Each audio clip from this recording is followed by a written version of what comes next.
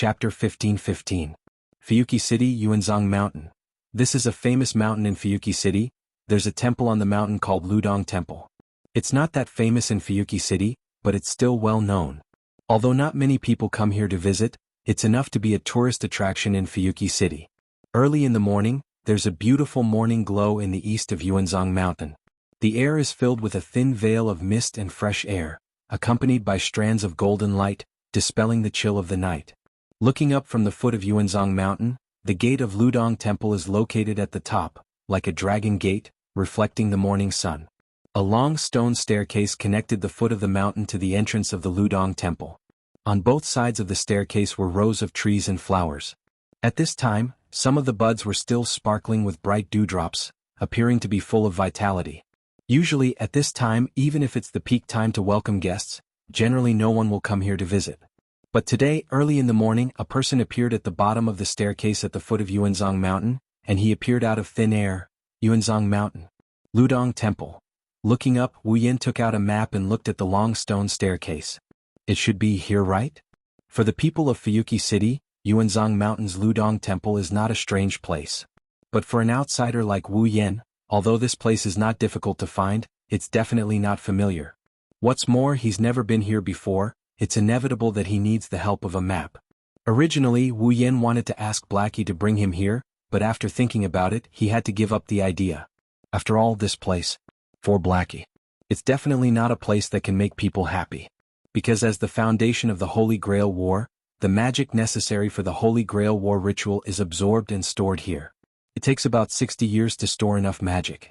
A Holy Grail War ritual is held. The ritual that supports the descent of the Holy Grail is directly below Yuanzhong Mountain's Ludong Temple. It was because of the existence of this ritual that the Holy Grail could descend. Only then could the Holy Grail War be carried out. Only then could the magicians who participated in the Holy Grail War rely on their own strength to summon heroic spirits with the help of ritual magic arrays. Therefore, Wu Yan's purpose in coming here was very obvious. He wanted to see if he could find some information about the creation of class cards from the ritual magic circle that supported the Holy Grail War. Xiaohe was right. Summoning heroic spirits was a major task that no one could accomplish. It couldn't be said that there was absolutely no one who could connect to the seat of heroic spirits with their own strength and seize the power of the heroic spirits. However, compared to this, it was more likely that someone had used the help of the Holy Grail, or in other words, the ritual magic array, to extract the power of the heroic spirits and used it to create cards. If that was the case, the possibility of obtaining the method to create class cards would be a little higher from this ritual tactic magic array. In any case, there was nothing wrong with coming here to check out the ritual magic formation. Folding the map in his hand, Wu Yin was just about to lift his foot and walk up when a voice suddenly sounded behind him. "Why are you here?" A voice full of shock, surprise, panic and other emotions echoed on the quiet mountain path without any warning and entered Wu Yan's ears. Then, a series of messy footsteps sounded from near to far away, as if they were gradually going away in a panic. Wu Yan stopped in his tracks and turned his head to look at the source of the sound. The first thing that entered his sight was a pair of black ponytails. They were swaying up and down at a fast and urgent frequency, gradually moving away into the distance. Seeing this, Wu Yin didn't even need to think to know who the owner of the two ponytails is. Thus, he calmly uttered this sentence. He calmly said, "If you really ran away, next time it won't be a forced kiss but a stripping of your clothes." This light sentence turned into a clear echo on the quiet mountain path and spread out. In the next second, the pair of ponytails that were swaying up and down at a fast and rapid frequency, gradually moving further and further away, suddenly stopped. Wu Yin wasn't in a hurry. He turned around and continued to look at the stairs leading to Ludong Temple. This time, however, he wasn't in a hurry to leave. He stood in place and waited quietly with a calm expression, even a trace of a smile on his face. Not long after, a series of hesitant footsteps slowly approached, followed by an indignant voice. Using this kind of method to force people to stay, how lame. Wu Yin curled the corner of his mouth and turned around to look behind him. In the next moment, the person's full appearance was revealed to him. She wore a red checkered shirt, a white knitted sweater and a black pleated skirt. Tall stockings covered her smooth and seductive thighs, and a pair of heelless boots. Her outfit was neither luxurious nor ordinary, it was just the right outfit. But now, its owner was glaring at Wu Yin with a pair of beautiful green eyes, angry and embarrassed. Her face was a little pink, looking very cute. It was Rin and Osaka. That's not right. Wu Yan looked at Rin, who was glaring at him angrily, and shrugged teasingly. No matter how you look at it, it's the guy who saw her first but didn't even greet her and ran away without thinking. That's rude, right? That's because you're shameless. The anger in Yusaka's green eyes became even more intense, and the pink on his cheeks also became more intense, with a feeling of shame and anger. Who told you to, what did I do to you? Wu Yan looked at Rin and Osaka's blushing face and stuttering. Why don't you tell me? Yes, to me? Rin and Osaka bit his lips and stared at Wu Yan. He looked like he was about to cry at any moment. It was very cute. After stuttering for a while, he screamed like a madman. In any case, he did something outrageous to me. Is it something that's too much? Wu Yan laughed maliciously. Rin and Osaka instinctively took a step back. He crossed his arms in front of his chest and looked at Wu Yan cautiously. I'm warning you, I'm here to do something important. I don't have time to play with you. Oh? Wu Yan was surprised for a moment before he laughed. So you're saying that when you're not doing something important, you can play to your heart's content? You? Rin and Osaka's eyes widened in anger. I'm serious. I'm serious too. Wu Yan crossed his arms and looked at Rin and Osaka with a smile. You don't believe me? Do you need me to prove it? Forget it. Rin Tosaka raised her bag to block her front. She looked at Wu Yan like he's a pervert. She's looking at Wu Yan like he's going to devour her if she doesn't keep her eyes on him. I'm here to do something important. If you mess around, I won't go easy on you. Then. Wu Yan turned his eyes and he pointed at his own cheeks. Kiss me and I'll forget about it. How about that? Kiss you? Rin and Osaka blushed and glared at Wu Yan. You wish? Don't jump to conclusions so quickly. Wu Yan interrupted Rin and Osaka. He looked at Rin and Osaka with a half smile. Now, come over and kiss me yourself or let me take the opportunity to bully you. Which choice is better? You're shameless. Rin and Osaka's eyes were filled with tears. She hesitated for a moment before biting her lips and walking towards Wu Yan. Okay, I'll kiss you now, but you're not allowed to kiss me again. That won't do. Wu Yan rejected her without hesitation. Only after you finish your business. Damn it.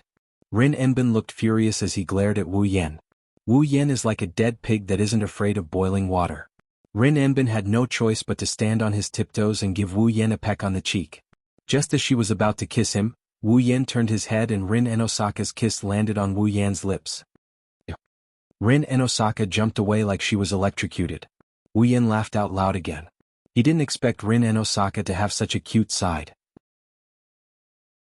Chapter 15-16. The ley lines are in chaos?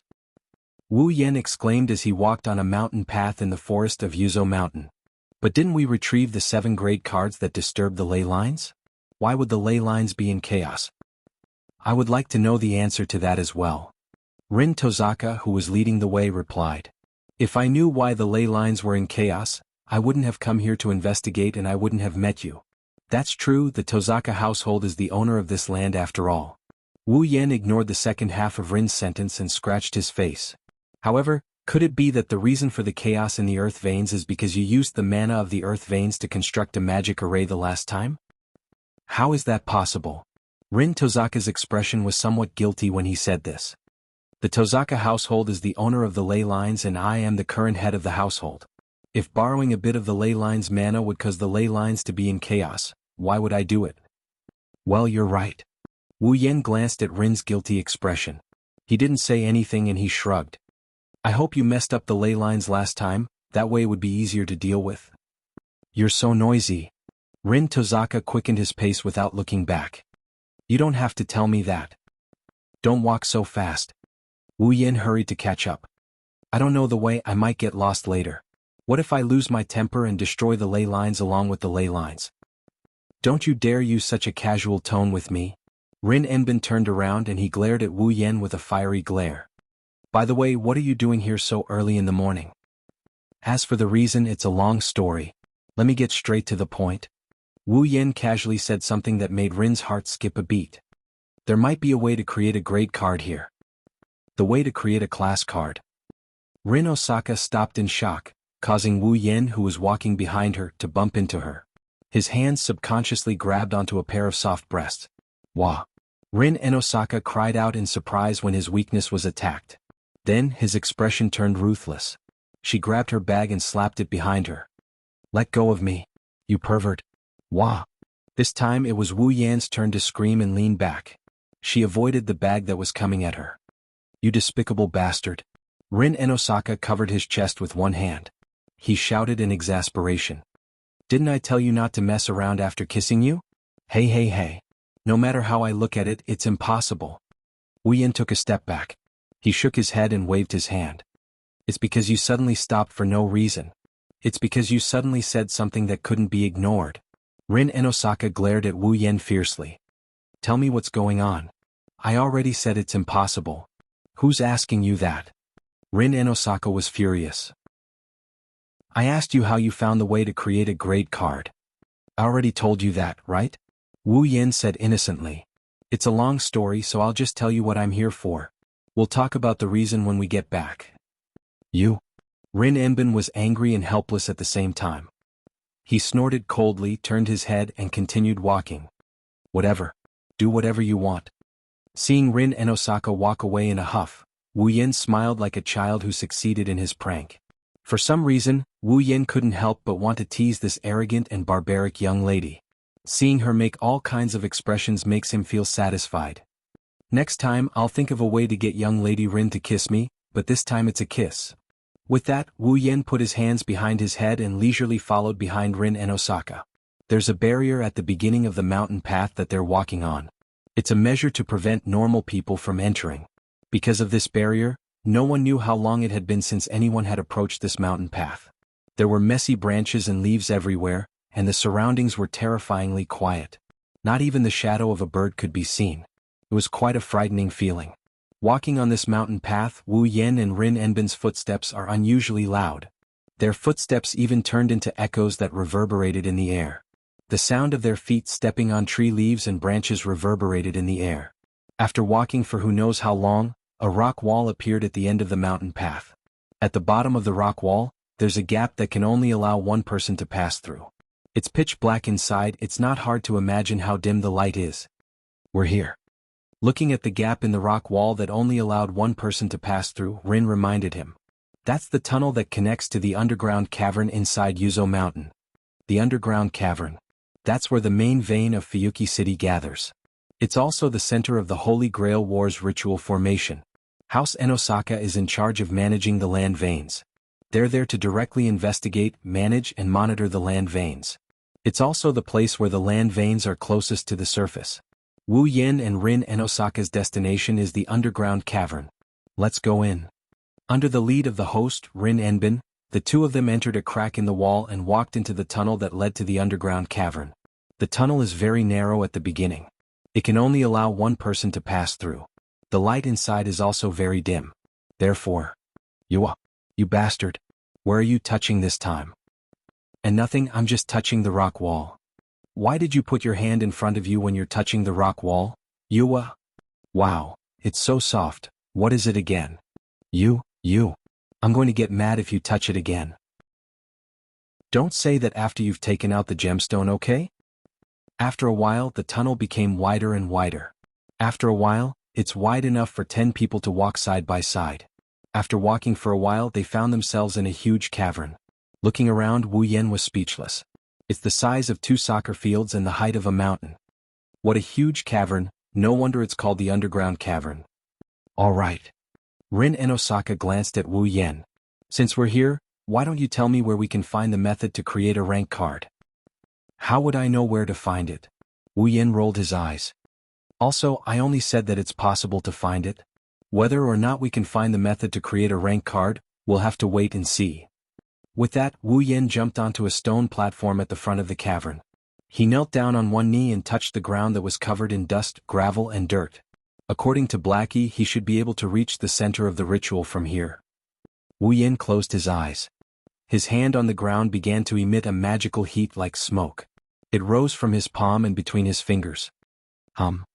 Not long after, an intricate geometric pattern about twice the size of Wu Yan's palm appeared with his palm at the center. It started to vibrate with a faint radiance and started to rotate. So, we can find the method to create a rank card just like that? Rin Enosaka tilted his head in confusion.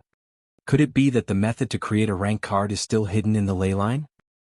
Only the Enosaka clan would be able to find the ley line.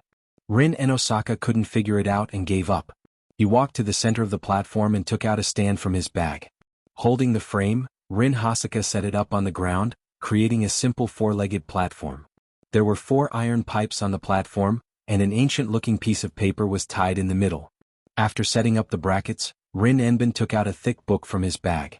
He flipped through it and placed it on his wrist, holding it flat beside him. His other hand took out a gemstone that was connected to a pendant. Phew. Standing in front of the support, Rin Enbin took a deep breath. Let's begin. Rin Enosaka held the book with one hand and the pendant with the other. He held it above the ancient paper and closed his eyes. He began to chant an incantation. After chanting the incantation, a green light flashed on the book in Rin Enosaka's hand. Soon after, the gemstone hanging above the ancient paper also emitted a light. Chapter 15-17. Anfang begin. Beantworten Private Ediford Milk and Desubjordan request for a response in the name of the One. Boden, Zerstromung, flow from the earth. Stromung, Zumblet, flow of blood. Blut, Zumpergament, blood on skin. Absk day, blessing. In the gloomy underground cavern, lines of German incantation seemed to have turned into the syllables of a song, reverberating in the vast space. As the last syllable fell, the gem on Rin Enbin's pendant glowed like a crystal. It lit up the entire cavern. Rin Enbin was completely unaffected by this. His eyes were still closed as he repeatedly chanted an incomprehensible incantation. Not far away, Wu Yan is kneeling on one knee. He used magic to send his consciousness into the ground to investigate the Holy Grail war ritual formation. He didn't seem to be affected at all. He continued with his work. Inky was right. It was relatively easy to investigate the ritual magic circle of the Holy Grail war in the underground cave in the center of Fuyuki City. He was using magic to do it. Wu Yan's consciousness went deep into the underground cavern. In his mind, a huge, complex and compact magic circle slowly appeared. That was the Holy Grail War ritual magic circle under Yuanzhong Mountain's Willow Cave Temple. It was the foundation that supported the Holy Grail War. Now, this magic formation that can absorb mana from the ley lines to support the Holy Grail's descent and assist the magicians in the Holy Grail War in summoning their heroic spirits was exposed to Wu Yan's eyes without any reservations. If he could analyze it thoroughly, then as long as he has enough mana to support the Holy Grail's descent and the heroic spirit summoning, Wu Yan could do it alone. He could start the Holy Grail War ritual. Of course, it's only limited to those worlds where heroic spirits exist. It's a pity that even though the true ancestor's mana was strong, Wu Yan's demonic power is boundless after being cleansed several times. However, it's still too early to start the Holy Grail War ritual. After all, this ceremonial magic formation required 60 years of absorbing mana from the earth veins, which were known to have an endless supply of mana. Wu Yan's ability alone was not enough to start the Holy Grail War ritual magic circle. Because of this, Inky's view on the class card was more realistic. Otherwise, it's hard to imagine that someone could connect to the throne of heroic spirits and use its power to create a card. Compared to this possibility, the theory that the creator of the class card used the power of the Holy Grail to create the card was more convincing. And now, Wu Yan could sense that the ritual magic circle under the Yuanzhong Mountain's Willow Cave Temple was still emitting strange waves. It was constantly absorbing mana from the underground cavern and storing it. Wu Yan didn't know if the ritual magic circle had absorbed enough mana to start the Holy Grail War ritual magic circle. Even if it had, he wouldn't start it. The Holy Grail that could fulfill all wishes was very attractive. However, Wu Yan didn't need it. He didn't think that the Holy Grail could fulfill all wishes.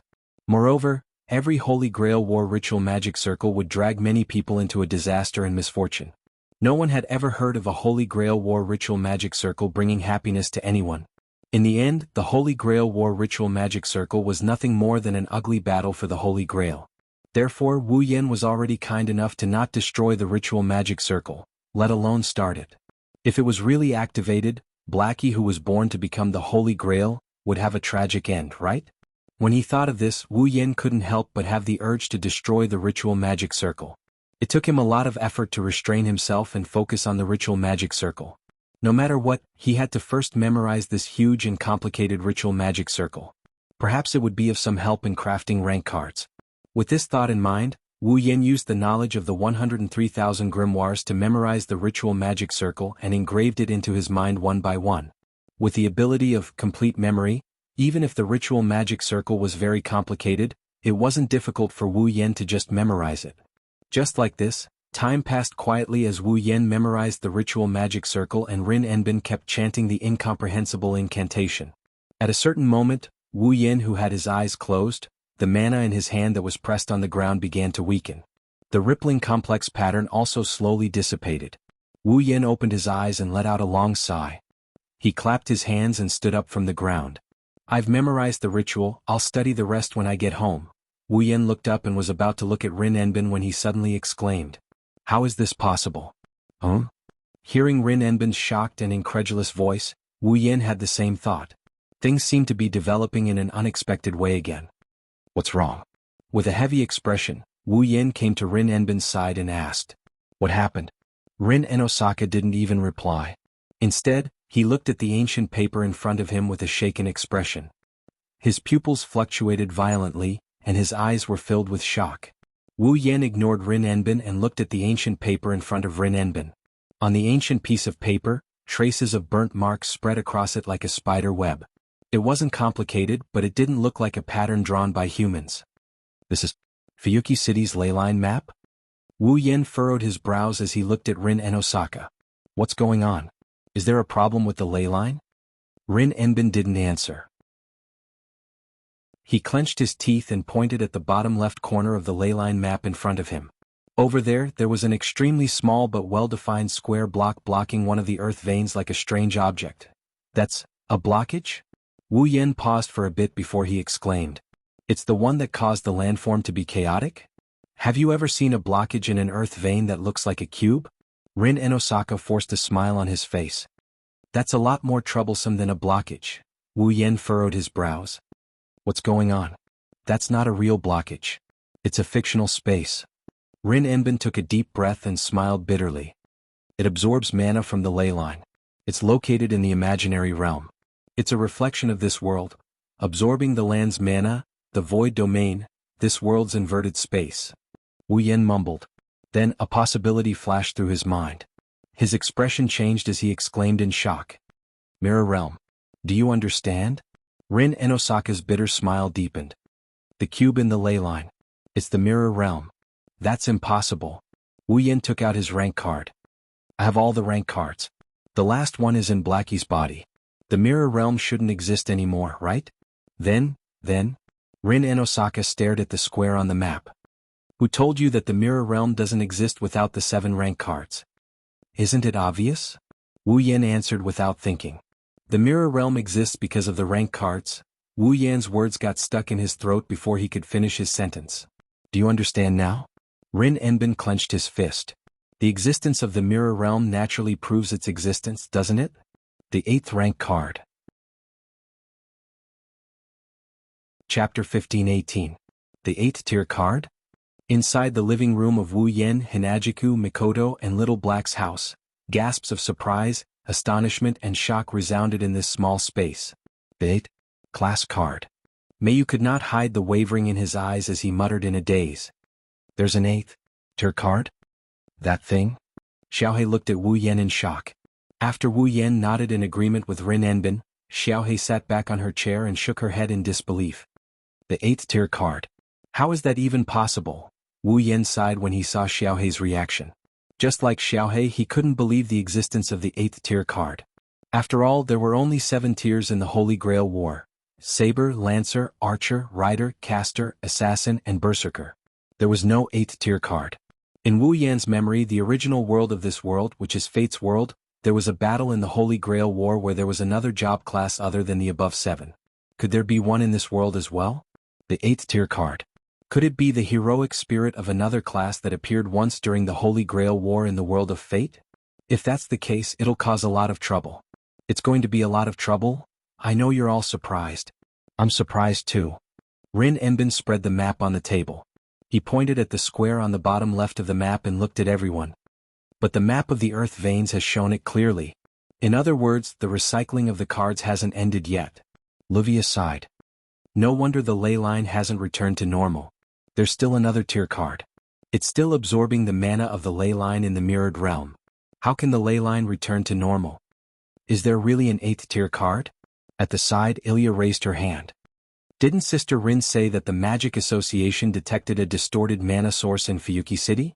That's why they knew there's a tier card. But now there's no longer a distorted mana source in Fuyuki City? The location of the tier card this time is different from before. Rin Enbin shook his head. It's not just deep underground. It's located on the main branch of the ley line. Even the Magic Association can't detect it.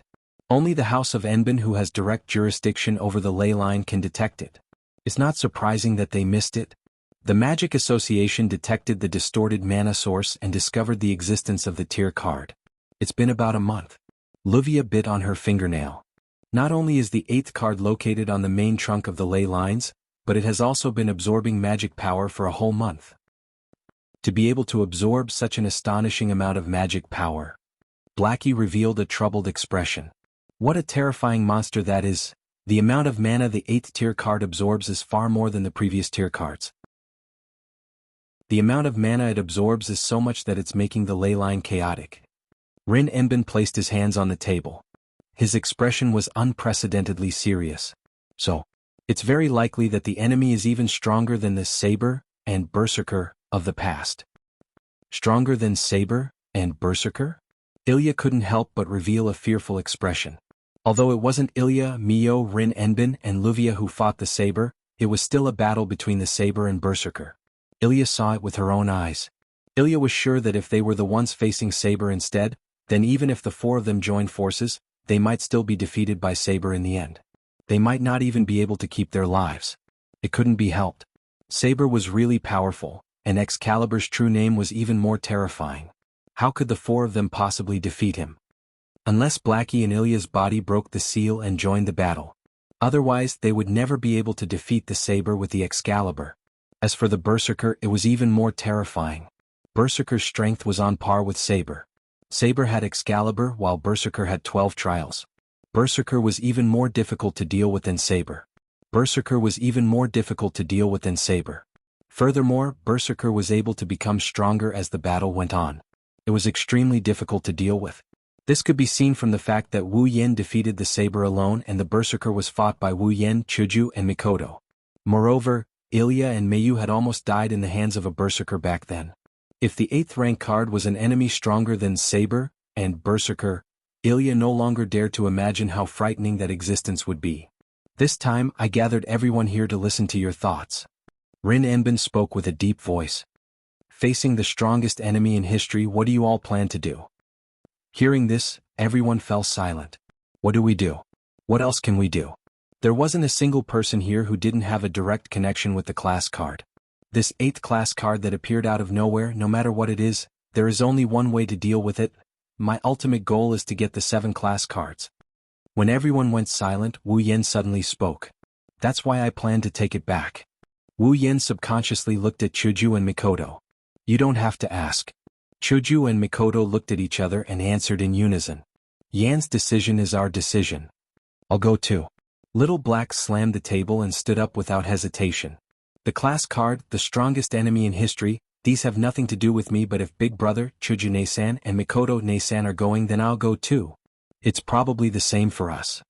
Rin Enbin and Luvia looked at each other and shook their heads with a smile. Although the mission of taking back the class card is equivalent to a failure, it's still our mission to restore the ley lines to normal. Even if the enemy isn't something we can deal with, we'll still go. Ilya. Miyu. At this moment, Luvia looked at Elia and Miyu. What's your decision? Ilya's mouth opened slightly and she started hesitating. I'll go. Miyu suddenly said. She didn't explain the reason and only used her unyielding eyes to express her inner thoughts. Silence speaks louder than words. Seeing that Miyu agreed, Ilya gritted her teeth. If that's the case, wait. Just when Ilya was about to go all out, Wu Yen interrupted her. The enemy might be the strongest in history, but it's also a fact that there's only one left. The space in the mirror realm is definitely not that big. If too many people go in, it's very likely that something will happen. This? The girls looked at each other. Then what should we do? Let's think about the people who will go out later. Wu Yen pondered for a moment. First, we have to clear the path. The location of the 8th class card was in the underground ley line's trunk. In other words, Everyone had to first reach the mirror realm where the 8th rank card was before they could jump from the real number domain to the imaginary number domain. In other words, they must first go underground if they want to enter the mirror realm. Leave this matter to me. Wuxia nodded to everyone. I'll get someone to make an underground passage. Hearing this, everyone present nodded with their own thoughts, allowing the scene to return to silence. Chapter 15-19.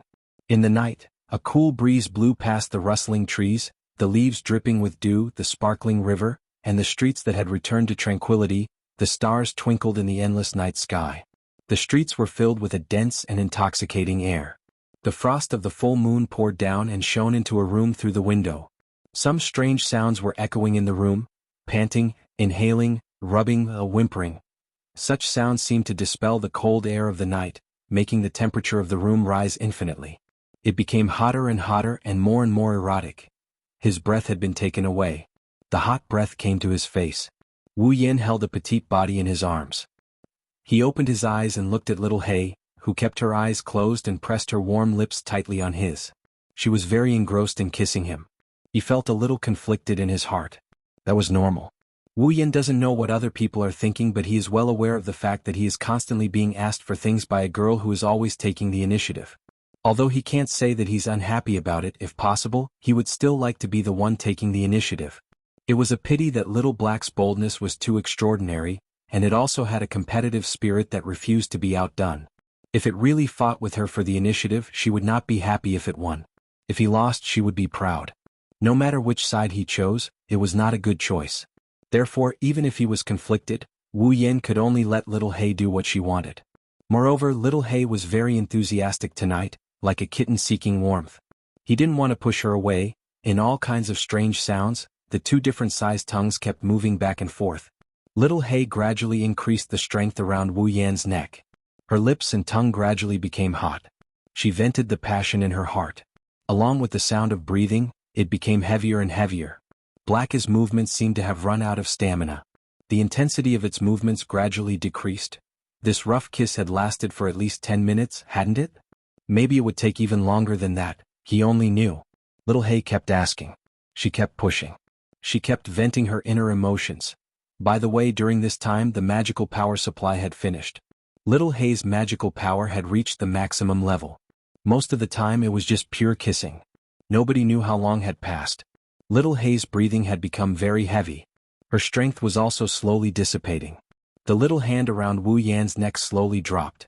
At a certain moment, she finally could not hold on any longer and loosened her lips. Along with her loosening, the tightly intertwined lips and tongues also loosened. Amidst the most coarse panting, the battle had ended. Ha! As soon as their lips parted, Xiao He began to pant violently as if he was drowning. His chest heaved up and down at an extremely fast frequency. His misty eyes sparkled in the darkness, revealing an unusual charm. Wu Yin didn't know whether to laugh or cry when he saw Blackie gasping for air like a dying dog. You're just a little girl, yet you're playing so big. Now you've tasted the pain, haven't you? No, it's not bitter at all. Blackie took a deep breath and calmed himself down. A playful smile appeared on his face. Big brother's kiss is very comfortable. I am very satisfied, but today you are many times more unsatisfied than before? Wu Yin poked little He's forehead with his finger and looked straight into her eyes. Something's on your mind? Hearing this, little He wanted to shake her head. But when she saw Wu Yan's unquestionable gaze, she stopped shaking her head and smiled helplessly. Sure enough, I can't hide it from Big Brother. You are too bad at hiding your emotions. Wu Yin touched little He's head. You are thinking about the 8th rank card, right? There should only be 7 ranks. Little He was silent for a while and then answered in a muffled voice. There shouldn't be an 8th rank. Maybe there are only 7 ranks in the Holy Grail War, but the rank card is not necessarily. Wu Yin narrowed his eyes while touching little He's head. The ritual of the Holy Grail War was not activated at all. I can be sure that the Holy Grail War is not happening in Fuyuki City now. So, the rank card should have nothing to do with the Holy Grail War. The rank shown on the rank card is exactly the same as the heroic spirit of the Holy Grail War. Is it a coincidence? Blackie, on the other hand, had the opposite opinion. Heroic spirit, rank, these are the same as the Holy Grail War. Isn't it too far-fetched to say that it is a coincidence? But the ritual of the Holy Grail War was not activated. Wu Yan explained. At least, the rank card has nothing to do with the Holy Grail War now. You can't deny this, right? That's true. Little Hay said. But on the surface she still couldn't let it go. That's natural. Little Hay had been undergoing adjustments before she was born.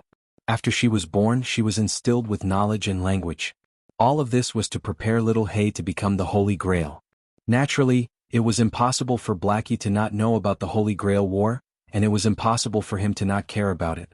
It was perfectly normal for him to be more sensitive than the average person about the class cards. Maybe things are not as complicated as you think. Wu Yan pondered for a moment and said, Think about it. Is it possible that the creator of the rank card made another card of the same rank? Same rank card. Little Hay was stunned.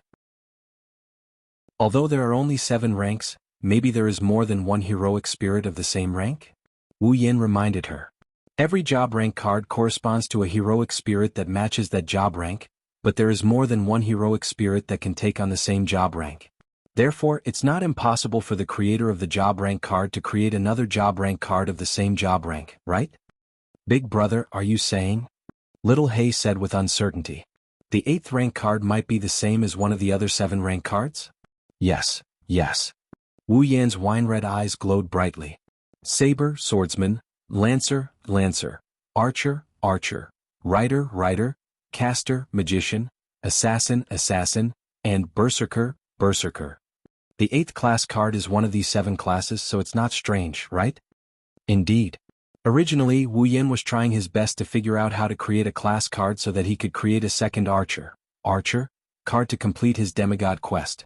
Back then, in order to complete the demigod path mission, Wu Yan thought about the existence of a second archer card.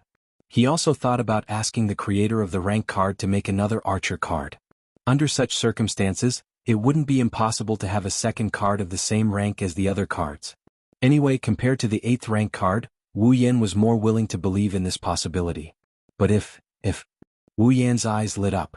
If the 8th rank card is the second archer card, then my mission is complete. The second card, Archer. Blackie rubbed its chest. Soon after, it revealed its usual calm smile and gave a slight smile. It seems like we need to take back the 8th card. Also, if the 8th card is the Archer card, we can collude with Rin Enbin and Luvia to not expose the existence of the 8th rank card. Wu Yan grinned. If that's the case, after retrieving the second Archer card, those who don't know about the 8th Archer card won't know that Blackie has an Archer card in his body. This matter can be successfully concealed and you don't have to worry about people eyeing the card in your body anymore. Little Hay's eyes lit up. It's decided. Not long after, Little Black cried out like a declaration. The 8th rank card. We must take it back. Looking at Little Hay's happy face, Wu Yan couldn't help but laugh in his heart. I still don't know if the 8th card is the archer from the second one. Chapter 1520. Therefore, before Luvia completed the underground tunnel leading to the location of the 8th rank card, everyone put this matter aside and continued with their daily lives. Rin Enbin would continue to monitor the situation of the ley lines in the underground cavern. He would also monitor the changes in the ley lines and the state of the mirror realm in the imaginary domain where the rank card was located. This was to prevent the 8th rank card from causing any other changes to the ley lines. As for the others, they used the excuse of conserving their energy to not participate in the matter of the rank card before the underground tunnel was completed. Of course, conserving their energy was only a small part of it. Most importantly, everyone wanted to enjoy their ordinary lives as much as possible before the big battle. After all, the 8th rank card was madly absorbing the mana from the ley lines, causing the ley lines to shrink and become chaotic. It was obvious that the enemy they were going to face next was a monster that was scarier than any other heroic spirit they had faced before. Against a monster like this, even Wu Yan, Hinajiku, Mikoto and even Blackie who can take on a heroic spirit all by themselves had to be cautious. During the battle against Saber, Wu Yan fought alone. In the end, he paid the price of some minor injuries and won the battle. After that, he took back Saber's rank card. During the battle, Saber's strength was already on par with Saber's. The more they fought, the stronger they became. The more they fight, the stronger they get, immune to the Berserker's ability to kill them. Wu Yan, Hinajiku, and Mikoto teamed up and won without taking any damage. Their opponent this time is a much stronger existence than Saber and Berserker. Even if Wu Yen, Hinajiku, and Mikoto teamed up again, it's hard to say if they can win this time. Luckily Xiaohei, who is as strong as Wu Yen and Ko, joined forces with the four of them. The four of them had a higher chance of winning. Meanwhile, Rin Enbin, Luvia, Ilya, and Mikoto had to consider if they should join the battle. Right now. At this point, the strength of the four of them was more or less unable to keep up with the strength of the heroic spirit. Fighting against the heroic spirit that might be the strongest 8th grade card, if they were to mindlessly barge into the mirror world, the heroic spirit would not be able to keep up. You wouldn't even know how he died. Therefore, before the underground tunnel was completed, the four of them also needed some time to sort out their emotions and consider what they should do, whether they should participate in this battle or not. Before that, let's keep the status quo for now. Everyone returned to their daily lives with their own thoughts and considerations. Unfortunately, this routine was destined not to last for long. Fuyuki City, River Bank, the bright red bridge was still the same, allowing vehicles to come and go in 2 different directions. The same scene repeated day after day, causing people to feel visually tired, wishing that someone could break this extremely regular scene. At a certain time, a taxi came from the other side of the red bridge. Originally, there was nothing strange about a taxi passing through the bridge and heading to the other side. There was no need to mention it. However, compared to the other cars coming and going, this taxi suddenly made a different move. It stopped at the sidewalk on both sides of the red bridge without any warning. The sound of the engine echoed clearly. The door of the taxi was suddenly opened. A figure walked out of the car. The door of the taxi slammed shut, leaving the passenger who was still in the car a second ago. The taxi drove away without any hesitation. The person who got out of the car didn't care about the surrounding vehicles. She walked to the edge of the red bridge and looked at the river and the corner of Fuyuki City. The person who got out of the car was a girl. To be more precise, she looked like a girl. This was because she was wearing a standard male suit, a tie, and a pair of gloves with rows of strange symbols engraved on her back. Her whole body was surrounded by a fierce aura, and she didn't look like an ordinary girl at all. Pink, short hair that didn't even cover her ears. Her pupils were also pink, but from time to time, a cold light flashed in her eyes. The girl carried a straight tube that looked like a painting scroll, staring at the direction of Fuyuki City. After a long time she spoke. Strange. A steady and powerful voice came out from her mouth. The girl's eyes became sharper and sharper as she looked at the corner of Fuyuki City. I didn't feel the distorted mana source. Distorted mana source. It was the source of the abnormal magic power emanating from the place where the heroic spirits who had lost their minds were in the mirror realm of the imaginary domain, materialized with the help of class cards, absorbed magic power from the ley lines and maintained their bodies. Based on this sentence alone, the identity of this girl who didn't look like a girl at all is definitely not ordinary. What's going on? The girl frowned, a look of doubt appeared in her sharp eyes. Now, didn't the 2 chairman candidates of the chronometer tower who are responsible for recovering the cards report that the cards haven't been fully recovered yet? How come there's no distorted mana source? With such a question, the girl's eyes gradually narrowed, the look of doubt disappeared and was replaced by a flash of light. It seems like there's something going on that the Magic Association doesn't know about. Oh well? Without thinking too much about the situation in front of her, the girl turned around and walked to the other side of the bright red bridge.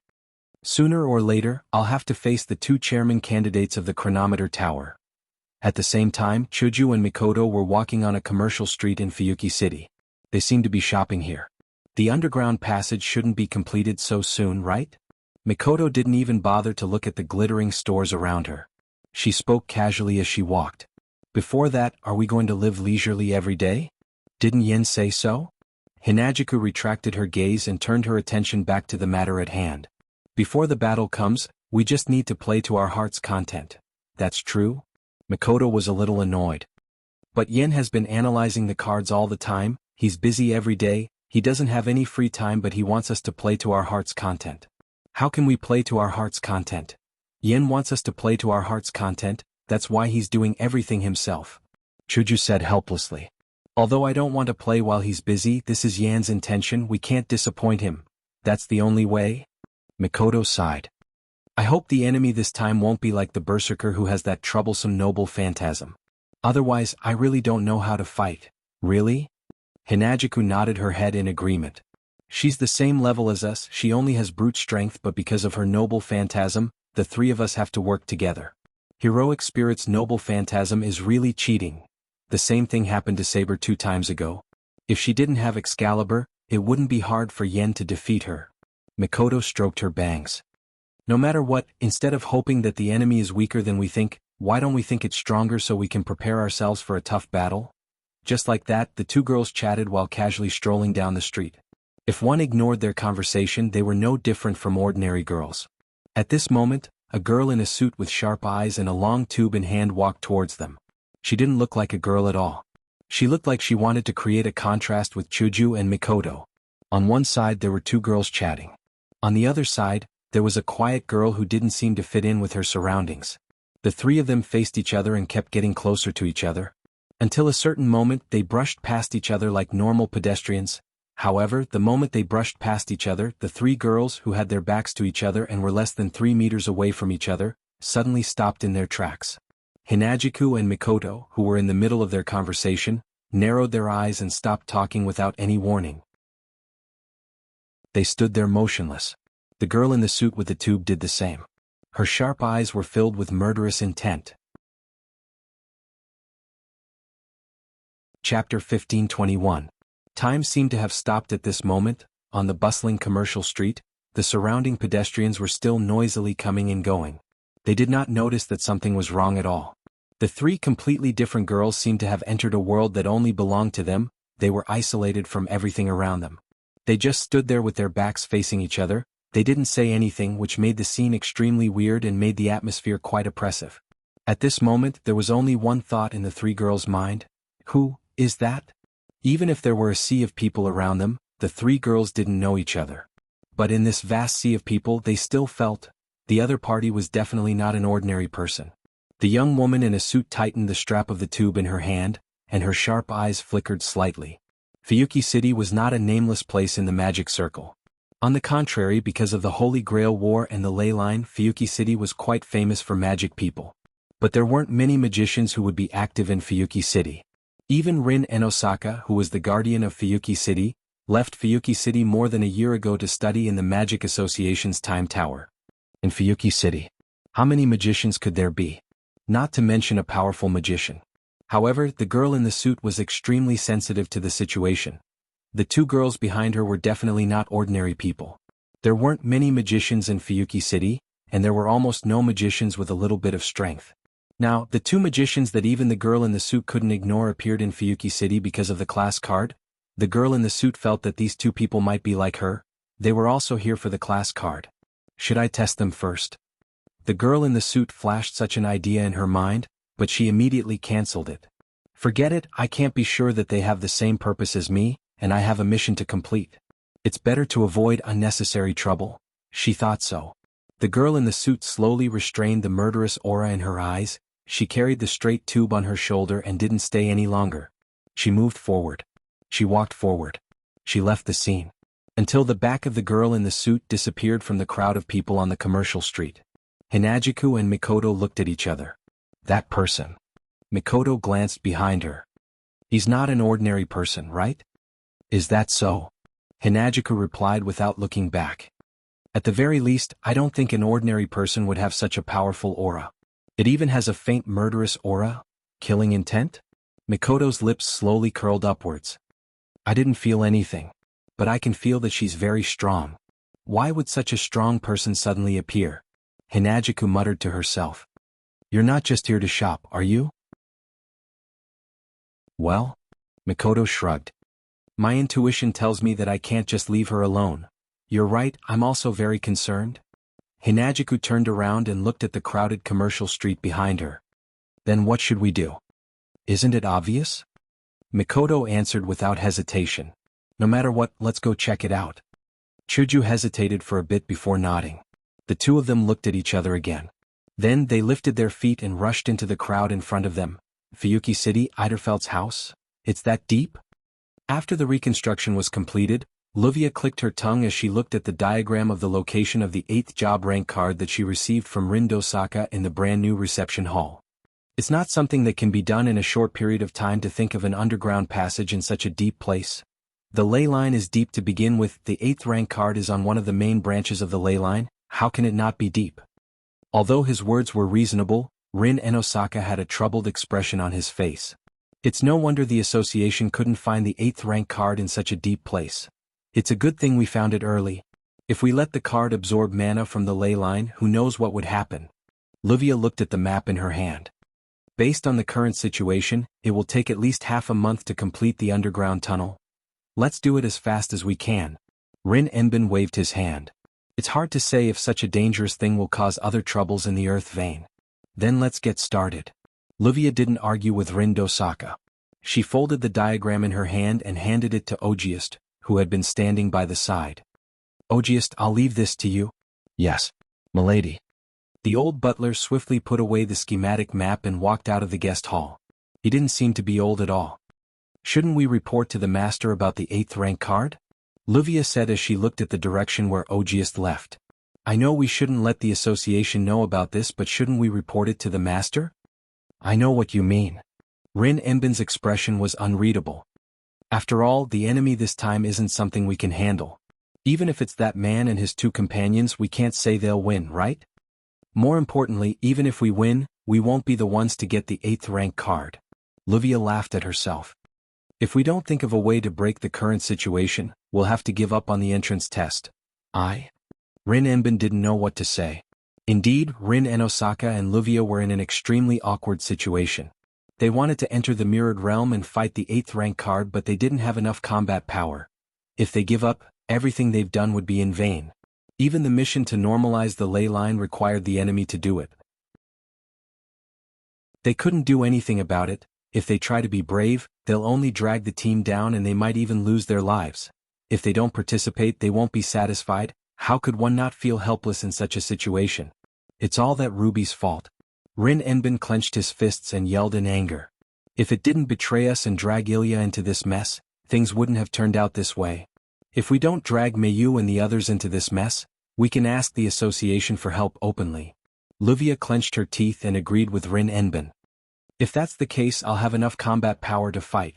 If there was an outsider beside them, seeing Rin Tasaka and Livia covered in black gas, they would feel bitterly disappointed and pity for them, right?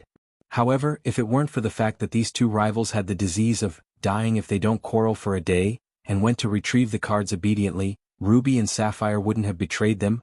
It could only be said that these 2 young ladies had reaped what they had sown. Ding dong. Ding dong.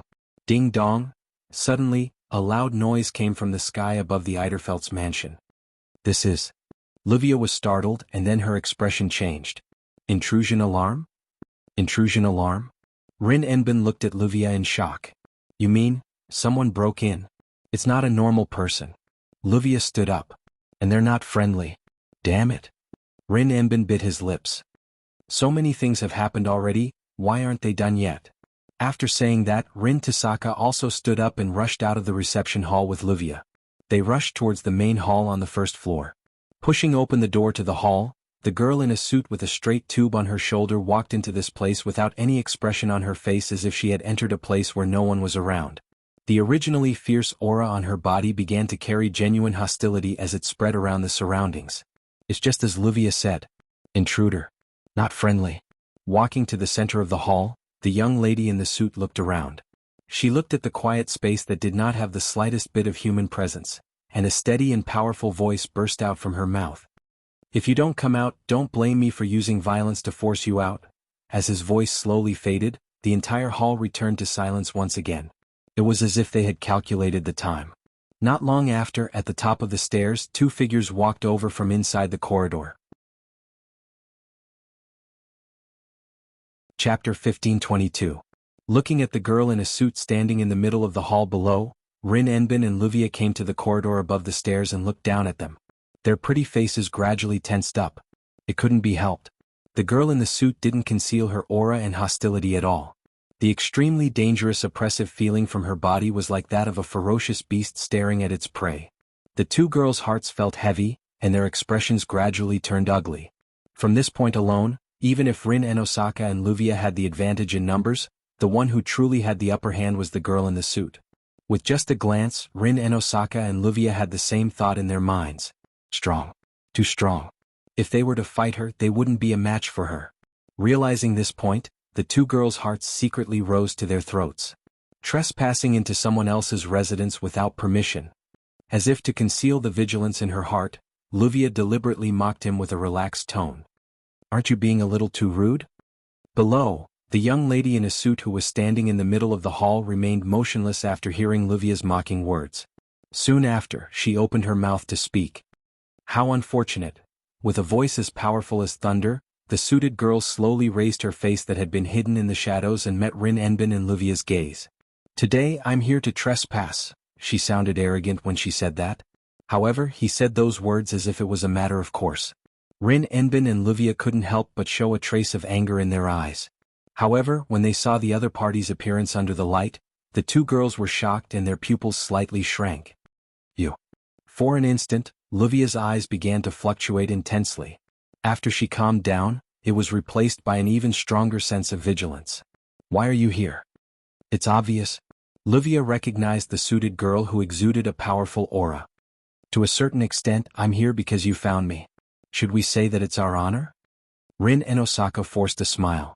Magic Association's frontline combat expert. The designated executor of the seal, Badget? Furka? Mark Remise.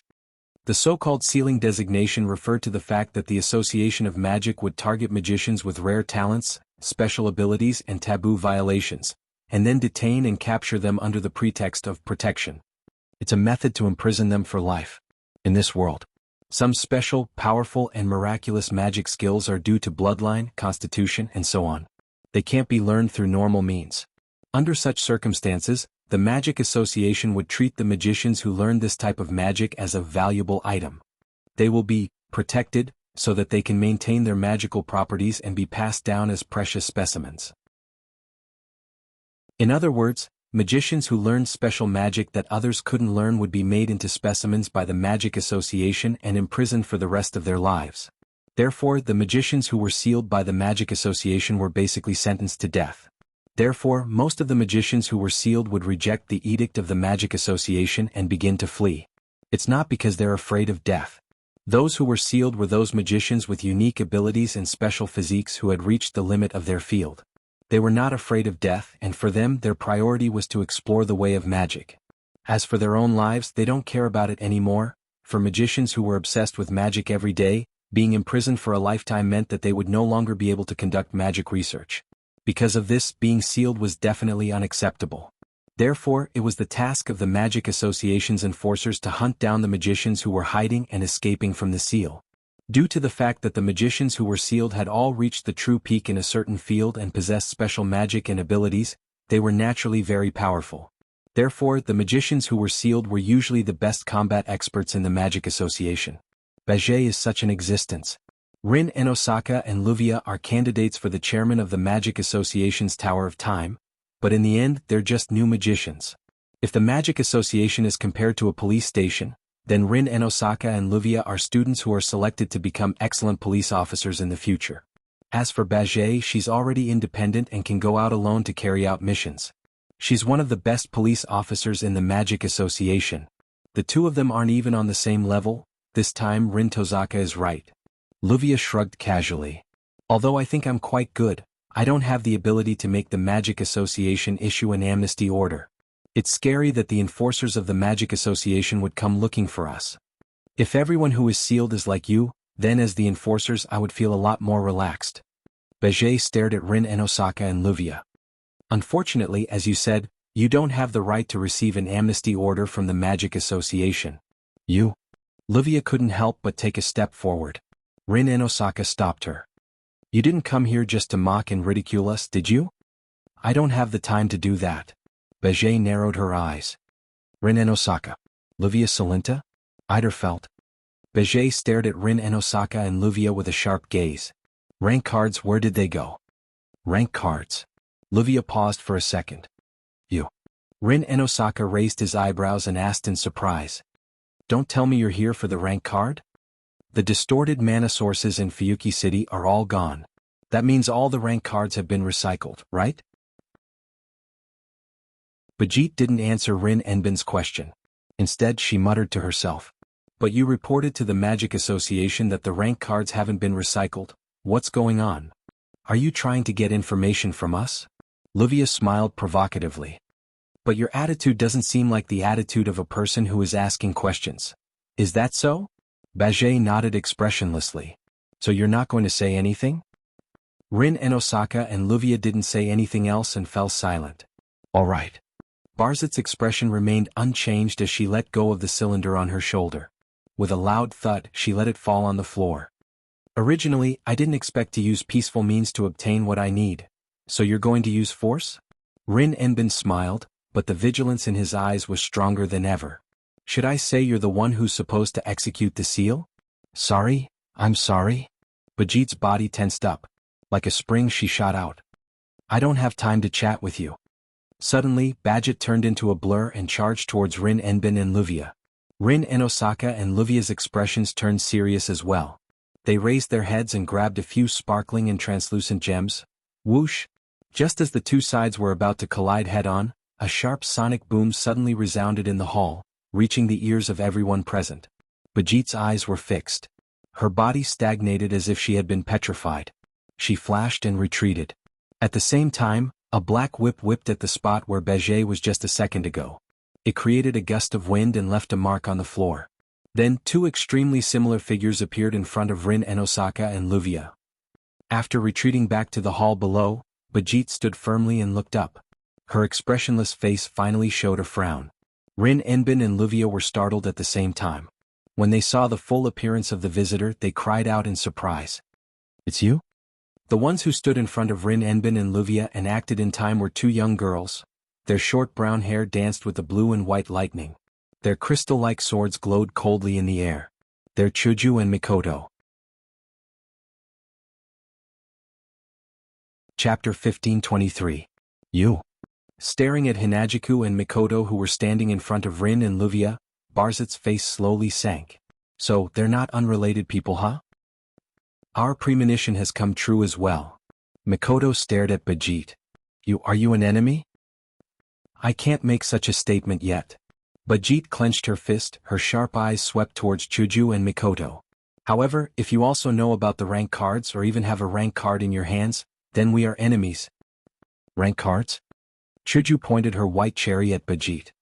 So you're here for the rank cards too? Be careful. Be careful.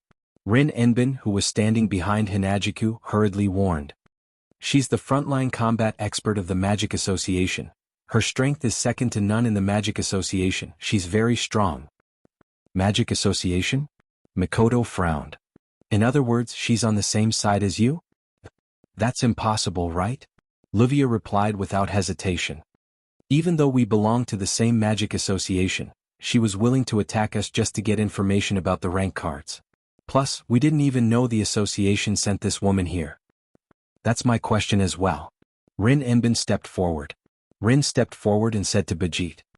The Magic Association already gave the task of retrieving the rank cards to Master, and Master asked us to act as the agent. We came to Fuyuki City to retrieve the rank cards. Why are you here to interfere with the matter of the rank cards? What a pompous way to put it. Bajit's eyes flashed with a cold light. Her words made Hinajiku and Mikoto flabbergasted. I'm supposed to be in charge of retrieving the rank cards, right? She's supposed to be in charge of retrieving the rank cards. This time, Hinajiku furrowed her brows and glanced at Luvia behind her. What's going on here? Didn't we already have 2 rank cards in our hands before we started the task of retrieving the rank cards? Luvia said in a low voice. Lancer and Archer. She's the one responsible for retrieving these 2 cards. Her?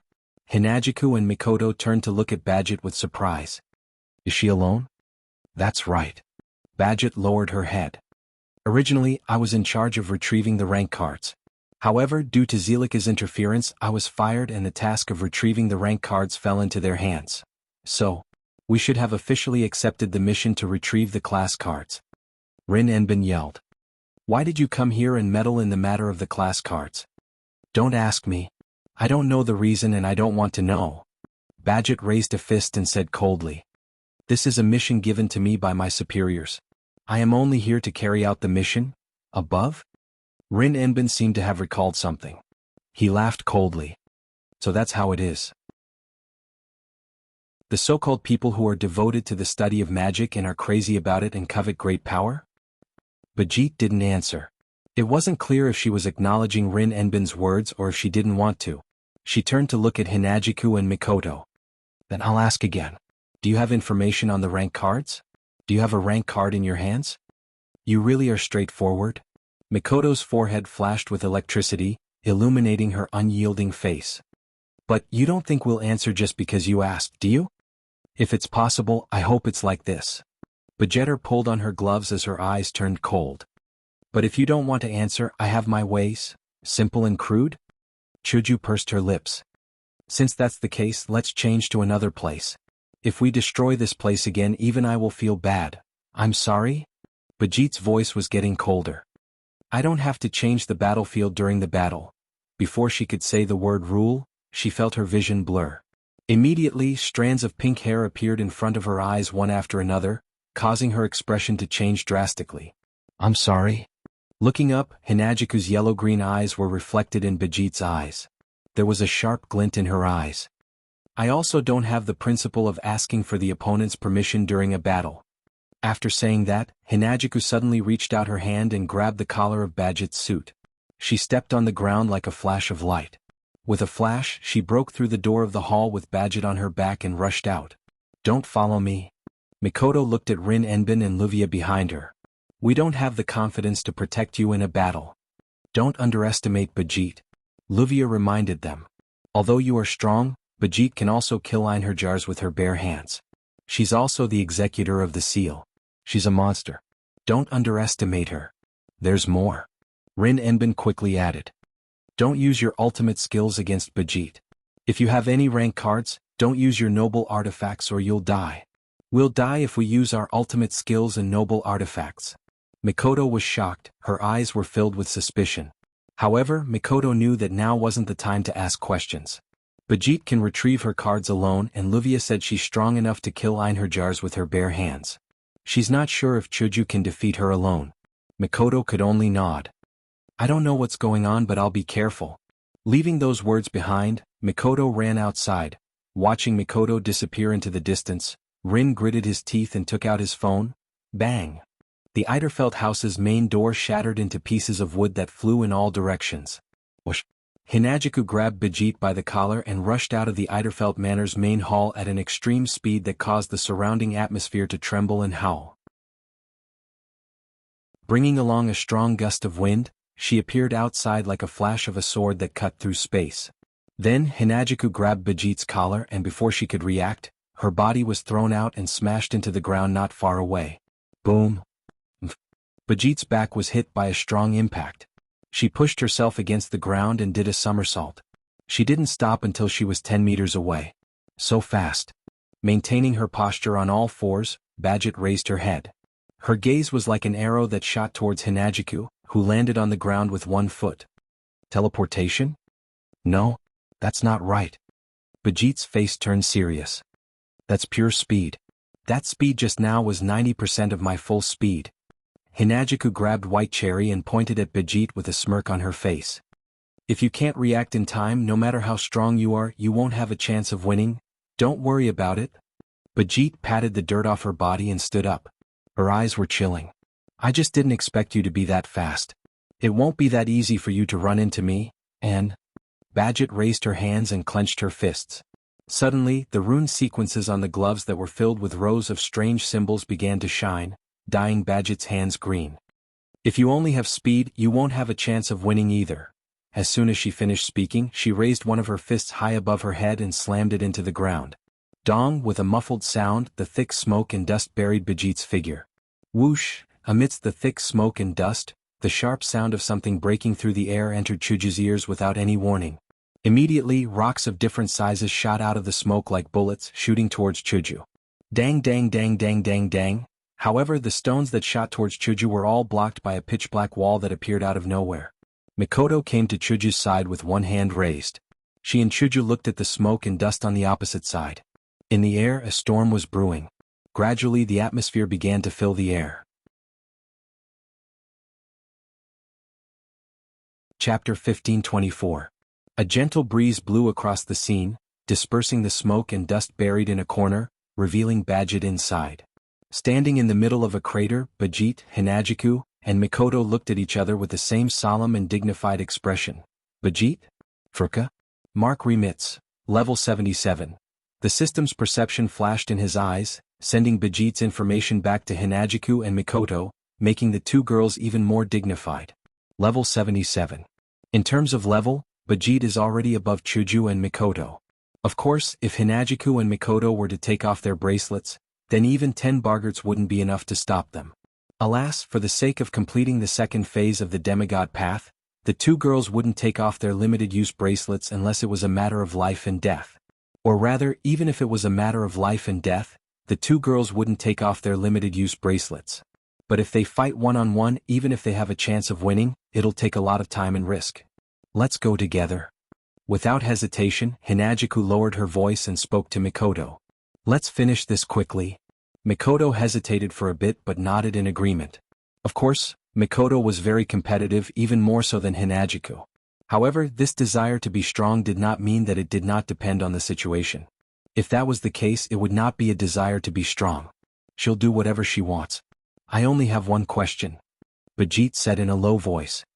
You two have something to do with rank cards, right? Chuju and Mikoto were silent. No words. I understand. Bajit closed her eyes and took a deep breath. When she opened her eyes again, her eyes were filled with murderous intent. Then I won't hold back. After roaring in a low voice, Bajit's gloves burst out with surging cyan light from the rows of rune sequences. Bajit's hands were dyed green. Bang! She stomped her foot on the ground.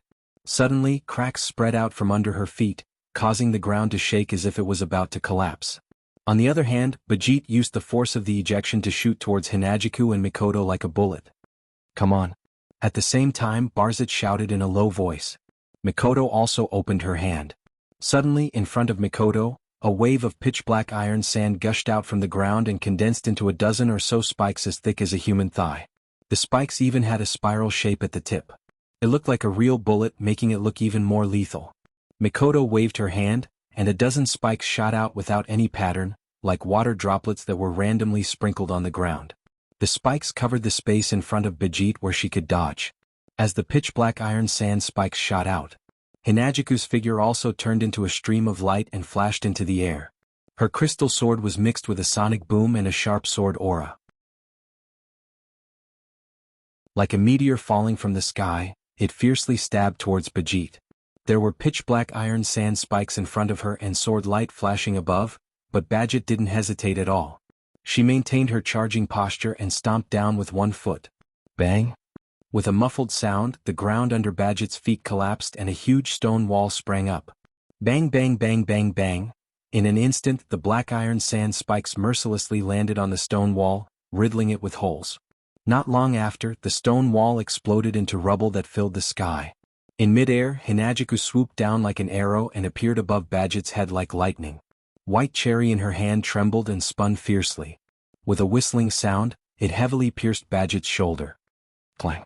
Hinajiku's expression changed slightly when she thrust her sword out. This was because she felt as if she had stabbed steel instead of a human body. Bajit grabbed Hinajiku's white cherry, with her glove that was emitting a green light, and tightly grabbed the white cherry that was thrusting towards her. Empty-handed? Hinajiku's face was filled with astonishment. It's not good to be distracted in battle. Bajit raised her other hand. Chuju was stunned. Ha! However, before Bajit could attack, a delicate shout echoed. Behind Bajit, a dense wave of iron sand surged and formed a pitch-black barrier that was 7 to 8 meters tall. Moreover, on the surface of the barrier, spikes that were several meters long protruded and densely covered the barrier.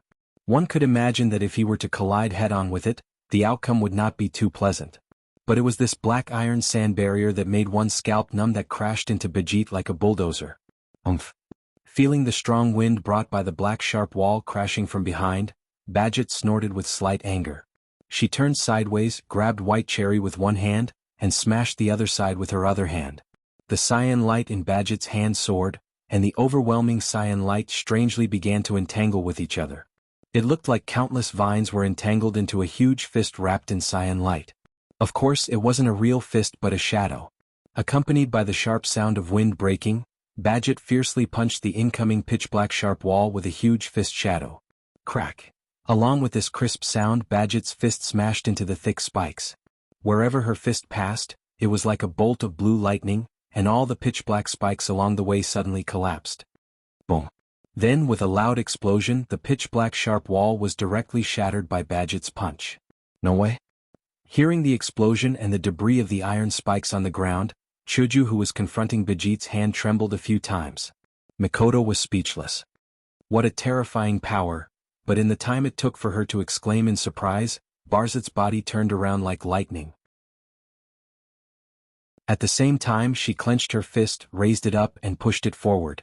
Suddenly, her cyan fist smashed towards Hinajuku. The cyan fist carried a strong gust of wind, landing on Hinajuku's body. Personally feeling the intense pressure, Hinajuku's pretty face slightly changed. With Chuju's physique, if she was hit by such a terrifying fist, the consequences would be no less than being punched by a berserker. By then, even if she didn't die, she would lose half of her life. Hinajuku's right hand, which was holding White Cherry, suddenly twisted and flicked Badget's hand away from the sword. Aiming at the incoming green fist, Hinajuku gritted her teeth. White Cherry in her hand was like a snake coming out of its lair. With a glaring arc, it stabbed forward. Whoosh! Just as the dazzling sword tip and the cyan fist were about to collide, a wave of black iron sand suddenly rose from below the two.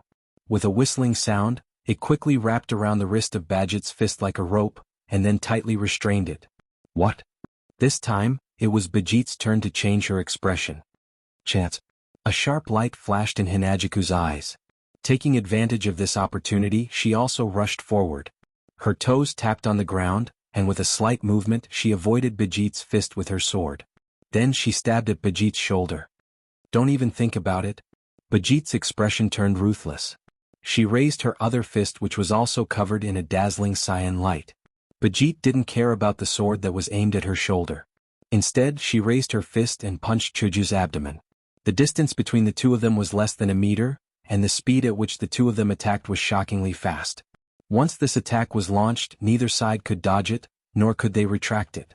Chuju's White Cherry accurately pierced Badget's shoulder. Poochie!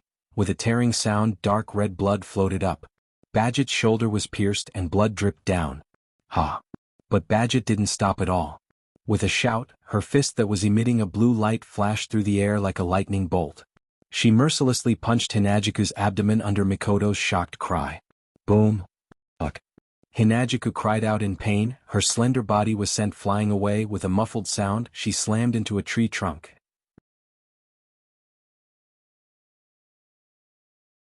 Chapter 1525. Bam! Ugh!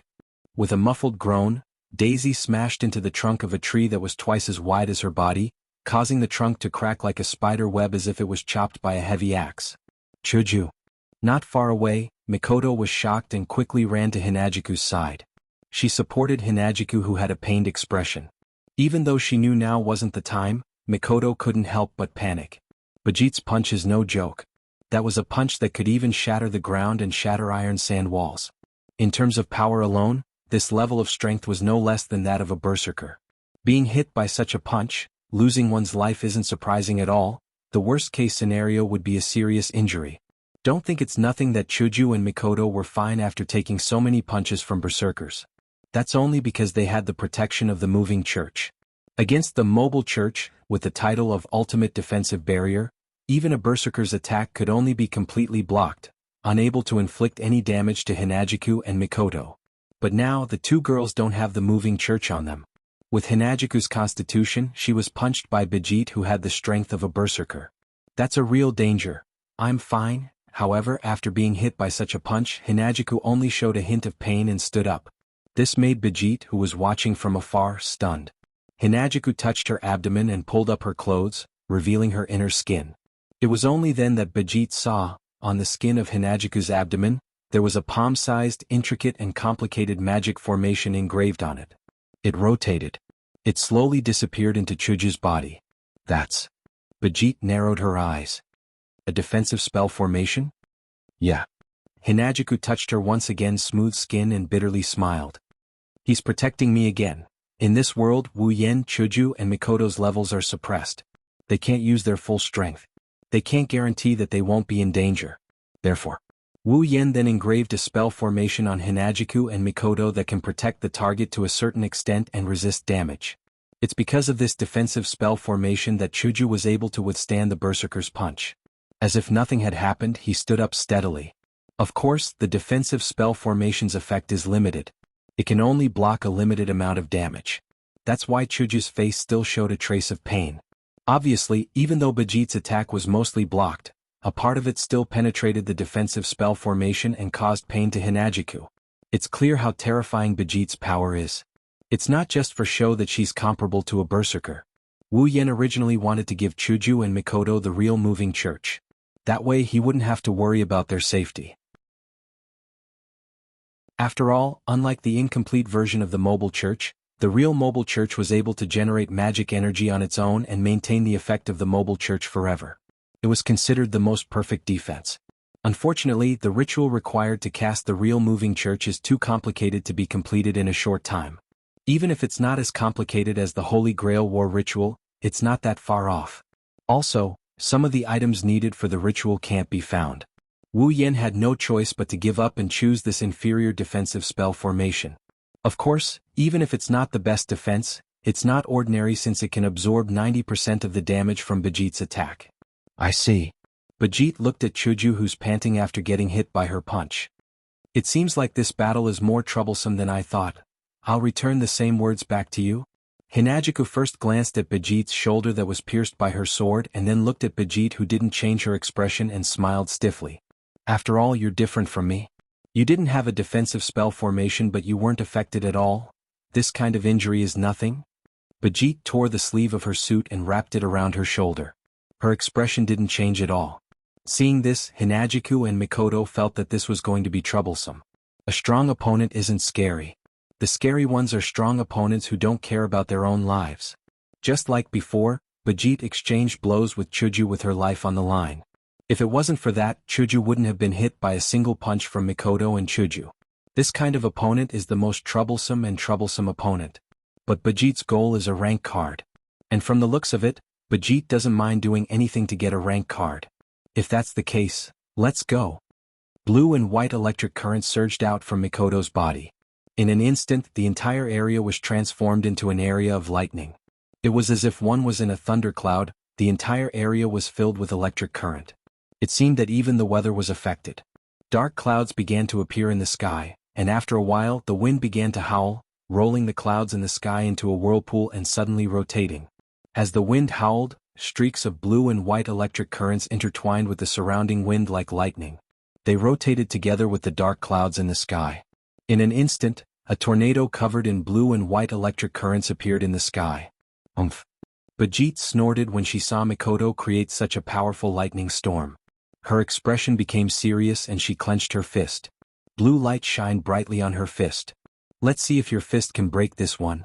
Leaving such a sentence, Mikoto smiled. Then with a sharp sound, a huge lightning storm swept towards Bajit. The momentum is not bad. Looking at the lightning storm that was rolling towards her, Bajit waved her hand. Runes jumped up from her glove and rotated. Finally, they formed a pattern on the back of her hand. But it's useless against me. The rune pattern on her hand flashed with dazzling green light. She threw a punch with a terrifying force that almost made the space tremble. Like a green light, she fiercely punched at the oncoming lightning storm. At the moment of collision, the space where the two collided seemed to shake, and time seemed to stop for 2 to 3 seconds. Then, boom, the fist that turned into a cyan light collided with the storm covered with thunder and lightning. It only lasted for a moment before it exploded in the courtyard of Eiderfeldt's house. The deafening explosion could be faintly heard even in the nearby areas of Fuyuki City. At the moment of the explosion, a shockwave spread out from the point of explosion, pushing Mikoto and Bajit back at the same time. Are you kidding me? Mikoto couldn't believe her eyes.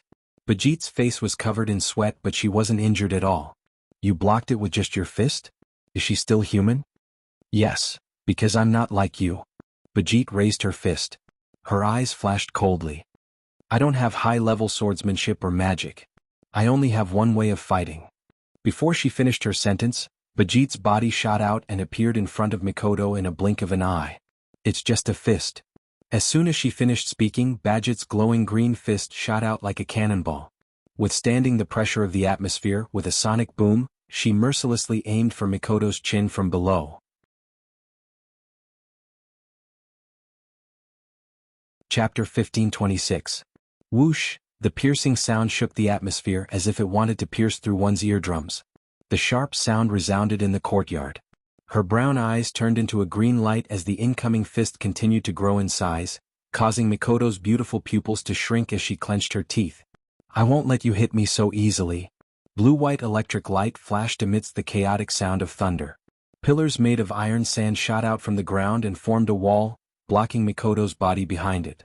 Strands of electric current flickered on the iron sand pillars, making the iron sand pillars look like pitch-black electric poles that had been electrified. If someone really touched it with their bare hands, it would definitely be no less than being directly struck by lightning. However, Bijit's face was still cold.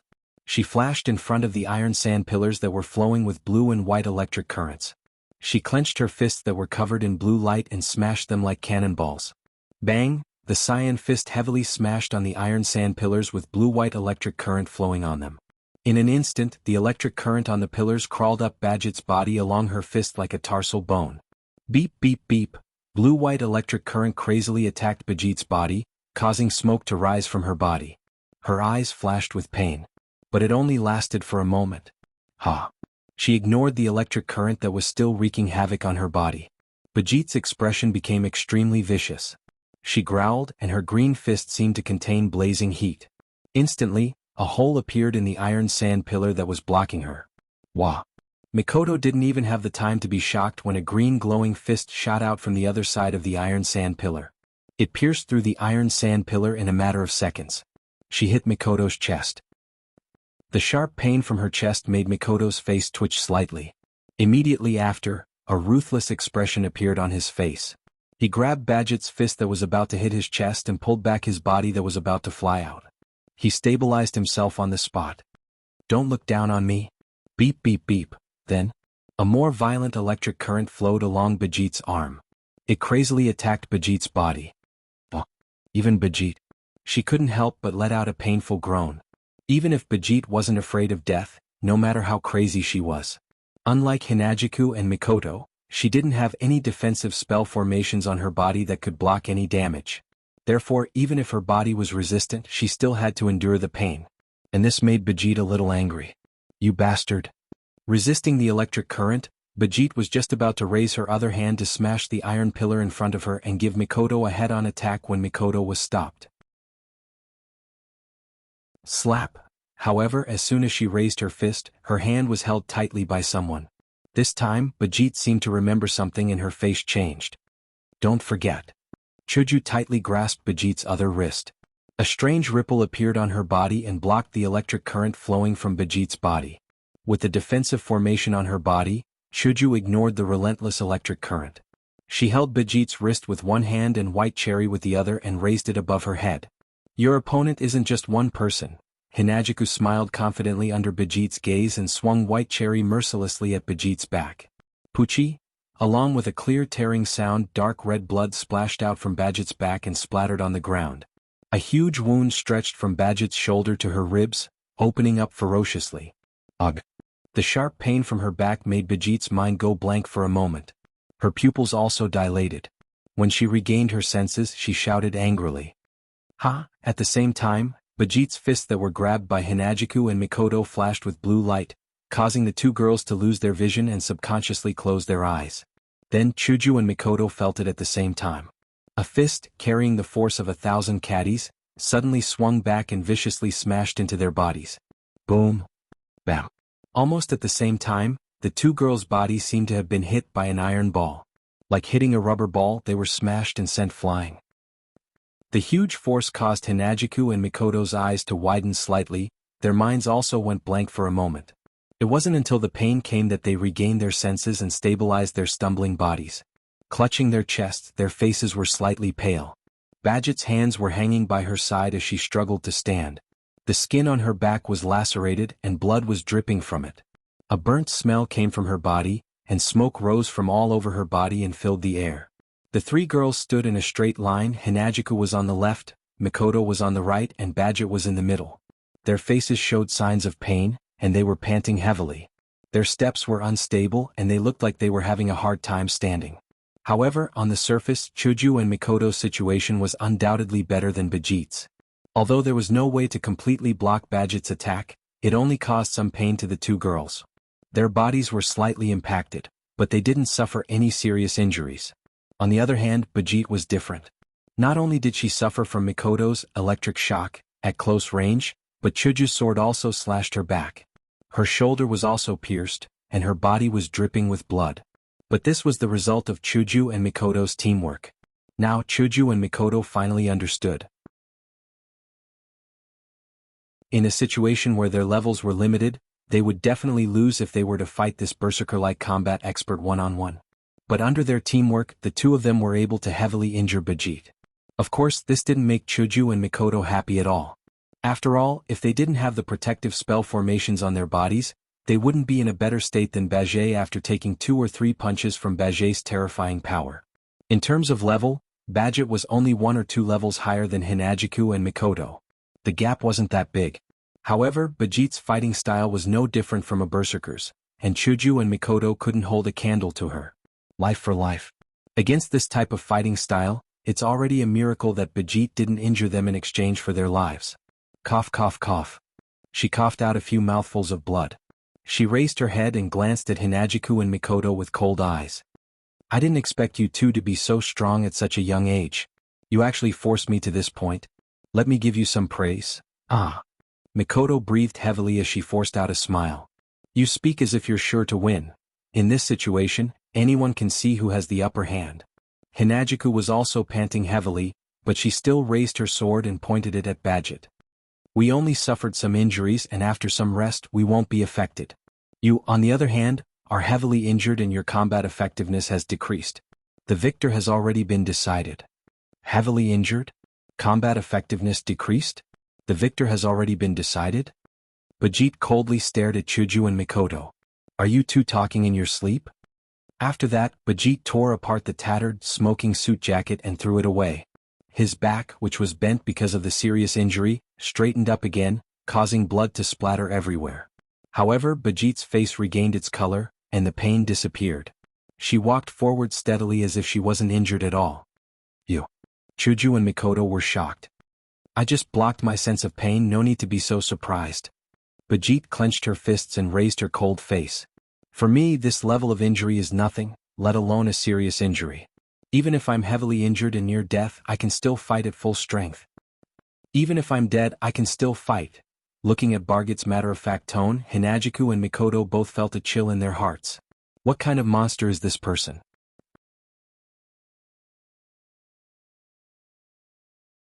Chapter 1527.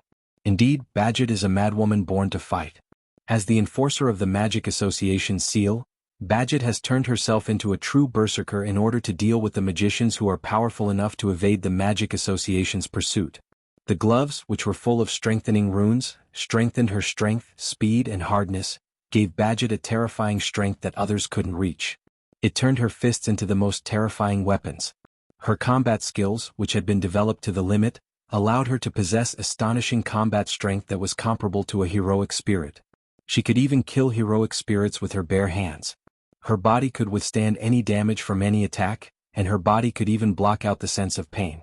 This allowed her to maintain her combat strength under any circumstances, and she would never be defeated. All of these factors were put together to make Bijit fight. It could only be said that this was an existence that was completely born for battle. That's why even if she's only 1 or 2 levels higher than Chuju and Mikoto, even if she's in a disadvantageous situation, even if her opponents are strong and they're teaming up, as long as she doesn't kill them, she can keep fighting. And no matter what, she's going all out. Her combat power won't be affected. It's not an exaggeration for Chuju and Mikoto to think that Bajit is a monster. Tightly clenching her fist, Bajit glanced at her back that was cut by Hinajiku's sword, then expressionlessly shifted her gaze to Mikoto. It's all thanks to your electric shock that the wound was burnt. But it stopped my bleeding? Really? Mikoto showed a forced smile as a drop of sweat slid down her cheek. Even without my electric shock, you can block out pain. You must have a way to stop the bleeding, right? Yes, that's right. Bajit tore off the pieces of her suit jacket. It's just stopping the bleeding. I just need to control my muscles and nerves. Are you really human? Chuju couldn't help but bitterly smile. Do you only live to fight? Yes, yes. Bajit looked calm and nodded without any hesitation. My life is only for fighting. That's what she said. She lifted her feet and moved towards Hinajiku and Mikoto. Almost reflexively, Hinajiku and Mikoto both took a step back when Bajit stepped forward. What should we do now? Hinajiku gripped White Cherry tightly. She stared at the approaching Bajit and asked Mikoto. Based on the situation, no matter how many times we knock her down, she'll still stand up and her combat power won't be affected. There's no way we can defeat her. The worst part is... Mikoto bit her lips. She can maintain her combat power, but we can't. When the other party exhausts all of our strength, we will have no choice but to admit defeat. This? Chuju showed a bitter expression. How are we supposed to fight like this? We can't defeat her. It's impossible to beat her down. No matter how many times you beat her down, she can still stand up. Mikoto clenched her fists and stared at Bajit with an ugly expression. Unless we use our ultimate move to kill her. We have to kill her. Kill her? Hinajiku's breath caught in her throat and her face turned ugly. Should we kill her? Mikoto was silent, her eyes showed signs of struggle. Kill her. For these two kind girls, it's a very difficult thing to do. Even if she's been trying to kill them from the start, it's still the same. But how can they win without killing her? She's a battle maniac who can stand up no matter how many times she's knocked down. There's no way to kill her. There's no way to win. Really? Mikoto's face showed helplessness. Not only is he as strong as a berserker, but he's also as difficult to deal with as a berserker? Resistance is meaningless. Seeing Hinajiku and Mikoto staring at her while retreating, Bajit said indifferently. My goal is only the rank card. Give me the information about the rank card, or give me the rank card directly. Then I won't engage in meaningless battles. Bajit, who only lives for battle, said something like, won't engage in meaningless battles. This also proves that Hinajiku and Mikoto aren't easy targets for Bajit to deal with. Therefore it was necessary to negotiate. It's a pity? Hinajiku took a deep breath, her eyes flashed with determination. But the rank card is necessary for us. Is that so? Bajit was silent for a moment before nodding. Then there's no other way, yeah? Mikoto's eyes flashed with determination. Indeed, there's no other way. Mikoto fished out a coin from her pocket. Don't blame me if you die, you can only blame yourself for being too hard to deal with. Mikoto clenched the coin in her hand. Lightning flashed from her body, and blue and white lightning bolts shot up to the sky. The lightning bolts jumped from her body and gathered on the coin in her hand. Looking at Mikoto, who looked like the incarnation of the god of thunder, whose entire body was covered with lightning that was incomparable to the previous one, Bajit's footsteps stopped on the spot, and a light flashed in her eyes. Such pressure, it's not a normal attack. It's a killing move that can kill you in one hit. Realizing this, Bajit wasn't afraid at all. Instead, her sharp eyes lit up. This is the real battle. The outcome has been decided. With these words, Bajit raised her fist, and there were traces of lightning flashing on it. At the same time, in the living room of the Eiderfeld residence, the cylinder that Bajit had thrown to the ground suddenly trembled and the cover on top of it was lifted off. Soon after, a stone ball the size of a lead ball with a metallic luster was ejected from the barrel and flew outside. In the hall, Rin Enbin and Luvia were discussing something in the corridor above the stairs. When they saw this scene, their faces immediately turned pale. Could it be? Luvia exclaimed. Bajit used that? Idiot. Idiot. Rin and Osaka jumped into the hall and rushed outside. Didn't I tell you not to use your ultimate skills or noble artifacts? Chuju didn't know about this, Bajit didn't know about it, and Mikoto didn't even know about it. Beep beep beep beep beep. Frenzied electronic sounds reverberated in the surroundings. A blue and white light filled the entire area. Flashes of electricity flashed in every corner like lightning, causing Hinajiku to involuntarily back away until she retreated to a safe distance before stopping. Facing this extremely shocking scene, Bajit's face was still tense. She raised her fist slightly again, and a stone ball the size of a lead ball suddenly shot out from Edfeld's mansion and stuck to Bajit's raised fist. As Bajit's fist connected with Mikoto's, the stone orb began to flash with electricity just like Mikoto, and a strange air current rose from the stone orb. It's here first. Dazzling flashes of light burst out of the stone ball, illuminating the area like a rainbow. A ring with runes engraved on its back shot out and landed on top of the stone ball. It spun and the runes inside started flashing as well. Then an extremely small and precise magic array rippled out between Badget's fist and the stone ball. Like the base of the stone ball, it surged with ripples of magic power. Under the influence of the mana ripples, spikes protruded from the top of the stone ball, passing through the ring suspended above the stone ball and condensing into the blade of a dagger. Mikoto had a bad premonition as she looked at the stone orb floating above Badget's fist with a dagger blade and a ring around it. But now isn't the time to stop. Go. Mikoto raised the coin that had already turned into a white dot and flicked it out. Railgun. An orange beam of light shot out from Mikoto's hand and pierced through the air towards Bijit. Rin and Osaka, who had just run out of the mansion, narrowed his eyes to the size of a needle.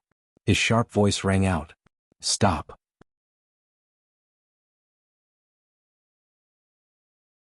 Chapter 1528. Stop. The sharp screams echoed throughout the Eiderfeld manor and into the ears of the three young ladies present. But the railgun has already been fired, how can it stop? Rin Enbin could only watch as the meteor-like orange beam flashed through the Eiderfeld manor's courtyard and arrived in front of Badget with a power that shook the very fabric of space itself. Facing the super railgun that was getting closer and closer, Bijit had no fear in her eyes. She lifted one of her feet and stomped forward instead of retreating. The stone orb hovering above Badget's fist trembled. The small magic array supporting the stone orb also shook. The ring engraved with runes slid down and wrapped around Badget's fist. Then, as if supporting Bijit, the circle shrunk and Bijit's fist shortened the distance between her fist and the magic formation until they collided. Slash of War God. With a deep growl, Badget aimed at the railgun that was shooting at him. Or rather, he aimed at Mikoto, who was standing behind the railgun. She was still in a shooting position with electric current jumping around her body. Badget held the stone ball on his fist and thrust the short sword forward. Flag-a-lack. In that instant the entire world froze. It was as if the world had stopped moving. The circle carved with runes on the back of the stone ball above Bijit's fist slid down to the tip of the short sword like an escort. Together with the short sword, they turned into a beam of light and shot towards the railgun. However, when the short sword shot out and collided with the railgun, it did not collide directly with the railgun after it turned into a beam of light. It was as dazzling as a meteor. The war god's sword, known as Flag-a-lack, directly pierced through the railgun. Without any explanation, it pierced through space and time and landed on Mikoto's body. In that instant the entire world froze. It was as if time was frozen. A storm swept across the land. The super railgun that was shot out froze in the air. Along with it, it froze in space. And Mikoto's pretty face. 1 second. 10 seconds? 1 minute? 10 minutes? Or perhaps thousands of seconds and minutes would pass by. Only then did the frozen space recover and return to normal operation. However, it froze in space. The railgun that was shot at Bijit disappeared into thin air without anyone noticing. The electricity on Mikoto's body also disappeared. Her pupils were dilated and she stood there like a doll. Dong! Only the sound of the stone ball hovering above Badget's fist heavily hitting the ground could be heard echoing in the whole world. However, the stone ball that was initially shining with a metallic luster was now like a pearl that had lost its luster. Smoke was emitting from its surface and it was charred black like rust. It was like a piece of scrap metal. What's wrong? Not far away, Hinajiku was at a loss. Rin Enbin's knees went soft and she couldn't help but fall to the ground, her face pale. It's over, phew. Bijit exhaled. She didn't look at Mikoto anymore as if there was no need to. She turned her attention to Chuju. First I'll take care of one. Take care of one? However, a mocking voice echoed the moment Bijit's voice faded away. Tell me, which one did you take care of? Bijit's expression changed. She turned her head to look at Mikoto. The first thing that entered Bijit's eyes was a white flame. Looking at the white flame, Hinajiku and Rin Enbin were stunned for a moment before their faces lit up with joy. Under the watchful eyes of the audience, a white flame slowly rose from Mikoto's body and covered her whole body. Not long after, a figure quietly emerged from the white flame. His black hair swayed in the wind, and his coat, which was as dark as the night, fluttered, creating ripples in the wind. His wine-red eyes were exceptionally dazzling in the white flames, like red stars, embellished in the midst of it. One hand holding Mikoto, the other hand in front of him. The person appeared from thin air with a ball of flame burning on his body. At this moment, Mikoto's eyes, which had been unfocused for a long time, finally regained focus. As if she had just woken up, she raised her head and looked at the face of the person who was hugging her. She exclaimed in surprise. Yen. Yen? Yen? Inajiku also shouted. They're finally here. Rin Enosaka's pale face turned red again. He sat on the ground paralyzed, unable to get up. That was close. That was close. What happened? Bajit's expression changed as she looked at Mikoto, who was in perfect condition with a hint of joy on her face. Flagelak has lost its effect? Wu Yen retracted the white flames around him and he stared at Bajit with a cold glint in his eyes. Even though he didn't know what happened, but from the way Rin Enbin was slumped on the ground and the warning from Mikoto, if he didn't appear in time, Mikoto would have been in danger, wouldn't she? This person almost killed Mikoto just now. A cold light flashed in his wine-red eyes. At the same time he was filled with rage and violence. Wu Yan's wine-red eyes spun and turned into a bright gold color. Yen. Mikoto, who was in Wu Yan's arms, and Chuju, who came to Wu Yan's side, saw what happened. They didn't say anything after that. The two girls understood why Wu Yan, who didn't reveal his true color along with his emotions for a long time, would act like this. There's no need to say anything else. What is that? On the other side, Rin Enbin, who didn't know Wu Yan's true identity, was stunned when he saw Wu Yan's eyes turn into a bright gold color. You. Bajit felt a chill from the bottom of her heart. Her body trembled and she instinctively jumped away from Wu Yan. For the first time her eyes showed vigilance. Who are you? Wu Yan ignored Bajit. His golden eyes were calm as if there was no emotion in them. However, everyone felt it at the same time. In the air, an extremely oppressive aura instantly covered the entire world. It's the calm before the storm. With a calm expression, Wu Yan no longer looked at Bajit. Instead, he looked at Chuju and Mikoto. Are you all right? We're fine. We're fine. At this moment, the two girls who were usually strong became obedient and shook their heads. That's good. Wu Yan nodded and turned around to face Bajit. You two can leave first. Leave this to me, okay? Hinajiku and Mikoto nodded obediently and retreated to the back with their dusty bodies. Rin. Wu Yan looked at Bethay with his calm golden eyes. He didn't even turn around when he spoke to Rin Enbin, who was still slumped on the ground. What was that? Rin Enbin woke up from his daze. When he heard Wu Yan's question, he ignored the confusion in Wu Yan's golden eyes and explained. That's a flagelak. It's one of the rare noble phantoms that doesn't exist in the form of an illusion. It's a noble phantasm that can stay in the world and be used by humans. A noble phantasm used by humans? Wu Yan pondered and said in a deep voice. What's the ability? Listening to Wu Yan's calm and stifling tone, Rin felt a bit uncomfortable, but he still answered honestly. Using the opponent's ultimate skill, as the activation condition, turning back time the moment the opponent uses the ultimate skill so that the blade can go back in time with the flow of time and pierce through the heart of the opponent who hasn't used the ultimate skill yet, creating the fact that the user of the ultimate skill has died before using the ultimate skill. This is a karmic treasure that can change the fixed facts. Reversing time, piercing through the opponent's heart, causing the opponent's death, killing the user who used the ultimate skill and erasing the ultimate skill. Wu Yan murmured. The more he murmured, the calmer his golden eyes became. However, it was precisely this calmness that caused the hearts of everyone present to fiercely thump.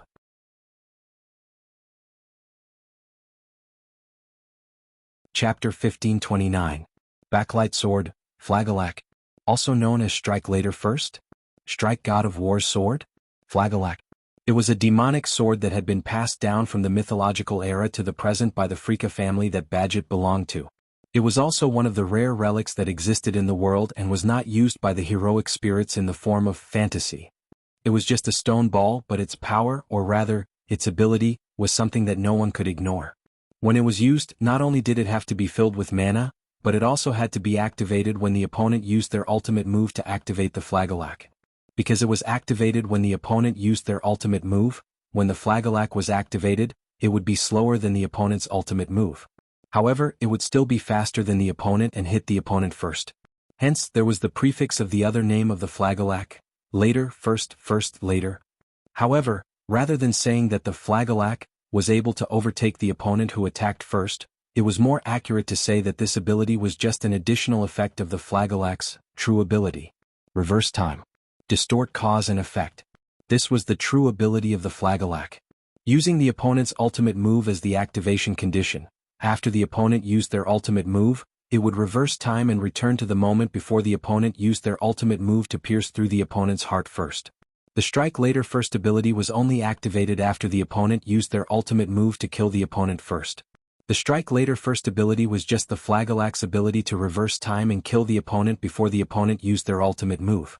It changed the fact that the opponent attacked first into the fact that the opponent died before the attack. Since the opponent died in the past, then the attack that was launched in the present would automatically disappear. Because of this, the Flagellack was called a karmic treasure by Rin Enbin, and it was also called the Backlight Sword, which meant that it could reverse time. Rin Enbin knew that Badget, a member of the Badget family, had this treasure. That was why he told Mikoto not to use her ultimate move. He could not use any treasures either. After all, the Flagellack would trigger its special effect when the opponent activated their ultimate skill. Meanwhile, the relic was the ultimate weapon of the noble fantasy. Its existence itself was the most powerful weapon. It was more than enough to call it a unique skill. You must be lying. Chuju and Mikoto were shocked after learning about the ability of Flagellack. Bajit was a madman born to fight. Gloves full of strengthening runes, combat techniques developed to the limit, and a body that could withstand any attack. It was all so that Bajit could display her full combat strength from beginning to end and not be defeated by her opponent. Therefore, no matter how many times she was knocked down, she could ignore the injuries and pain and continue to fight. If he wanted to defeat Bajit, he would have to use a killing move right from the start. Only then would he be able to win. But now, if he were to use his ultimate move, he would be killed by Flagellack's ability to rewind time and distort cause and effect. The reverse was also true. If he wanted to defeat the Flagellack, he would have to not use his ultimate move and use normal attacks to defeat the person who used this treasure. But let's not talk about whether he could use normal attacks to fight against Bajit, who had developed her combat techniques to the limit. Even if he could, he wouldn't be able to kill her in one hit. No matter how many times he knocked her down, she would be able to get up and continue to fight. Wasn't it impossible to defeat her? That's right. As if she could see the shock in Chuju and Mikoto's eyes, Bajit said calmly. Because it's a demonic sword that can reverse time and kill the enemy in the past. So once my Flagellack is activated, it can't be blocked. The target can only have their heart pierced by the Flagellack. But Bajit stared at Wu Yen with her sharp eyes. That tea-haired girl was clearly hit by my Flagellack, but nothing happened to her. Is it because you blocked my Flagellack? You? How did you do it? When she said this, Badget was full of doubts. But Hinajiku, Mikoto, and Rin Enbin more or less understood the situation. The three girls know that Wu Yan's white flame has the ability to burn time. Perhaps, when the Flagellack tried to reverse time to the time before Mikoto fired the railgun to pierce her heart, Wu Yan used a flame that can burn time to burn the Flagellack, along with the Flagellack. In other words, the Flagellack, which would definitely pierce through the opponent's heart and bring death to the opponent, was perfectly countered by the white flame. In a way, the flame of the white dragon's scorching flame can be considered the natural enemy of the Flagellack. You said. Wu Yan didn't answer Bajit's question. Instead he said this. Once your Flagellack is activated, the target can only have their heart pierced, right? Bajit paused for a moment before nodding. Of course. Then? Wu Yan looked at Bajit with his golden eyes. Let's give it a try. With that, a card appeared in Wu Yan's hand. Let's see who has their heart pierced first. The card in Wu Yan's hand turned into a ray of light and elongated. When the light dissipated, a crimson spear replaced the card and landed in Wu Yan's hand. Chuju, Mikoto, and Rin Enbin were shocked when they saw the crimson spear in Wu Yan's hand. Rank card? Bajit narrowed her eyes and clenched her fist. So that's how it is. The rank card is in your hand? Your target is the rank card? Wu Yan pointed his spear at the ground and he continued with a calm expression. Then you should be happy. Kill me and you'll get 6 rank cards. You have 6 rank cards on you? A dangerous glint appeared in Badget's eyes as she stared at Wu Yan. Very well, it seems like you're my target. Bajit glanced at the crimson spear in Wu Yan's hand. If I'm not mistaken, the spear in your hand should be the Geibalg, right? Yes, you're pretty sure, of course? Bajit sneered. After all, it's not the first time I faced that spear. Not the first time you faced that spear? Wu Yan looked at Rin Enbin. Rin Enbin shook his head with a bitter smile. She's the one who reclaimed the Lancer card. I see. Wu Yan nodded with a terrifyingly calm expression. Then it's more interesting to compete. The Gaebolg and the Flagelak are basically the same type. They're both related to cause and effect. Bajit frowned when she saw Wu Yan's abnormal calmness. Although the methods used are different, both of them set the condition of piercing through the heart right after the activation. There's no way to dodge or block it. If you really use the Gaebolg to compete with my Flagelak, the outcome will only be a lose-lose. Bajit stared at Wu Yan. Can I take your words as meaning that you want to perish together with me? Hearing this, everyone's hearts were in their throats.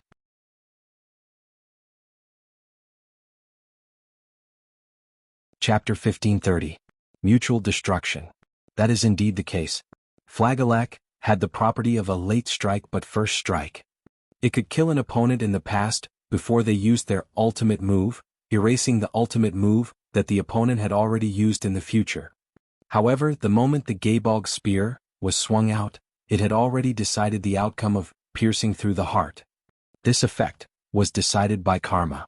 Even if the Flagelak killed the opponent in the past, Bajit's heart would still be pierced through. If Wu Yan uses the Gaebolg and Bajit uses the Flagelak, both of their hearts will be pierced. The result will be mutual destruction.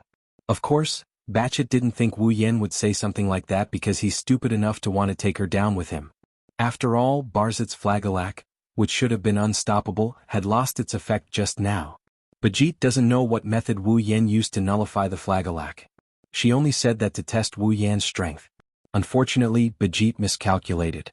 Mutual destruction? Wu Yan closed his eyes. If that's what you want, I can fulfill your wish. Yen. Hinajiku, Mikoto, and Rin Enbin froze on the spot. What did you say? Bajit looked at Wu Yan in disbelief. What do you mean? Try it. Let's give it a try. Wu Yan waved his Gaebolg and he slowly opened his eyes. His golden pupils were exposed to the air. When Bajit saw the pair of dazzling golden eyes again, she raised her vigilance to the highest point. Because of those resplendent golden pupils, they are no longer calm. Killing intent? Anger? Killing intent? Maybe all of them. His originally calm eyes were suddenly filled with an emotion that seemed to be able to crush Bajit to death, and the surrounding space was completely filled with pressure. Even if you refuse, I will still swing this spear. His thunderous voice was like a heavy hammer hitting Bajit's heart. Her sharp pupils shrunk to a point. At the same time, Wu Yan brandished his Gaebolg as he stomped forward with heavy steps. Wuxia's body turned into a blurry shadow. Wu Yan rushed out and shot towards Bajit like an arrow. The spear of death-piercing Gaebolg in his hand flashed past like a red lightning bolt, fiercely thrusting out. Seeing this scene, everyone present could no longer maintain their calm. The spear of death-piercing Gaebolg was already brandished. No matter what happened next, the result of the Gaebolg being pierced through the heart was set. There was no way to avoid it. So, Bajit couldn't choose anything else. Since you want it so much. Looking at the scarlet spear tip rapidly approaching, Bajit revealed a look of anger. As you wish then. She clenched her fist tightly and raised it up. At the same time, a stone ball shot out from Eiderfeldt's mansion again. It spun in the air and landed on Bajit's fist. A strange airflow rose from the collision with Bajit's fist. It's late but it's first. A dense light flashed from the stone ball. A ring with runes engraved on the back popped out and landed on top of the stone ball. A delicate small magic circle appeared between Bajit's fist and the stone ball, supporting the stone ball and pushing it against Bajit's fist. Then there seemed to be something inside the stone ball wriggling, turning into sharp spikes. The spikes broke through the stone ball and poked out from the top, forming the body of a short sword. After a closer look, the stone ball turned transparent. The runes engraved on the back of the short sword also slid down. The short sword that poked out from the air also had runes engraved on it, shining in an unknown arc. Bajit tried her best to raise her head against the awakened Flagelak, and stomped on the ground. She shot out like a cannonball and clashed with Wu Yan in the middle of the courtyard. Both of them were extremely close to each other. Their eyes were of different colors but they had the same cold glare and killing intent, telling everyone that they really wanted to kill each other.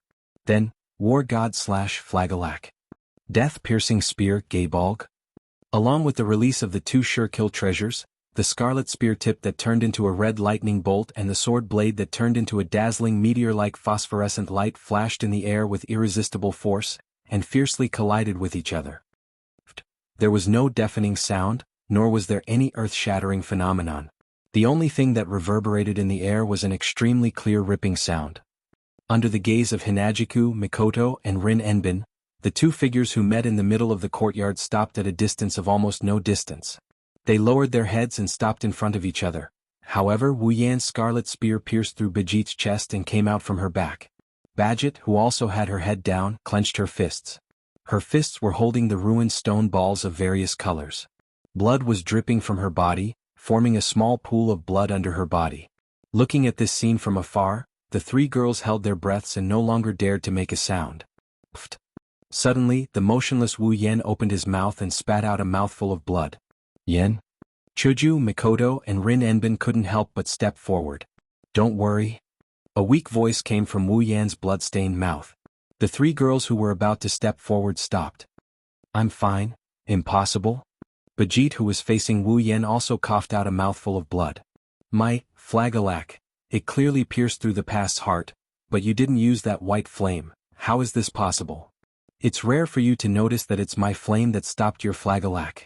Wu Yan looked at Badget, who's bleeding from her chest, and he coldly sneered. Unfortunately, there's no need for me to block your flagelak, because... Holding the gayball, Wu Yan's voice entered Badget's ears. If you can't lose, then I can't die. After saying that, Wu Yan pulled the gayball out of Bijit's heart. Blood gushed out of Bijit's chest again. Her body fell down heavily and dyed the ground red. Bijit's heart was pierced through by the gayball. She won't be able to survive.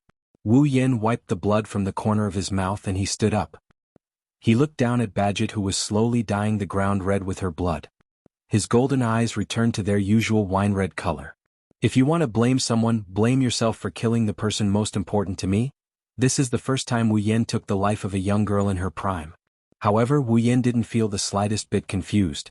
Just as he said, Bijit had touched his bottom line. That's why Wu Yan didn't regret killing Bijit. Exhaling, Wu Yan turned around and walked towards Hinajiku and Mikoto. He left Badget lying on the ground with her chest covered in blood. Slowly, the ground was dyed red by her blood.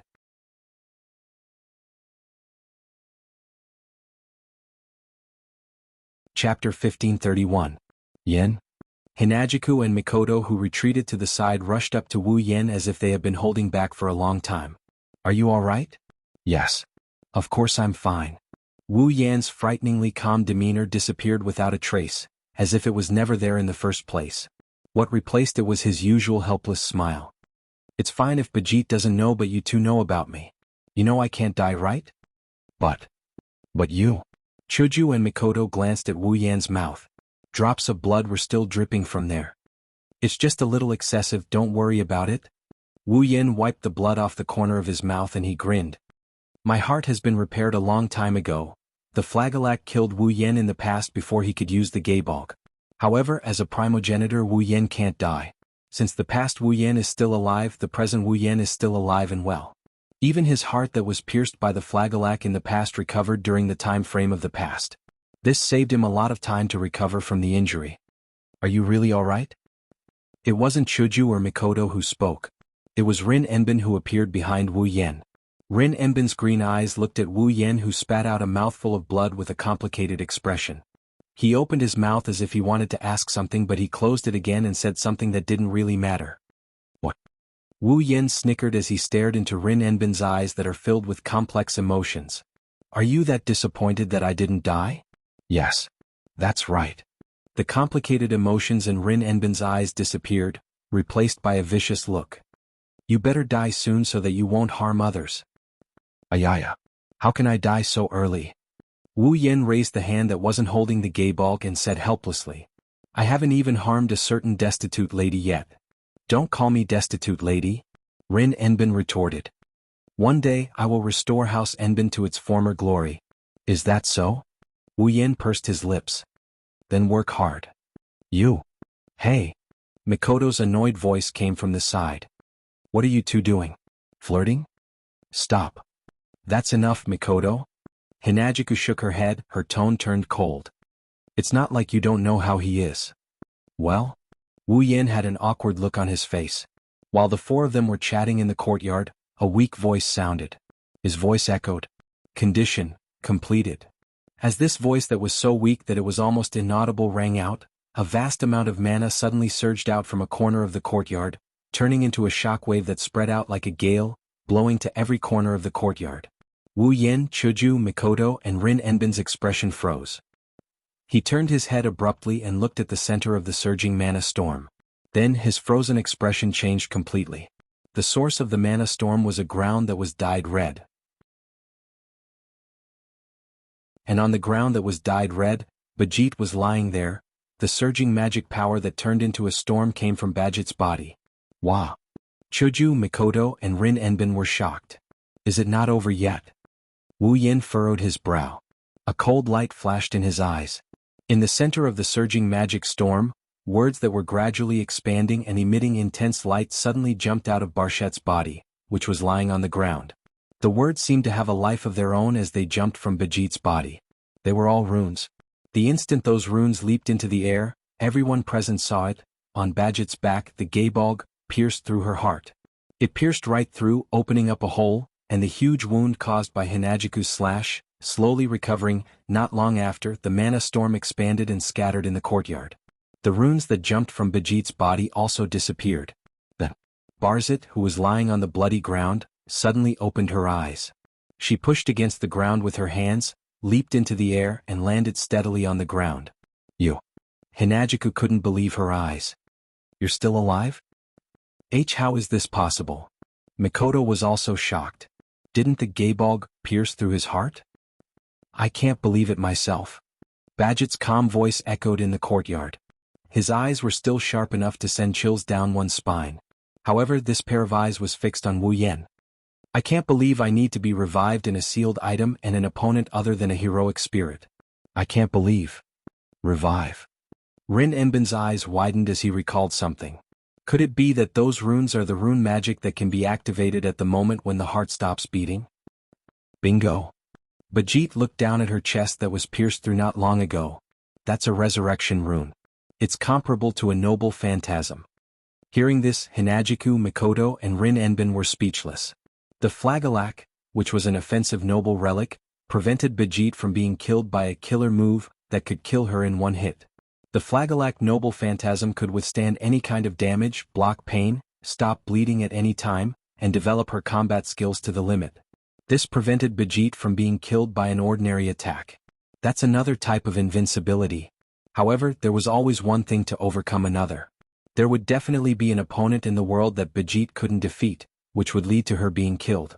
Even so, Bajit still has a resurrection rune. Describing this woman as a monster wasn't enough to describe how terrifying she was. If he encountered such an opponent and didn't have the strength to suppress Bajit, it would be a nightmare. But compared to the one over there, I'm still far behind. Bajit stared at Wu Yin. What do you think? Mr. Undying? Same here, Miss Undying. Wu Yin stepped forward and he stared into Bajit's eyes. So, do you want to see who will die first? Yes. There's no need for that. Bajit said coldly. The resurrection rune is comparable to a noble phantasm. If I could use it that easily, I wouldn't have to use the Flagelak to seal my opponent's ultimate skill. Also, she clenched her fist and lightning flashed on it. A tube shot out from the mansion like an arrow and landed in Bajit's hand. Even if it's the Flagelak, it's not a relic that can be used without restriction. Bajit began to check the stone ball in her cylinder as if there was no one else around. The so-called demonic sword that was passed down from the mythological era is only the manufacturing method. The Flagelak is a one-time consumable relic. Even for me, I can only make 10 of them in a year. This time I used 2 at once. Bajit looked at Wu Yin. And I don't have another chance to resurrect. If I fight you, I will definitely lose. Wu Yin sneered. You admit defeat just like that? I'm just stating the facts. It's still my mission to get all the rank cards. Bajit carried the tube with the stone ball and turned around. Finally, let me ask you one more question. With her back facing everyone, Bajit's voice slowly entered everyone's ears. Are you a death apostle? The entire place suddenly fell silent. Wu Yin pondered for a moment and replied. Don't treat me like a defective product. Defective product. Bajit also pondered for a moment. She then stepped on the ground and jumped over the wall of the courtyard. Do you think I'll let you? Wu Yan's eyes flashed. Just as he wanted to chase after her, his hand was grabbed. When he turned around, he saw Rin Enbin shaking his head. Wu Yan's eyes were filled with uncertainty. In the end, he sighed.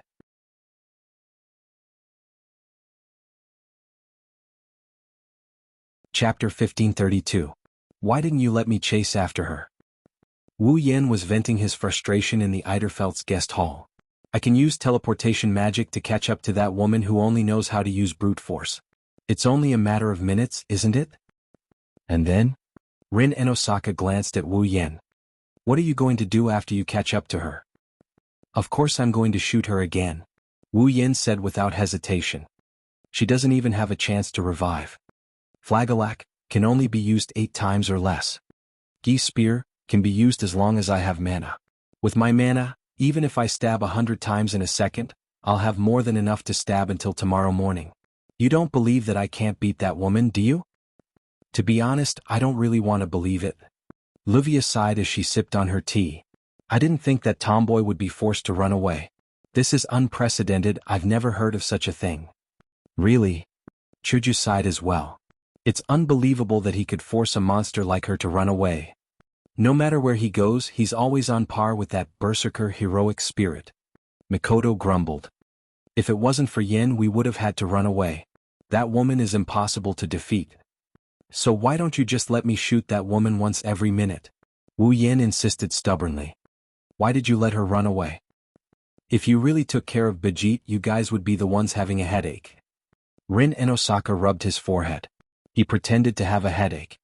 Killing the enforcer of the Magic Association seal is no joke, not to mention that Bijit is a combat expert on the front line. That's true. Livia put down the cup of black tea in her hand. There are plenty of combatants in the Magic Association. Even if there aren't any monsters like Bijit, there are still plenty. If those weaker than her come after you like a swarm of bees, you guys can't do anything about it, right? That's true, Wu Yin said in a frustrated tone.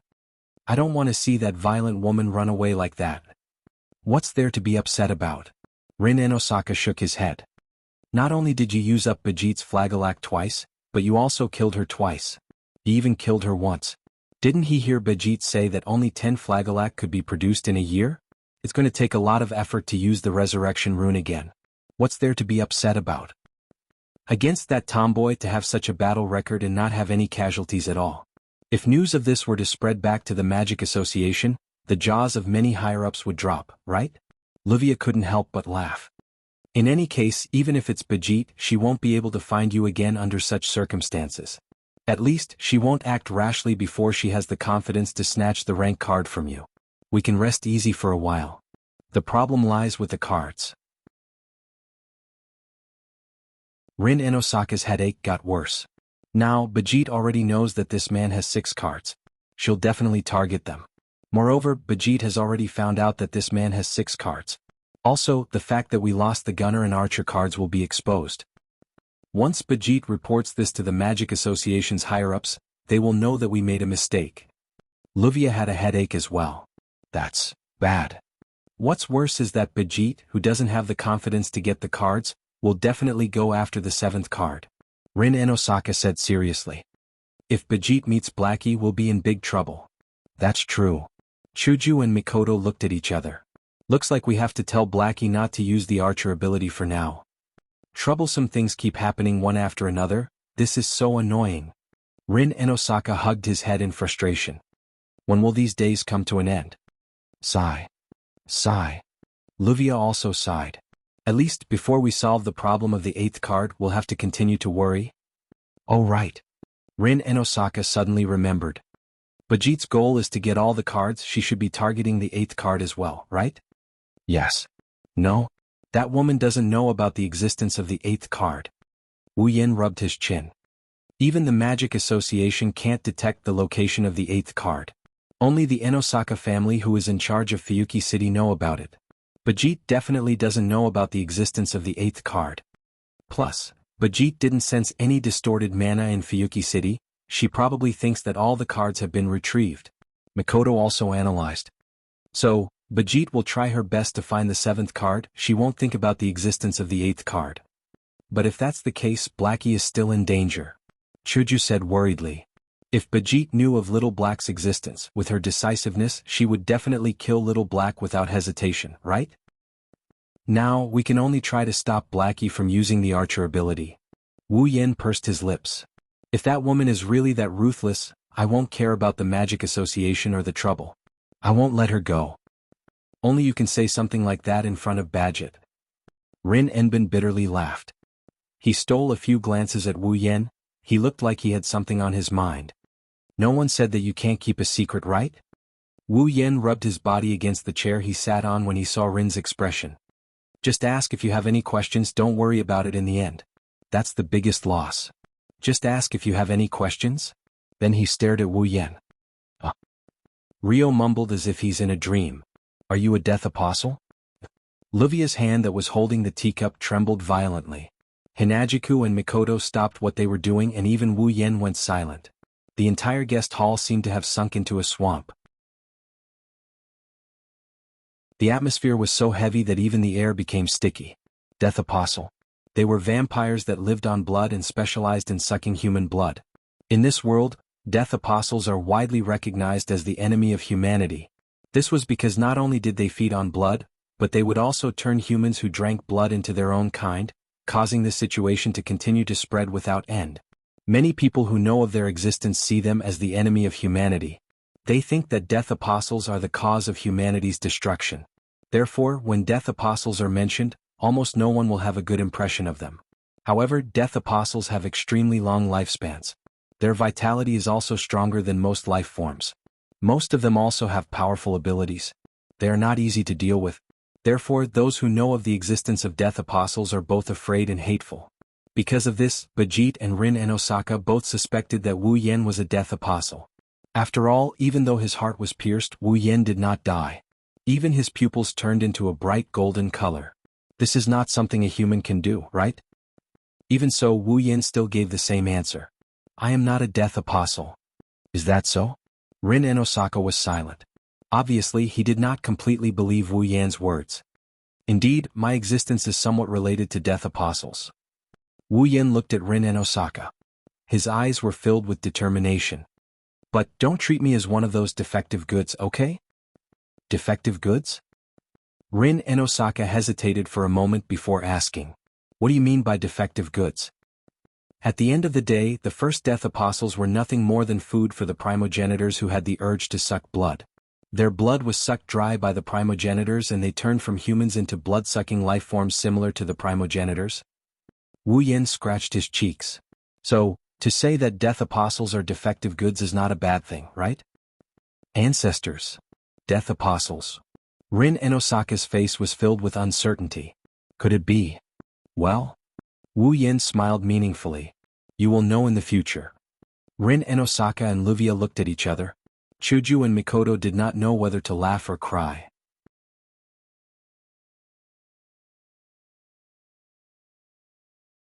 Chapter 1533. In order to prevent Bajit from targeting Xiaohei was forbidden from using Archer's power. As for this matter, Xiaohei agreed without hesitation.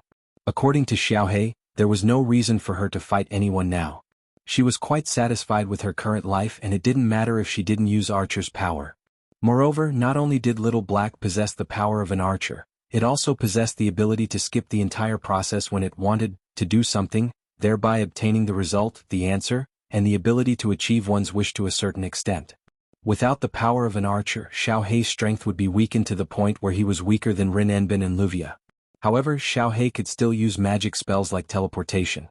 With this ability, even if she couldn't fight Bajit, she could still escape. But just in case, Hinajiku and Mikoto let Wu Yen send Xiaohei to and from school, acting as the little girl's flower guardian. To put it simply, every day Wu Yen has to send Xiaohei to school and pick her up when she's done with school. As for when she was at school, he could only ask Ilya and Mikoto to keep an eye on her. Of course, Wu Yen also set up a telepathic spell and a defensive spell formation on Xiaohei. If anything happened to Xiaohei, he would be the first to know and rush over. This was the only way to prevent it. After all, no one knew what Bajit would do next and whether she would know that the 7th rank card was on Xiaohei. Once Bajit knew that Little Black had the Archer rank card, then with Little Black's strength, even if he could use the power of Archer, he would definitely not be a match for Bajit. It wasn't because Xiaohei was weak. it was because Bijit was too overpowered. According to Rin and Osaka. At this stage, Wu Yan is the only one who can restrain this unkillable berserker. No one else can match up to her. No one else could. Even Xiaohei, who they spent a lot of effort to capture, was the same. Even Little Black seemed to be frightened by the description of Bijit. He sighed from the bottom of his heart, "I don't want to face such a woman even if I die." He obediently accepted Wu Yan's escort. Therefore Wu Yan was not only analyzing the class cards at home and studying the magic circles of the Holy Grail War. Every day he had to go out twice to escort Little Black to school and back home. It was almost time for Blackie to get out of school. Fuyuki City, Private Suechuan Gakuan Primary School. Ding dong, the bell signaling the end of class was still ringing. God knows how many times it had rung. In the teaching building of the Private Suechuan Primary School, the noise suddenly became intense. Not long after, children wearing uniforms and carrying school bags ran out of the teaching building in high spirits. They swarmed out of the school gate like a swarm of bees and scattered in all directions. Standing at the school gate, Wu Yan looked at the elementary school students running around happily and couldn't help but have such a thought. Perhaps the reason why Little Black wanted to kill Ilya back then was to replace her and live an ordinary life. That might be the case. Although this reason was very old-fashioned and full of visual sense, it wasn't impossible if one thought about it carefully. After all, Little Black was born as a tool and was sealed in less than a few months after it was born. It slept in Ilya's body for a full 10 years. In these 10 years, Little Black should have obtained the memories of Ilya's ordinary life from Ilya's memories before it was separated from her body. For Little Black, who was born as a tool and was sealed, this kind of life was quite enviable. Therefore, with Little Black's personality, it wasn't impossible for it to want to kill Ilya and replace her and use its own hands to get the life it wanted. Although this method was a bit too extreme. Actually, every night when it was sleeping, Wu Yan, who was sleeping in the same room as Little Black, could hear Little Black's lonely appearance in its sleep and murmur a word. "Mother." Just like an ordinary child, it would call for its mother in its sleep at night. Therefore Wu Yan already knew about this from a very long time ago. Even though it was living a good life with him, Chuju and Mikoto, Little Black still missed its mother, its family. However, if someone asked Little Black if it missed its family, Little Black would definitely deny it on the spot. It wasn't because Little Black's face was tender. Instead, it was because the one who sealed Little Black and caused Ilya's birth was Little Black and Ilya's mother.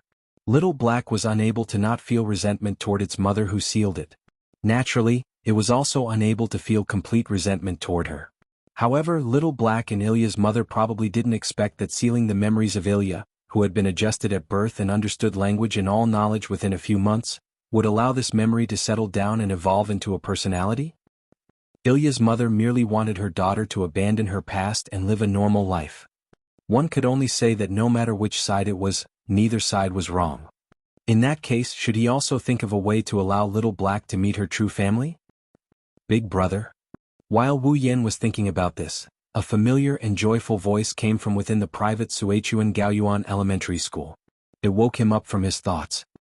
He raised his head and looked toward the inner part of the school. He saw Little Black waving at Wu Yan with a cheerful smile while running toward him. Behind Little Black, Ilya and Mio were also there. Even the group of 4 primary school students he met last time was there. They were looking at him with slight surprise on their faces. Soon after, they also ran over. Little Black was the first to run over. Without any hesitation, she grabbed Wu Yan's hand and cheerfully said, "Big brother." "Sorry to keep you waiting, big brother." "No." Wu Yan suppressed his inner thoughts and shook his head with a smile. "I didn't wait long, I also came for a while." "Brother Wu Yan." Mio also ran over with Ilya and the 4 curious little girls. Her face was full of surprise. "Why are you here?" "Oh? Didn't I tell you?" Wu Yan smiled. "From today onwards, I will send Little Black to school and also pick her up to go home." Mio only remembered when she heard this.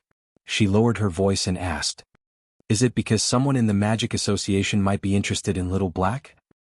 Wu Yan nodded without leaving a trace behind. "Really, I'm not a child anymore." Little Black said so, but she had a smile on her face. She seemed to be in a good mood. At this time, among the 4 little girls hiding in the back, the one with braids and glasses looked at Wu Yan suspiciously. "Mio's brother is picking Little Black up? Shouldn't he pick Mio up?" "Ma." Wu Yan scratched his cheeks as he explained. Due to some reason, little black is temporarily living in my house. The four little girls cried out in surprise. In other words, little black is not living in Ilya's house but with Mio? No. No. Mio quickly shook her head and stuttered. Brother Wu Yan and I, we don't live together. Don't live together? This time, the four girls had strange expressions on their faces. Xiao Hei is Ilya's cousin. In the end, not only did she not stay in Ilya's house, she stayed in Brother Meiyo's house instead. Brother Meiyu, on the other hand, did not stay with Meiyu. Nai Gui stroked his chin and acted like a detective. That's a mystery. Hey Ilya. Dragon Z looked at Little Black, who had been staring at Little Black. To be precise, she had been staring at Little Black's hand that was hugging Wu Yan's arm. She had a sullen expression and said in disdain. Ilya, don't tell me that you bullied Little Black by relying on your sister's identity and caused Little Black to run away from home and seek refuge with Brother Meiyu? I bullied her? Ilya widened her eyes in disbelief. She's always been the one bullying me. Unfortunately, the four little girls had already ignored Ilya, gathered to the side and started whispering. I always thought that Little Black was the top and Ilya was the bottom. I didn't expect Ilya to be a hidden top attacker. Ilya immediately became hysterical. I'm not the top. I'm not the bottom.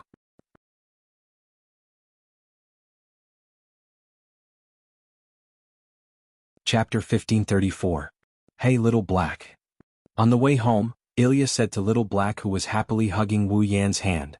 You've been hugging for so long, shouldn't you let go? Why? Little Black seemed to have expected that Ilya would ask such a question. Not only did she not let go, she hugged even tighter. Can't I hug Big Brother's hand? Don't you know what it means to be reserved? Ilya shouted angrily. You're a girl. How can a girl hug a boy's hand? Why can't I? Little Black blinked her eyes and pointed at a couple who were hugging each other intimately. Look, they're hugging each other too. They're a couple. Ilya raised her voice. Since they're a couple, isn't it normal to hug each other? It's normal for couples to hug each other, right? Little Black revealed a sinister smile and leaned her head on Wu Yan's arm. Then I also want to become a couple with Big Brother. Wah. Ilya opened her eyes wide. Little Black, and Big Brother Wu Yan. Meiyu also showed a shaken expression. They're a couple. Oh. The four little maidservants who were tailing her in silence let out a cry of surprise. Is this a confession? The bashful Mei Mei blushed. How bold. This is an incredible development. Nai's mouth opened into an O shape. But, isn't Little Black's first wife Ilya? Ilya? Long Zi seemed to have only reacted now and shouted at Ilya inexplicably. Ilya, this is bad. Little Black is planning to snatch your Big Brother away. Wah. What Big Brother? Ilya was unable to calm down and stuttered. You. Don't talk nonsense. No, your reaction is even more suspicious. Kei Hua blushed with shame. Besides, shouldn't you be lobbying Meiyu? Yes. Long Zi was stunned. He turned around and shouted at Meiyu like a maniac. Pretty boy. Not good. Your brother was snatched away by Ilya. I didn't snatch it away. Was Little Black. Little Black. Ilya felt powerless all over. I won't. What will happen to you? Blackie looked at Ilya with a mischievous smile. Go on, I won't. I won't. Ilya's face turned red. She was like a person who wanted to swear an oath but was afraid that it would be too effective. In the end, he lowered his head. Smoke rose from his head and he could no longer speak. All right, you guys. Seeing this scene, Wu Yan also felt that it was inappropriate for him to remain silent. He didn't know whether to laugh or cry. How old are you? Were they going to talk about this now? Meiyu Gij. Don't treat me like a child. Kei Hua pushed up her glasses. She proudly puffed out her flat chest. I can already write doujinshi. Is that so? Wu Yan laughed dryly. Not bad. Continue to work hard, however. Meiyu's brother is really popular. Mimi looked at Wu Yan with admiration. Ilya, Meiyu and Little Black all like Meiyu Gij. Meiyu Gij is really amazing. Meiyu didn't expect Mimi to say such a thing and was shocked. Ilya, who had smoke rising from her head, raised her hand weakly. I'm not, by the way, Meiyu's brother. Ryuko, who was in a semi-sluggish state, suddenly asked in a daze. Who will you marry in the future? Ha! Even Wu Yen couldn't react in time. Mary?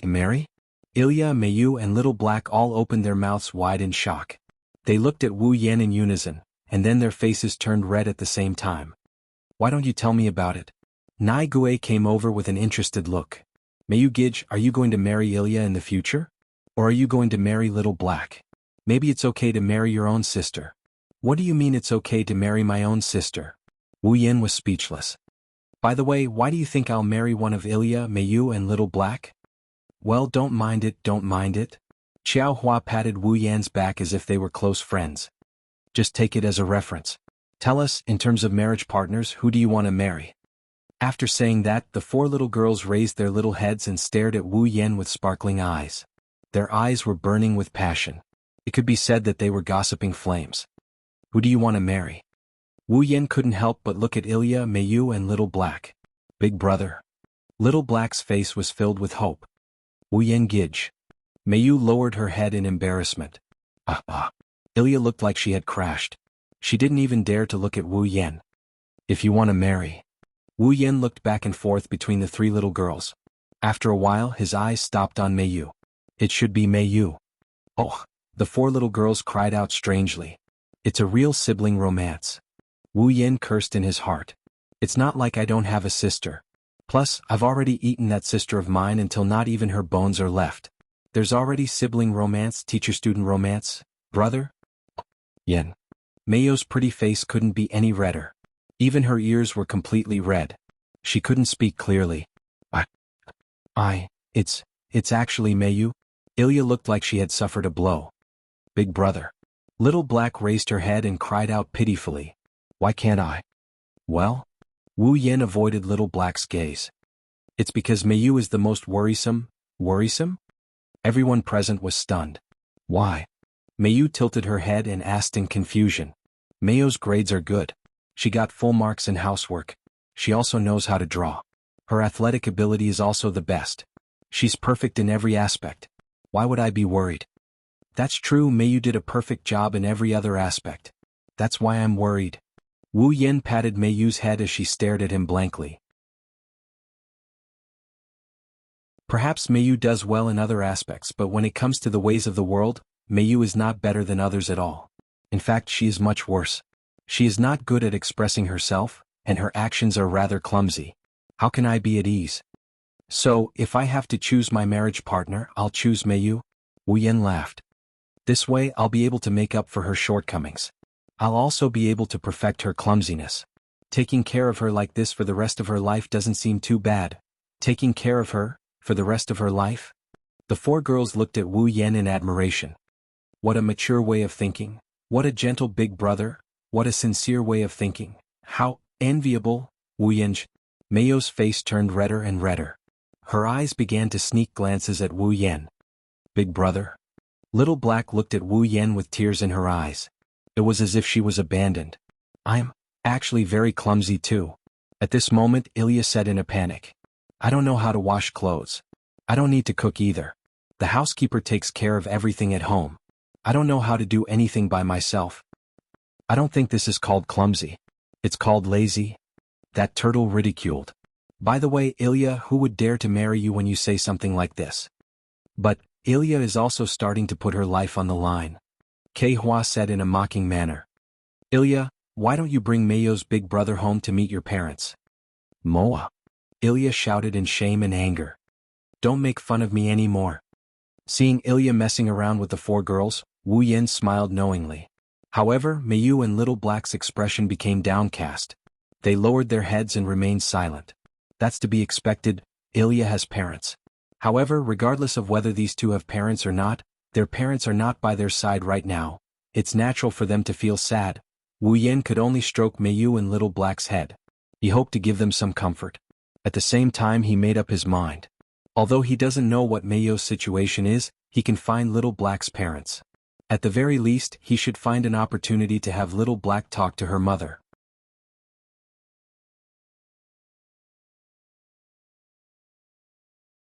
Chapter 1535. It's nighttime. On the streets at night, the number of pedestrians had begun to become sparse. The street lamps also operated normally, illuminating every corner of the street, bringing a rather beautiful night scene. Today the moon is round, there are many stars, there is not a single dark cloud in the dark night sky, the entire night sky is illuminated by the moonlight and stars, it's like a galaxy is twinkling, it's extremely beautiful.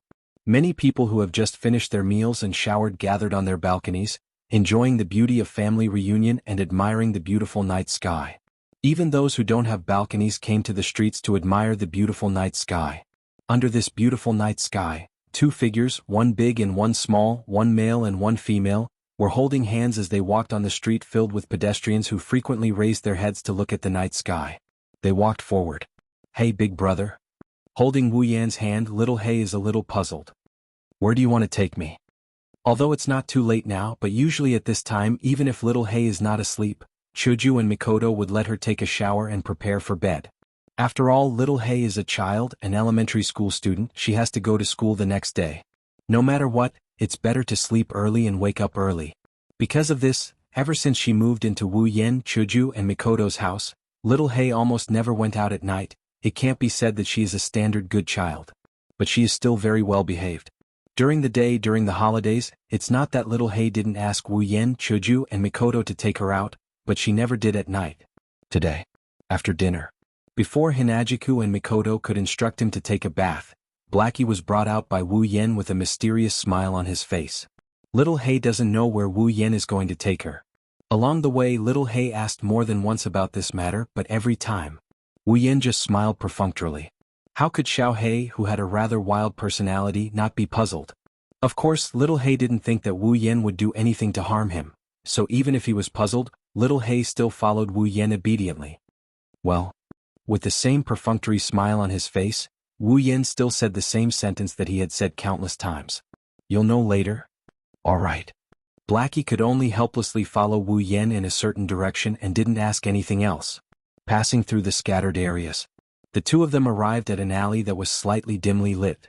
After turning a few corners, they finally entered another street. "This place is..." He looked around the street. Blackie said in surprise, "Isn't this the direction to the park?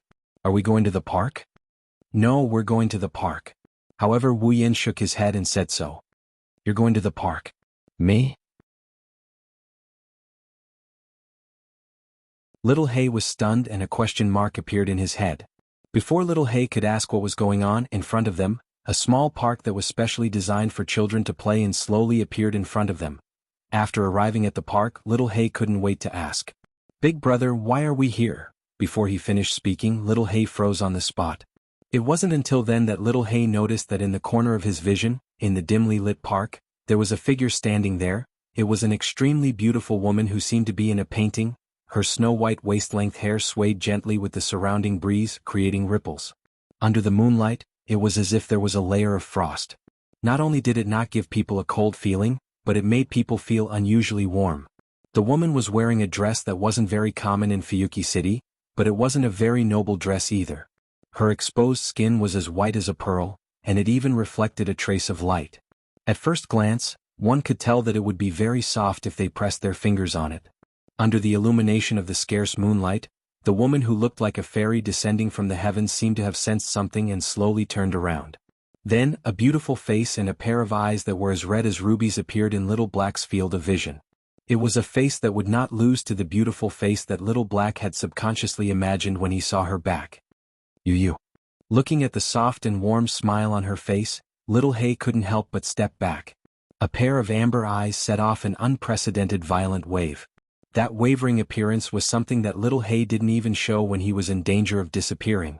Looking at the beautiful woman smiling at him in a daze, little He's voice filled with disbelief reverberated in the air of the park. Mom, that's right. The woman who was as beautiful as snow was Xiao He and Ilya's mother. Alice Field? Fon? Einspellen. She was the person who sealed the memories of the past little He who had the name Ilya when he was just born. And now she was standing in front of little He. No, impossible. Little He stepped back repeatedly. Liar, why would I be here? It's the one beside you who brought me back. Alice Field looked at little He who was wavering to the point of collapse with a gentle gaze. That gaze was like looking at her own son and daughter. In fact, Alice Field was indeed little He's mother. His biological mother. Big brother? Little He maintained his frozen appearance and turned his head stiffly to look at Wu Yan. Indeed it was I who brought your mother back. Facing Little He's gaze, Wu Yan nodded his head and looked straight into Little He's eyes. Because this is what you've been dreaming of, isn't it? I. Little He's breathing stopped. His strong and resolute image in the past disappeared and was replaced by helplessness. I've heard about everything. Alice Field slowly walked forward with a heart-throbbing smile on her face. Come home with Mom, Ilya-chan. Home? Little He's continuously retreating footsteps stopped abruptly. The wavering expression on his face disappeared and was replaced with coldness. No, I don't have a home anymore. Ilya-chan. Alice Field continued to approach without hesitation. However, the smile on her face also disappeared. I know you hate me right now, but I also have a lot of things I want to tell you. There's nothing to say between us. Little He took a big step back as if she was electrocuted and pulled away from Alice Field. It was as if she didn't want to get close to Alice Field. However, the raised voice exposed Little He's inner feelings. Only now you're pitying me? I don't need it. Ilya-chan. Alice Field couldn't help but stop her footsteps. Her scarlet eyes slightly fluctuated as she stared at Little He. Since you're the old Ilya-chan, you should know that I wouldn't do that. I don't care. Little He waved her hand forcefully. Her expression was filled with impulsiveness and unprecedented excitement. I'm just someone who was abandoned by you once, eliminated once and denied once. Since that's the case, why did you come back to find me? Little He. Seeing Little He's agitated expression, Wu Yan pressed down on her shoulder. Your mother didn't do anything wrong. You know that. Calm down first. I'm very calm. Little He slapped away Wu Yan's hand on her shoulder. She did something that she would never do in the past. Big brother, could it be that you brought me here to drive me away? You want to throw me back to the person who abandoned me, right? Wu Yan didn't say anything. Instead he looked straight at Little He. His wine-red eyes were filled with calmness. This made Little He feel guilty. Little He knew that Wu Yan wouldn't think that way. However, Little He didn't have the strength to control her emotions. She could only shout in agitation. I hate you guys. After saying this, Little Black ran away without looking back. Ilya-chan. Alice Field wanted to chase after her but was stopped by Wu Yan. Can you please go back first? Wu Yan shook his head at Alice Field. Little He is more agitated than I thought. So leave that side to me. Alice Field opened her mouth and looked at the direction Little He ran in. After a long time she nodded. Then I'll have to trouble you.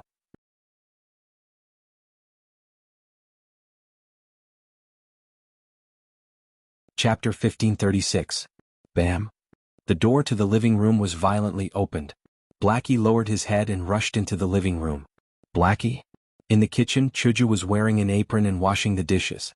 She didn't notice anything wrong and greeted him as usual. You're finally back. I was wondering where you were planning to go. Go wash up. Unfortunately, before Hinajiku could finish her sentence, Little Black rushed across the hall in a frenzy. Ignoring Hinajiku's words, Little Black rushed into his and Wu Yan's room and slammed the door shut. Bam. The sound was loud enough to shake the entire ceiling, startling Hinajiku. Mikoto, who was watching TV, also noticed that something was wrong. What's wrong? Mikoto stood up from the sofa. What's wrong? I don't know. Hinajiku panicked. Ignoring the utensils being washed, she ran out of the kitchen and knocked on the door. Blackie. What's wrong? What's going on? Mikoto shouted at the door. Come out first, Blackie. However, the tightly shut door shut Chuju and Mikoto out. It was as if there was a barrier between them and Blackie. There wasn't a single sound coming from inside. Hinajiku and Mikoto, who were standing by the door, looked at each other with a worried expression. Not long after, the door to the hall opened again. Wu Yan walked in from outside, attracting the attention of the two girls who didn't know what to do. Yan? Chuju and Mikoto called out, wanting to say something. Wu Yan raised his hand and stopped them from speaking. It's fine, you two go back to your room first, but, don't worry. Looking at Chuju and Mikoto's worried faces, Wu Yan comforted them by holding their hands. It's just a little bit of awkwardness before we reunite. It's not even a small hurdle. Let me talk to Blackie for a bit. Chuju and Mikoto looked at each other and nodded unwillingly. Then, okay, finished. The two girls turned around and took another look at the tightly shut door before heading back to their own rooms. Until the two girls returned to their room and closed the door. Wu Yen took a deep breath and walked to his room and knocked on the door. Blackie? His soft voice echoed in the living room. Naturally it reached the room as well. But the door in front of him was tightly shut, as if it was sending a message that everything was rejected. Blackie. Blackie. Wu Yen knocked on the door a few more times and increased the volume of his knocking. However, the knocking sound eventually disappeared into thin air. The living room returned to silence. Sigh. Wu Yen sighed and he took a step back. Blackie, even if you don't open the door, I have something to tell you. His hand lightly touched the door in front of him. Wu Yen could feel a slight breath from inside, making his heart calm down. I really do want you to go home with your mother. In an instant, Wu Yen clearly felt the breathing inside the door become more rapid. This made him believe that Blackie was seriously listening to him. Thus Wu Yen continued. But, that definitely doesn't mean that I'm abandoning you. To me, to Chuju and to Mikoto, you're already our family. The other side of the door was still silent. Wu Yen also started to speak. For a person, the person who understands him or her the most in this world may not be a friend or a lover, but it will definitely be a family member. Therefore we have known for a long time. Little Black, you actually miss your real family very much, right? The breathing inside the door suddenly stopped. Your mother sealed your past so that you can live a better life. Not only did she not intend to abandon you, she's also expressing her love for you. Whether it's Blackie or Ilya, they're both. Wu Yen lowered his voice. I don't believe that you don't understand. His voice fell. After a long time, a voice finally sounded from the tightly shut door. Then why can't I? Blackie's dejected voice entered Wu Yan's ears. I also yearn for an ordinary life. I also want to thank my mother who wanted to bring this to me. But why must she seal me who has my past memories? Can't I live a normal life just because I have these memories? The magic world is a bloody and crazy world, and you're a sacrificial lamb created by this crazy world. Wu Yen spat out a ruthless yet reasonable truth. If it's you, would you be willing to let your children live in this world with the idea that they're a tool? Even if that's the case, I'm still inside, am I not? Blackie's voice became agitated again. To my mother, perhaps she only wanted to give the original me a new life. However, the abandoned memories gained a personality and became me. In the end, the one who gained a new life was Ilya and I became an abandoned person. Isn't that right? Is there a difference? Wu Yen raised his voice. Didn't you say that you're Ilya from the very beginning? The real Ilya has a family, as friends, as the life of your dreams. Right now, I'm only an imposter. Blackie's voice carried a sobbing tone. I'm only an imposter who has to bear all the pain of the past and those memories separated from the original. So, you want to continue living in your own world with this pain, this memory, this self-abandonment mentality? Wu Yen fiercely knocked on the door. What do you mean the real Ilya has a family, friends, and the life of your dreams? Could it be that you've never treated us as your family? You've never treated me, you and the others as your friends? You've never placed the life here in your eyes? No, that's not it. Blackie's voice was finally panicking. It's not like that. Listen, little Black. Wu Yen closed his eyes, he calmed himself down and he spoke softly. He softly said, I feel that since fate allowed you, a pure memory, to possess a personality, it must prove that you, the past Ilya, must exist. Fate allowed you to possess a body by accident because you have the right to live. If even you begin to deny yourself, wouldn't the past Ilya, Blackie, be too pitiful? Big brother, I know that you're the real Ilya. You must be in a lot of pain because you've inexplicably become an imposter with your memories. It must be very difficult for you to exist in this world and still need to replenish your magical power. Wu Yen softly let his voice directly enter Blackie's heart. However, no matter how painful it is, no matter how hard it is, you still have the family, friends, and life that you've longed for. So, at least I feel that all of this is worth it. Right now, your real family is within your reach. You, who should be happy, are rejecting everything that can make you happy. By doing this, you'll really make yourself bear the pain and painful memories of your life. Wu Yen smiled wryly. If that's the case, how can I, who gave up the class card in your body and took a big detour to look for the method to create a class card, endure this? Aren't you denying my hard work now? The bitter laughter was absorbed by the door in front and the surrounding walls, disappearing from his ears. However, the door in front of him was finally opened. With red and swollen amber eyes and wet cheeks full of tears, Blackie could not help but shed tears. I'm sorry, all right? Wu Yen smiled as if he had relaxed. He squatted down and stroked Blackie's head. You didn't do anything wrong, I'm sorry. I'm sorry. However, Blackie was still crying as she apologized with a sobbing voice. Big brother, you've given up the class card for me. You've also allowed me to go to school, make friends, and live an ordinary life for me. You've even provided me with a place to stay. However, I actually suspected that you would abandon me. I'm sorry. I'm really sorry. I'll say the same thing again. You didn't do anything wrong. Wu Yin gently stroked Blackie's head, forming a sharp contrast with his smile. I hope that Blackie can be happy. Chuju and Mikoto must think so too. So, even if it's for us, please don't give up on your own happiness, okay? You. Little Black jumped into Wu Yan's arms and started bawling at the top of her lungs. I'm sorry. I'm sorry. It's okay. It's all in the past. I'm sorry. I'm really sorry. It's okay. It's okay. Good girl, Wu. Woo woo.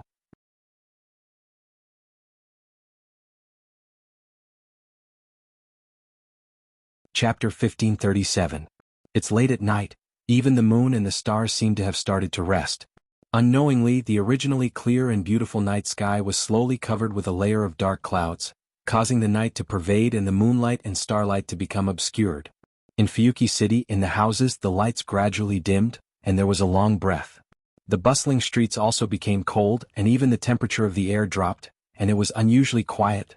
On a quiet street in the middle of a residential area, an adult and a child, a man and a woman, stood there facing a house. Looking at the familiar house in front of him, Little Black's amber eyes were filled with complicated emotions. Because this is Blackie's original home, it should be said that this place was Blackie's real home. Therefore, at this moment, Little Black, who was standing in front of his house, was like a child who had thrown a tantrum, ran away from home, but came back again and did not dare to enter the house. He felt complicated and uneasy. Wu Yin, who was standing next to Blackie, didn't show any impatience. He quietly waited for Blackie to be mentally prepared. Because of this, Wu Yin could see the hope in Blackie's eyes, but at the same time he was also hesitant. After a long time, as expected, let's just forget about it. As if he was discouraged, Xiaohei decided to retreat. Now, I really don't want to go in. Don't want to go in? Wu Yin raised his eyebrows and looked at Blackie with a smile. You really don't want to go in? Under Wu Yan's gaze, Blackie doesn't want to hide. Blackie has nowhere to hide his thoughts, so he can only tell the truth. I just said those words to Mom in the park and now I have to come back. It's too embarrassing. Don't be embarrassed. You still have to go home. Wu Yin patted Blackie's head. Don't forget. Your mom is still waiting for you. Blackie is distressed. Can't you wait until tomorrow?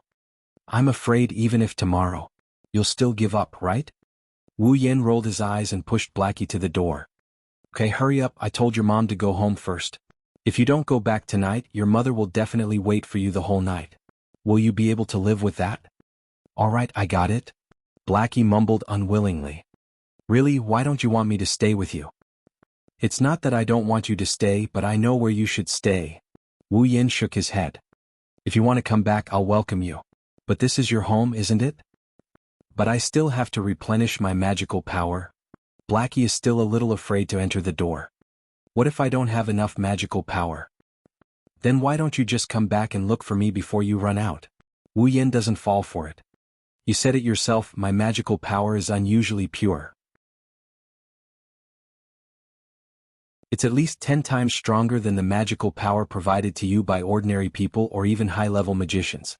Since you're not fighting right now, it shouldn't be a problem to maintain you for a month or two, right? What if there's an accident and a battle? Little Black made a final struggle before death. Won't it be bad if I don't have enough magical power? Then you can replenish it after the battle. Wu Yin pursed his lips. Don't waste your energy no matter what, you have to come back and recognize the door today. Woo-woo, big brother is a bad guy. Blackie whimpered and glanced at the door. In the end, she closed her eyes and went forward to press the doorbell. Gotcha. However, before Blackie can press the doorbell, the door in front of her opened by itself. Xiaohei was slightly taken aback. He subconsciously opened his eyes and looked to the front. Soon after, a beautiful face with a gentle smile was imprinted into his eyes. It's Alice Field. Mom? Blackie was stunned. It's Mommy? Like an ordinary woman who came out to welcome her children home from school, Alice Field stared at Xiaohei with a warm smile as though nothing had happened before. Like Wu Yin said, Alice Field has been waiting for Xiaohei all this while. and she has been waiting in front of her own door. If Little Black didn't show up tonight, then Alice Field will do as Wu Yan said, she'll keep waiting. Xiaohei knew this clearly. Looking at the smile on Alice Field's face, he felt a lump in his heart. He resisted the urge to cry. Without hesitation he blurted out a sentence without even thinking. "I'm sorry, you didn't do anything wrong?" Without hesitation, Alice Field said the exact same words as Wu Yan. She squatted down and her red eyes were full of heartache. "I should be the one saying sorry, no? No." Blackie's voice was choked with sobs. "Big brother is right. Mom didn't do anything wrong. She did it for my good. No matter what the intention is, it's the truth that made you sad. And this sadness is brought to you by Mom." Alice Field took Blackie's hand and held it tightly. "But that's all in the past. Mom is really happy that you can come back. Mom?" Blackie bit her lips and suppressed the surging emotions in her heart. She could only repeat this sentence. "I'm sorry. I'm sorry, that's not what you should be saying now." Alice Field's smile was still there. "What should you say when you go home?" Blackie's heart tightened. She first looked at Alice Field, who was looking at her expectantly. Then she looked at Wu Yan, who was also looking at her with a smile. Her nervous heart calmed down. Xiaohei rubbed his eyes, wiping off the moisture in his amber pupils. Then he took a deep breath and smiled shyly. "I'm back." Hearing this, the smile on Alice Field's face grew wider. "Welcome back, Ilia-chan." No. Alice Field shook her head and corrected herself. "Welcome back, Chloe-chan." There was no need for words. Under the moonlight, the mother and daughter hugged each other tightly in front of the entrance. Looking at this scene, Wu Yan smiled and quietly left. "Brother Wu Yan?" Mei Yu, who was wearing a maid uniform, stood in front of the gate of the Eiderfeldt's courtyard. She looked at Wu Yan and asked softly, "Blackie, are you home?" "I'm home." Wu Yan retreated to Mei Yu's side and looked at the mother and daughter hugging in front of the gate. "I'm finally home. So it's like that." Mei Yu's beautiful eyes rippled slightly as she spoke in a low voice. "That's good." Wu Yan glanced at the silent Mei Yu and reached out to touch her little head. "What's wrong?" "I'm not." Feeling the hand caressing her head, Miyuki felt reassured. She closed her eyes and rubbed her head against Wu Yan's palm. "I'm just thinking about what it's like to have a mother." The hand on Mei Yu's head paused for a moment and then unnoticeably returned to normal. Wu Yan squatted down. "Since you have an indescribable past, then don't think about it anymore. Just like Blackie, carry the painful past and live happily. Carry the painful past and live happily." Mei Yu murmured. She was a bit absent-minded. "Although I don't know what Mei Yu's real family is like and what's the situation now." Wu Yan looked forward again. His soft voice gently entered Mei Yu's heart. "But now, as long as you're happy, it's fine. Otherwise I'll be sad." Wu Yan. Mei Yu couldn't help but lean her petite body against Wu Yan. Wu Yan took the opportunity to pull Mei Yu into his embrace as he listened to Mei Yu, who buried her head in his chest. "I'm very happy now, is that so?" The hand on Mei Yu's head turned into a light pat on her back. Wu Yan laughed in satisfaction. "That's good." Under the night sky, on a small residential street, a mother and daughter, a man and a woman embraced in front of two completely disproportionate houses. They welcomed the moonlight from the sky and felt very warm.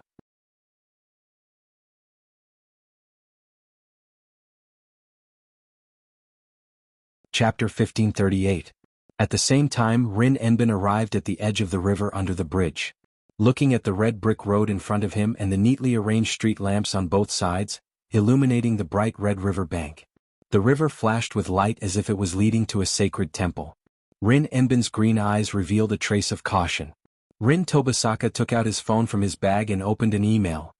"Midnight, under the bridge, see you on the river bank." Rin Enbin received the email before the sun went down and he was still investigating the situation of the 8th rank card in the underground cave of Yuzhong Mountain's Ludong Temple. There were only 11 words in the email, but there was no sender's identity. Even the phone used to send the email was from an unknown number. This proved that the person who sent the email to Rin Enbin wasn't someone he knew. Under such circumstances, Rin Tasaka still came alone, which was a very stupid thing to do. If this email was a normal spam or scam email, then it's fine. Rin Enbin is a magician after all, he can handle it alone. However, if the sender was an unknown magician, then there was no guarantee that there would be no danger at all. Even so, Rin Enosaka still came alone. He didn't tell Luvia or anyone else that he was coming. He had completely hidden it from everyone else. Because Rin and Osaka could roughly guess the identity of the person who sent him this email. Rin Enbin put away his phone and put it back into his bag. He looked up at the bright red riverbank and stepped into this place that was likely to become a place of trouble. He walked forward. The riverbank is very quiet at night, no one would be stupid enough to come here at this time. The riverbank is quite far from Fuyuki City. It's close to the suburbs, so no one would come here at this time. This makes the riverbank look eerie at night, it's terrifyingly quiet. Inside the space, the only sound. It was the sound of flowing water in the nearby river. Rin Enbin kept looking around, trying to find the person who had asked him out as he walked forward. After walking for about 10 minutes, Rin Enbin still didn't find his target. Rin Tobasaka stopped in his tracks and scanned the surroundings before he suddenly spoke. "Don't worry, I'm the only one here," the crisp and sweet voice echoed above the river bank. It mixed with the sound of flowing water. It quickly spread out and was drowned out by the continuous sound of flowing water. Rin and Osaka stayed where he was, not moving at all. It was as if he was certain that the other party was there, and he continued to scan the area. At a certain moment, the sound of light footsteps could be heard. Rin Enbin immediately looked at the source of the sound without hesitation. A figure slowly walked out from behind a street lamp by the riverbank. With clear footsteps, he exposed himself to the light and Rin Tosaka's vision. It was a short-haired beauty with a straight back, wearing a man's suit. Her face was full of determination, and her eyes were incomparably sharp. There was a faint trace of indifference and ruthlessness. "So it's you?" Rin Enbin stared at the slowly approaching figure. "Baget? It's Baget? Furka? Mark Remitz? I didn't expect you to come alone," Baget said expressionlessly. "As a member of the same organization, I admire your courage, but as a magician, I can only say that it's a bit stupid." "Same here." Rin Enbin didn't back down and mocked her. "You clearly know that I have a natural enemy on my side, but you still sent me an email and asked me out. Aren't you afraid that I'll bring that man with me? He's still holding a grudge about the last time you ran away in such a sorry state until now. You don't have to worry about that," Baget said coldly. "Even if I have to fight that unknown person again, I don't think I'll lose." "Oh?" Rin Enbin raised an eyebrow. "Are you sure?" "I'm confident." "I'm confident," Baget muttered. "Even if I can't win? Either way, you're all monsters." Rin Hasaka curled his lips impatiently. "Let's stop chatting. Tell me why you asked me to come here. As a member of the same organization, you've heard of me. You should know what I'm here for, right?"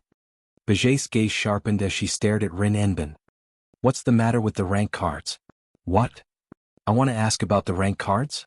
Just like what Baget said, Rin responded without any surprise. "The whereabouts of the 7th rank card? Or the Lancer rank card? Why is it in someone else's hands?" "All of them." "Both?" Baget frowned. "I even suspect that not only the Lancer card, but even the Archer card has fallen into someone else's hands, which is that man's hands, right?" You're right, Rin and Osaka admitted. "The Lancer and Archer cards have indeed been snatched away. So, if you're thinking that I have the 7th card and that's why you asked me out, I'm afraid you'll be disappointed." Hearing this, Baget lowered her head and didn't say anything. After a while, she said in a deep voice, "Don't worry." "What? Why?" Rin Enbin looked at Baget suspiciously. "What do you mean by why?" "Why? I don't care if you have the 7th rank card or not. Since the Lancer and Archer rank cards were taken by that man, why do you look like you're on good terms with each other?" Baget tightened the strap of the cylinder in her hand. "Can I take your actions as betraying the Magic Association?" "What?" "In other words," Rin Enbin sneered. "Lord Enforcer of the Seal, are you trying to clean up the traitor for the sake of the Magic Association?" "Yes." "It has nothing to do with me whether you betrayed the Magic Association or not." Baget shook her head. "It doesn't matter if you betrayed the Magic Association or not, it won't affect my mission. Therefore, I won't interfere." "What do you mean?" This time, it was Rin Enbin's turn to frown. "You're saying you won't report this to the Magic Association?" "Yes. I won't report anything that has nothing to do with my mission to the association." Speaking up to this point, Baget turned around and looked at Rin Tosaka coldly. "However, it's a different story if it's related to my mission. You just want to get information from me, right?" Rin Enbin shrugged helplessly. "Information on the 7th rank card? I have no intention of reporting this to the association, but I hope you can give me what I need. Beige said without any change in her expression. Give me the information on the 7th rank card. This might be the last time we meet. A deal? Rin Enbin sneered. As expected of the Magic Association, you're willing to do anything to complete your mission. Beige didn't say anything, she just stared at Rin Enbin like a lion staring at its prey. Rin Enbin knew what was going on. If he didn't give Beige the information on the 7th rank card, Beige would have charged at him. He was truly a madman. Rin Enbin smiled bitterly and gave an answer. The 7th rank card hasn't been recycled yet. Are you messing with me? Beige's eyes turned cold. There's no longer a source of distorted mana in Fuyuki City, right? Yes. That's because this rank card is on the main branch of the ley line. Rin Enbin said without changing his expression. That's a corner of the main trunk of the ley line that even the Magic Association can't detect. Over there, the distorted mana emitted by the rank card has mixed with the mana of the ley line. Coupled with the depth of the ley line, no one can find its location except for House Enosaka, the miner of the ley line. The main branch of the ley line. Beige clenched her teeth. The place returned to silence. Phew. Beige exhaled after a while. Let's make a deal.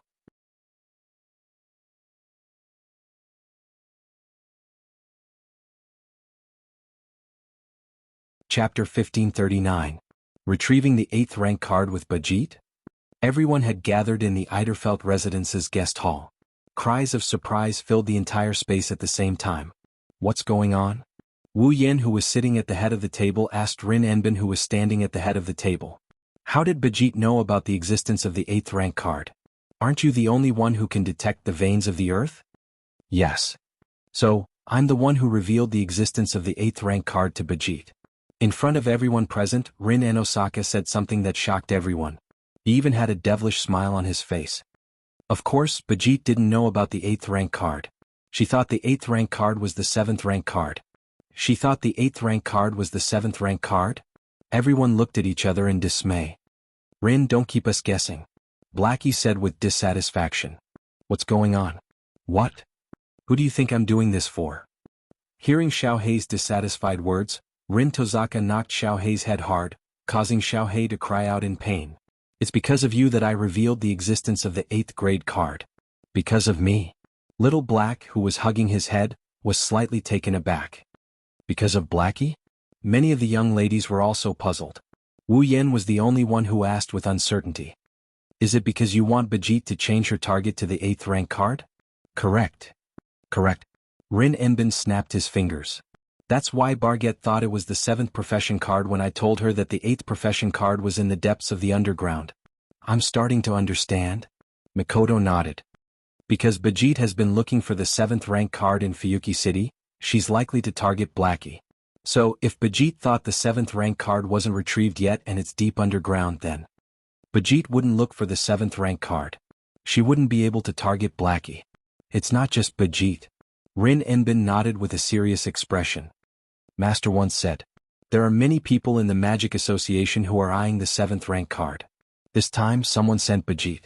Then, the next time, the other higher-ups will also send people to plunder the rank cards. And they might also target Blackie, right? Hinajiku nodded as well. I see. You want the people from the Magic Association to mistake the 8th card as the 7th card so that Xiaohei can escape the danger of being targeted, right? Yes. I can't say that Blackie is completely free from the eyes of others. Rin Enbin sighed. After all, Xiaohei has the power of an archer in his body. Once Xiaohei uses the power of an archer, he will still be exposed. If that's the case, why don't we just let Bajit wander around Fuyuki City looking for the 7th rank card? Livia said in an annoyed tone. You're going to expose the 8th rank card like this. Won't we have one more powerful enemy when we retrieve the card? But I can also guarantee that there will only be one strong enemy and no more. Rin Enbin turned around and took out a piece of paper from his bag and spread it on the table. Take a look at this. Hearing Rin Enbin's words, everyone focused their attention on the paper. On that piece of paper, the names of the people were listed in a row. This is... Livia was shocked.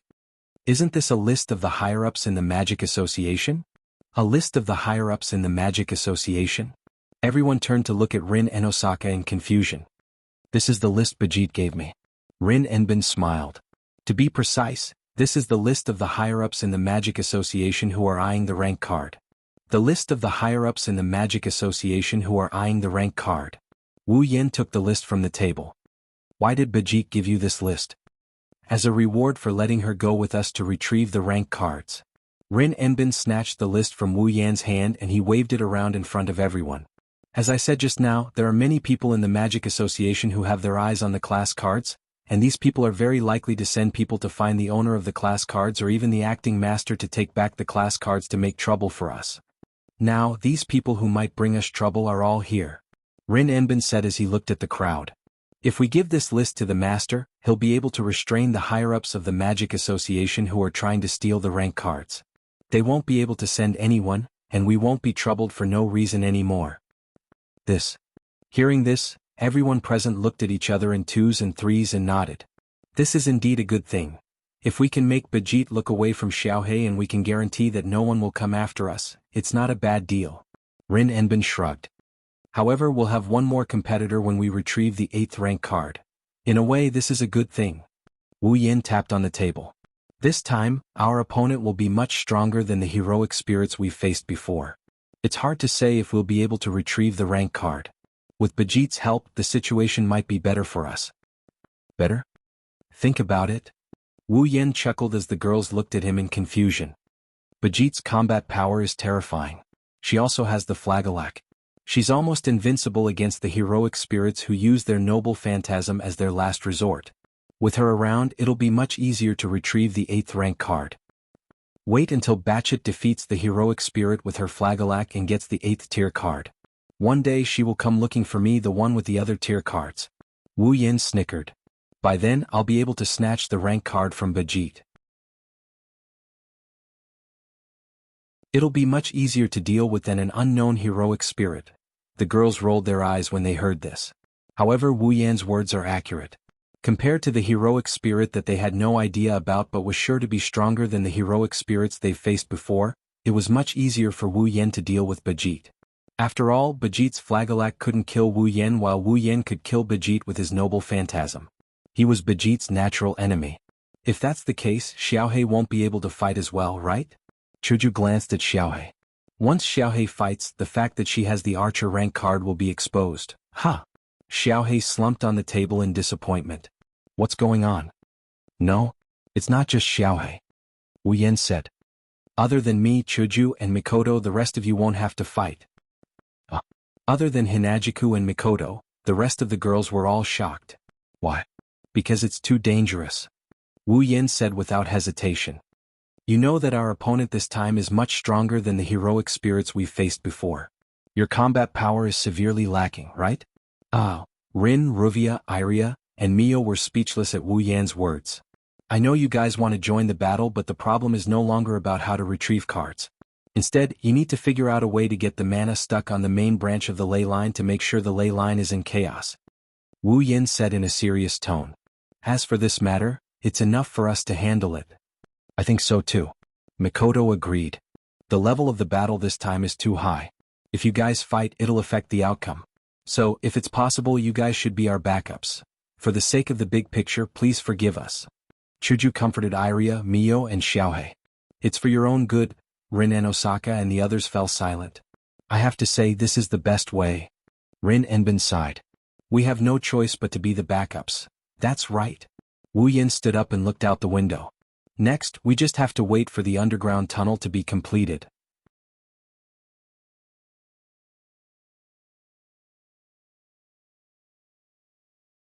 Chapter 1540. So this is where the 8th rank card is? On a beach near Fuyuki City, Wu Yin looked at the construction site surrounded by walls. He listened to the noises coming from the construction site and he said with admiration, "It's amazing to be able to reach this stage in such a short time. There's a saying in this world, money makes the world go round." Luvia covered her mouth with a hand and laughed out loud.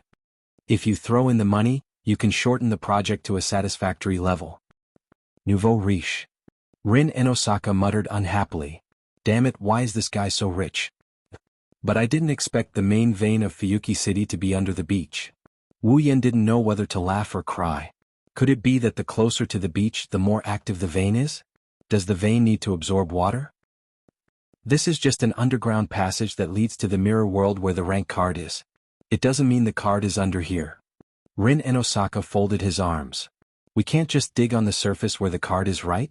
What if the place is in the city? That's true. Wu Yen shrugged and looked at the noisy construction site. So, when will the underground passage be completed? Actually, the underground passage is already in the final stage of processing. Livia said seriously. Tonight. We'll be able to get to the place where the card is. Tonight, huh? Wu Yan's wine-red eyes glowed with a sharp light. It has been half a month since Blackie returned to her home after Bijit's attack. In this half a month, everyone lived an ordinary life that was completely uninvolved with troublesome matters. It could be considered as an adjustment before the war. Since only Wu Yan, Chuju and Mikoto were going to fight, Ilya, Mio and Blackie were forbidden from getting involved in the retrieval of the rank card and returned to their normal lives. That is to say, even if the underground passage is completed tonight, Ilya, Mayu and Xiaohei wouldn't come over either. On the other hand, Rin Enbin and Livia would come over. This could be considered as preparation work for Wu Yan, Chuju and Mikoto, as well as taking care of the aftermath of the battle. As for class cards, Rin Tozaka and Livia didn't have much hope. In front of him was Wu Yan and behind him was Badget. It didn't matter which side he was facing. Rin and Osaka and Livia had no chance of winning. Therefore, the two magician girls no longer asked for a class card. Instead, they simply changed their job to normalizing the ley lines. Of course, without their rank cards, Rin and Osaka and Livia's plan to take Zelrich as their master would probably be ruined. However, the two young ladies of the prestigious families didn't seem to have any intention of giving up. They resolutely declared that they must find another way to become his apprentice. Wu Yan expressed his support for Rin and Osaka and Livia's enthusiasm on the surface, but he was secretly laughing. After all, in the original work, the two young ladies of the prestigious families were known to be at odds with each other. Zelrich found it troublesome and tactfully chased them away. Now, even if they did find another way to become his apprentice, Zelrich would surely reject them. Well, I can only let these two young ladies work harder? Then, are there no other questions? Wu Yan retracted his gaze from the construction site in front of him and said to Rin and Osaka and Livia, "If there are no other questions, let's do it tonight." Tonight? Rin and Osaka and Livia looked at each other and nodded solemnly. Then tonight it is. Tonight. At this moment, a voice sounded from the construction site beside the three of them. When the time comes, I will also come over. Hearing this voice, Wu Yan, Rin and Osaka and Livia immediately turned their heads and looked over. Over there, Barjet, who was wearing a man's suit and carrying the Flagelac stone ball as usual, was standing straight in front of the construction site, looking into the construction site from afar. Badget. Rin and Osaka and Livia raised their guard, their eyes were filled with vigilance. This person in front of them doesn't play by the rules, she's a madwoman who only wants to complete her mission. Who knows what she'll do? Don't worry. As if she could sense Rin and Osaka and Livia's actions, Badget's gaze was still fixed on the construction site. She didn't even turn her head as she spoke. Since you don't have a rank card and you have nothing to do with my mission, I have no reason to attack you. After speaking, Badget turned around and stared at Wu Yan with a pair of sharp eyes. Even if I attack you, it will be against my mission target. This is my principle. Badget didn't hide her hostility towards Wu Yan. There's no need for her to hide it. Because of this, the atmosphere became tense. Rin and Osaka and Livia's eyes trembled as they became even more vigilant. I haven't seen you for half a month and your confidence has increased quite a bit. Wu Yan, who had a cold expression since Badget's appearance, sneered at her. Or do you think that you'll be able to defeat me in just half a month? Are you looking down on me? Badget's expression didn't change as she stared at Wu Yan. I haven't found a way to defeat you, but you don't think there's no other way to kill you just because you can't die after being pierced through the heart, right? I don't know if you have a way to kill me. Wu Yan turned his head and looked at the construction site. All you need to know is that if I want to kill you, I don't just have to use the spear of death. Badget tightened her grip on the strap of the tube, and her sharp eyes were filled with murderous intent. I don't like to fight for no reason, but if someone provokes me, I don't mind teaching them a lesson.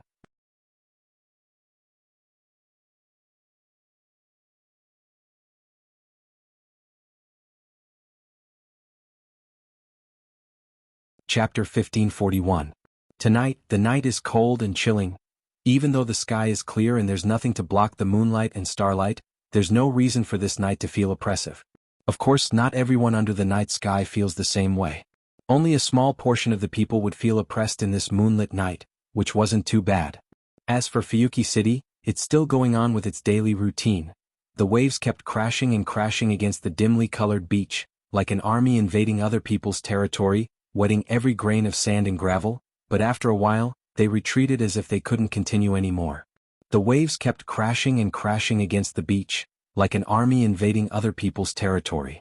On this beach that's filled with cold night air, the underground tunnel that's surrounded by a construction wall looks out of place. It's an eyesore. Come to think of it, let alone at night, even if it was daytime, if someone were to play on this beach, they would definitely be disappointed by this incongruous construction site, right? Fortunately, tonight the only sound that's heard is the crashing of the waves on the beach. There's also the clanging of footsteps in the underground tunnel. It was a circular passageway that was only 4 to 5 meters wide. It extended all the way down into the ground. In the interior of this passageway, there was nothing except for the bricks that covered the walls and the stairs that led to the underground. There were only bricks and stairs in this passageway. A few people walked down the stairs with clear footsteps. A gust of cold wind blew down from the entrance of the passageway without any warning. It was like a chilly wind that led straight to hell. It mercilessly hit the people who were still walking down the long stairs, causing everyone to shiver. Hinagiku couldn't help but hug her own shoulders and shudder. Ugh, it's so cold. It's unavoidable to be cold at the beach at night. Even though she said that, her face is pale. She looked at her own body and complained. Plus, under these circumstances, we're still wearing which clothing that's good at ventilation but not good at keeping out the cold? I've been meaning to ask. Rin, who's walking in front, turned around with a sullen expression. Why would you want to wear which clothing in such an important battle? I can't say that your taste is bad. Livia sighed as she walked down the stairs. I can only say that I don't understand. Although it's a bit childish to wear this kind of costume in this kind of situation, but don't underestimate it. Hinagiku opened her arms and revealed a red and white witch costume. It's all thanks to him. Last time we were punched by the berserker more than 10 times but we were still fine. You were punched by a berserker and you're fine? Rin and Osaka looked at Hinagiku and Mikoto's robes again in shock. You were fine last time because of this? I thought the two of you were performing some kind of magic? Livia began to examine the two girls' robes. Is this some sort of magic costume? I've never heard of a magic costume with such strong defense. Well, it's a bit troublesome to explain. Mikoto brushed her bangs away from her forehead. Her long sleeves fluttered in the air, making this action less heroic and more elegant. Just think of it as a magic costume, I say. Wu Yen, who's walking at the front, or rather at the bottom, said helplessly as he listened to the girls' conversation. We're literally rushing to the battlefield. Is it really okay for you to chat so casually? Humph. Rin's grumpy expression turned into one of annoyance when he heard Wu Yan's response. It's not like we're going to fight, right? Are you still going to blame me? Wu Yan's helplessness deepened. Who do you think we're doing this for? Who do you think we're doing this for? Rin turned his head away in annoyance. Don't worry about other people's safety and end up dying in the mirror realm. That's not going to look good.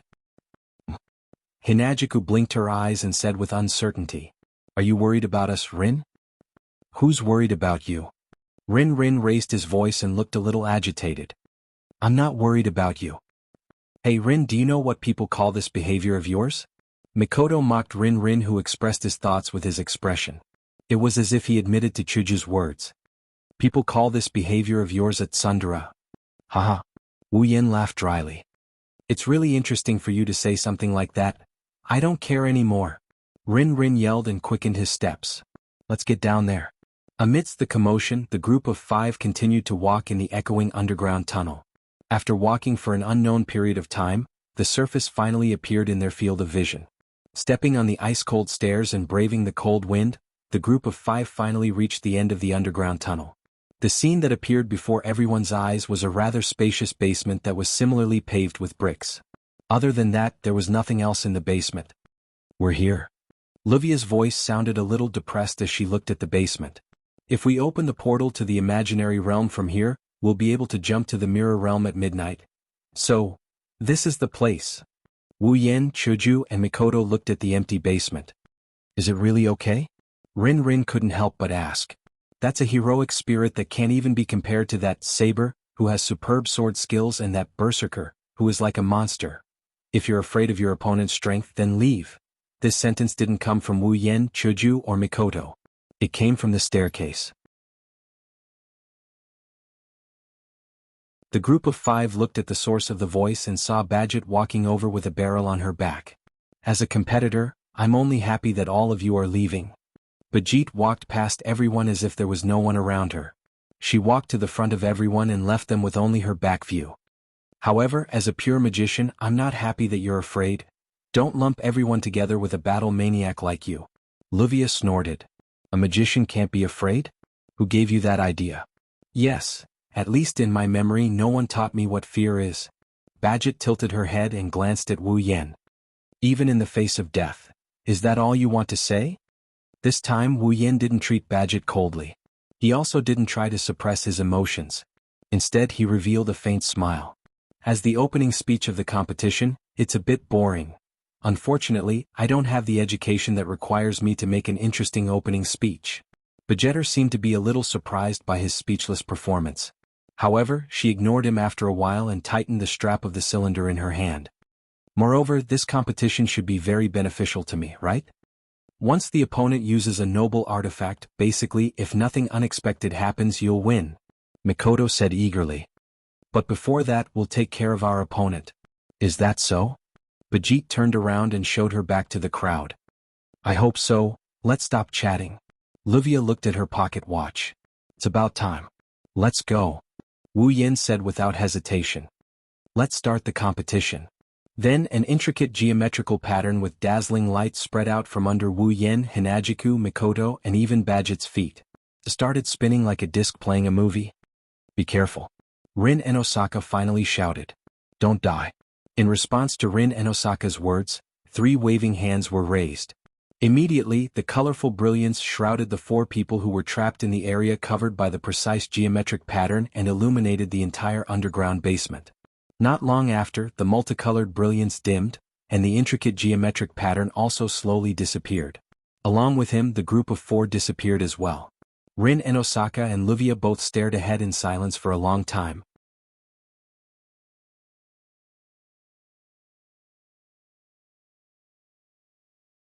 Chapter 1542. Their vision is distorted. Their thoughts are in chaos. Time is flying. The world is shifting. Maybe a minute. Maybe 10 minutes. Maybe an hour. Maybe 10 hours. Maybe 1 day. 10 days. 100 days. 1,000 days.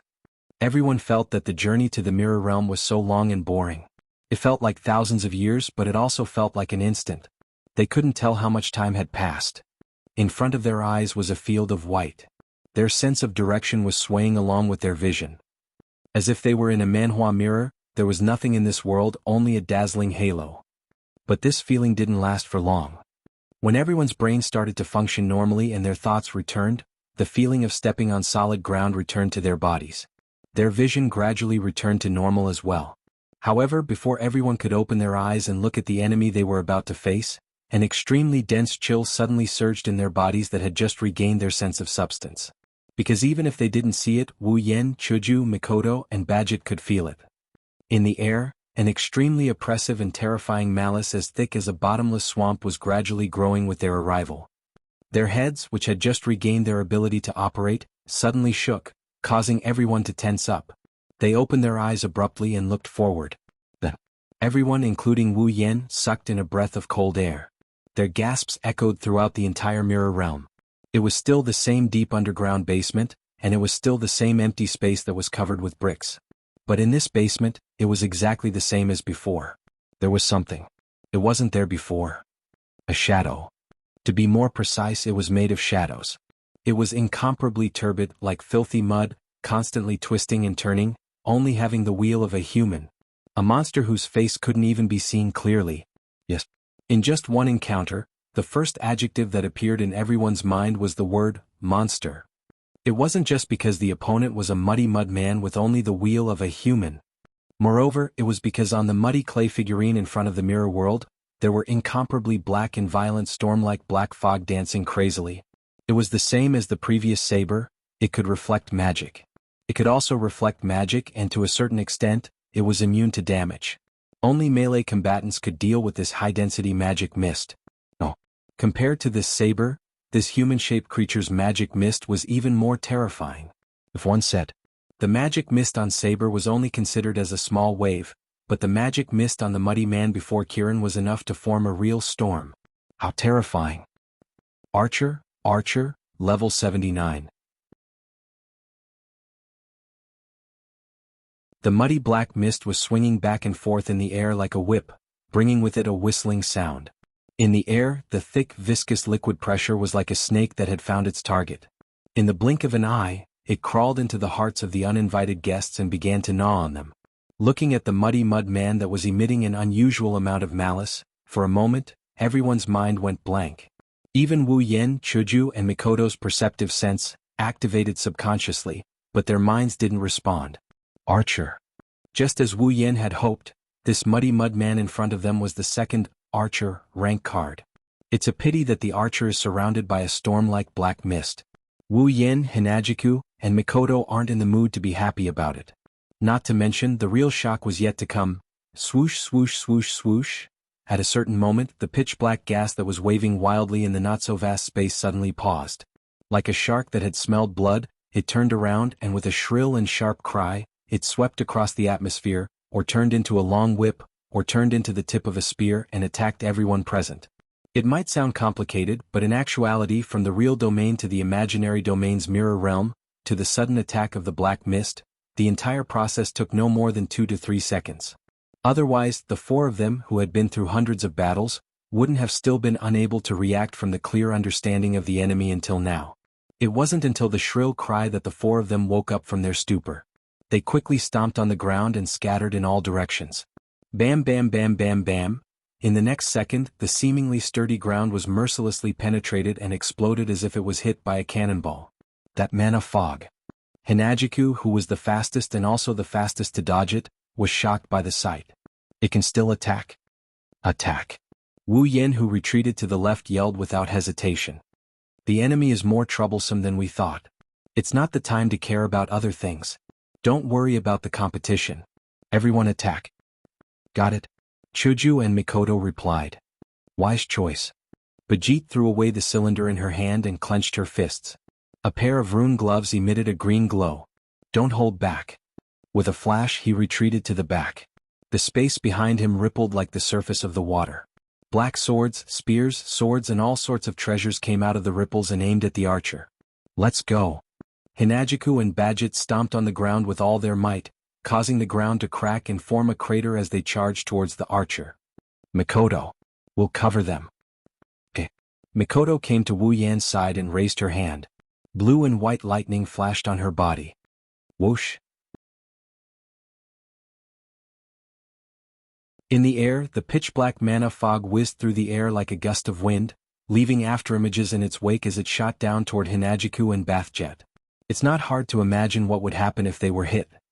Whoosh, beep beep. However, the pitch-black magic fog that was as sharp as arrows streaked across the sky and shot downwards. Pitch-black noble artifacts cut through the atmosphere and shot out like bullets. Other than the pitch-black precious artifact rain, the bluish-white streaks of electricity seemed to have transformed into whips as they rubbed against the atmosphere of this world, violently flinging past. Bang bang bang bang bang, bang. Suddenly, the pitch-black rain of relic and the rich blue and white electric current passed through the space as if they were waiting for the mana mist to come to them. They collided with the mana mist that was falling from the sky.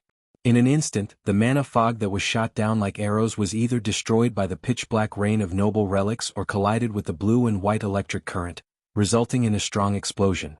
With the protection of the black mana fog and the blue and white lightning flashes, Chuju and Bajit arrived at the archer's mana fog. The black shadow with only human wheels opened its mouth and wriggled twice. The part that looked like a hand also began to gently lift up. It won't be that easy.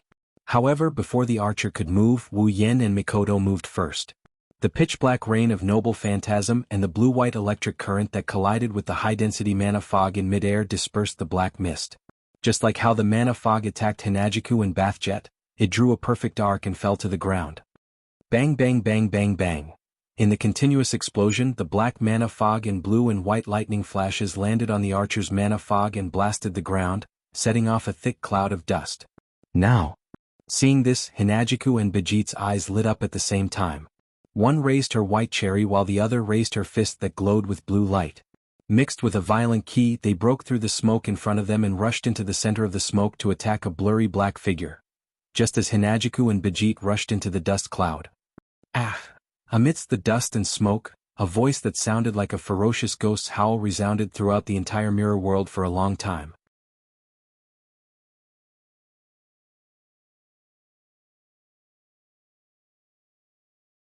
Chapter 1543. Passing through the thick smoke and dust, the pitch-black magic fog, and the eardrums of everyone present, the incomparably shrill cry turned into an echo, spreading out as if it had substance. With such an ominous voice, there was no doubt that it belonged to the dark heroic spirit of the archer. However, this was not a scream. It was an angry roar. Ding! When the shrill cry faded away, the sound of a door being unlocked rang out from within the thick dust cloud. Whoosh! Soon after, numerous blurry black figures rose from the dense dust and shot into the air. They scattered the dense dust and blasted the two figures away like they were trash. Under Wu Yen and Mikoto's watchful eyes, the two figures that were sent flying fell to the ground with a loud crash. They slid across the ground and landed right in front of them. They were Chuju and Bijit. However, compared to the time when they dashed out and attacked the archer valiantly, the two girls looked completely different now. Hinajiku, on the other hand, was still fine. Her face had a tinge of pain and her robe was emitting a blurry layer of light. Although she looked a little wretched, she didn't suffer any injuries. Come to think of it, the moving church had probably protected her. But Badget's appearance was miserable to the extreme. Bayette, who had fallen to the ground, had weapons all over her body. There were swords and sabers. There were spears, halberds, and sharp weapons that mercilessly pierced through Badget's body, the front end of which was deeply embedded in her body. Blood splattered everywhere. The ground was dyed red. Chuju! Mikoto cried out in alarm and hurriedly helped Chuju up from the ground. This is... Wu Yen looked at the weapon that pierced through Badget's body. His expression finally changed. A relic? That was right. The weapons that pierced through Bijit's body were all treasures.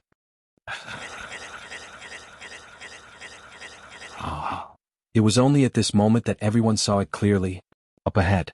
Beneath the muddy archer, a sticky substance that looked like mud was disregarding the obstruction on the ground. It was like magma that came out from the ground and started to spread on the ground around the archer. And in this pitch-black mud, there were sabers, swords, spears, halberds of all shapes and sizes. Weapons that were more diverse than Wu Yan's pitch-black precious artifact that was purely made of iron sand flew out from within. They soared into the sky and floated in midair, motionless. Not long after, the entire sky of the mirror realm was filled with weapons of all shapes and sizes. There were at least tens of thousands of weapons, and at the same time they were all treasures. It was not like Wu Yan's, which was purely a shortcut. It was made of iron sand and had the power and hardness of a relic. There was nothing else. It was made of fantasy, belief, and miracles. It was the ultimate weapon that was only used by the legendary heroes. A hero spirit that can use tens of thousands of treasures. Wu Yan's face turned pale. Born from the beliefs of humans, the heroic spirits of the great heroes and myths, legends, and history all possessed the powerful weapons that symbolized the legends they had used when they were alive. This kind of weapon was the so-called precious artifact. Usually, a hero spirit would only have one type of precious artifact. A few special hero spirits could have multiple precious artifacts, but at most they would not have three at the same time. However, in the sky that covered the entire mirror realm, tens of thousands of weapons were all precious artifacts. They were genuine precious artifacts. Wu Yen knew that there was only one hero spirit that could have such an extraordinary number of precious artifacts. Gilgamesh. 2/3 of his existence was a god, and the remaining 1/3 was a human. He was the oldest king of humans, the legendary hero king, Gilgamesh. When he was a king, he had collected all the treasures in the world from the era that he ruled. He was a selfish, proud, and arrogant king. However, because of his actions when he was alive, Gilgamesh had collected all the treasures in the world in his treasure vault.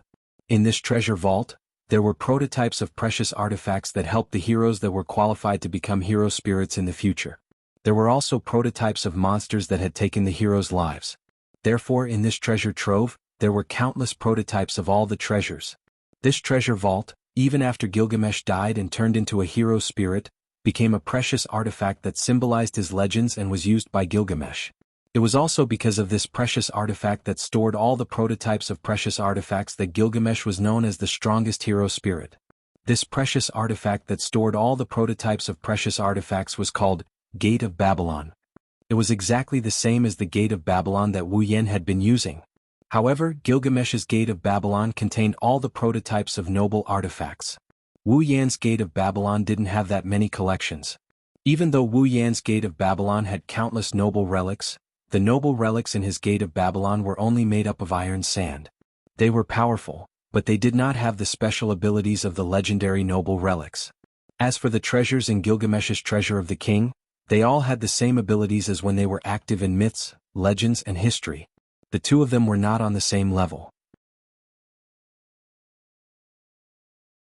Unfortunately, looking at the black mud that was spreading on the ground, Wu Yan sneered. He did not know whether it was mockery or pity. Even if the foundation inside still exists, such an ugly thing can no longer be called the king's treasure.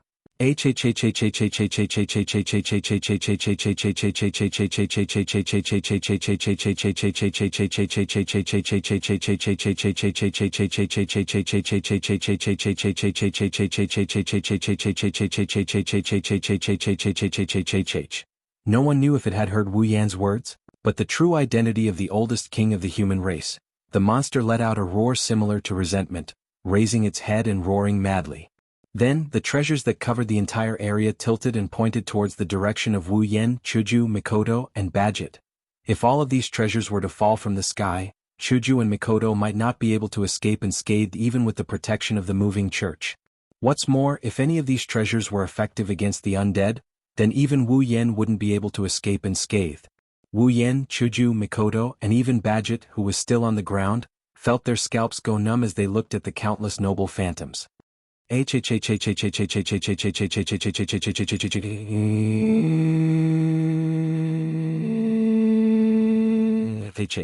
Following the archer's roar, a rain of noble phantoms began to fall from the sky, like bullets, sabers, swords, spears, halberds, and all sorts of treasures created a frenzied sound of breaking through the air and shaking the air. They shot towards the incomparably tiny four people standing on the ground, covering the sky and covering the earth. Chuju, Mikoto, hide behind me. He didn't have the time to think about it, he didn't have the energy to spare. He flashed in front of the two girls and raised his palm. In the next moment, waves of iron sand surged out from the crimson spatial ripples. They rolled like waves, forming walls that overlapped and blocked above the four of them. Bang bang bang bang bang. As soon as the iron sand walls were formed, a violent tremor and explosion came from the top of the wall, causing the thick black walls to tremble and scatter black particles. Fortunately, the iron sand was also a noble phantasm. Although it didn't have any special abilities, it still had the hardness of a noble phantasm. That's why it could withstand the torrential rain of noble phantoms. Otherwise, if it were a normal iron sand, it would have been broken into pieces by now. Unfortunately, even if it was a noble phantasm, the iron sand walls couldn't withstand the rain of noble phantoms. Sooner or later they would shatter. When that happens, Wu Yan, Chuju, and Mikoto would be defeated. We can't go on like this. Hinajiku's grip on White Cherry was so tight that her joints were cracking. We'll definitely lose if we defend passively. We have to take the initiative to attack. Mikoto gritted her teeth.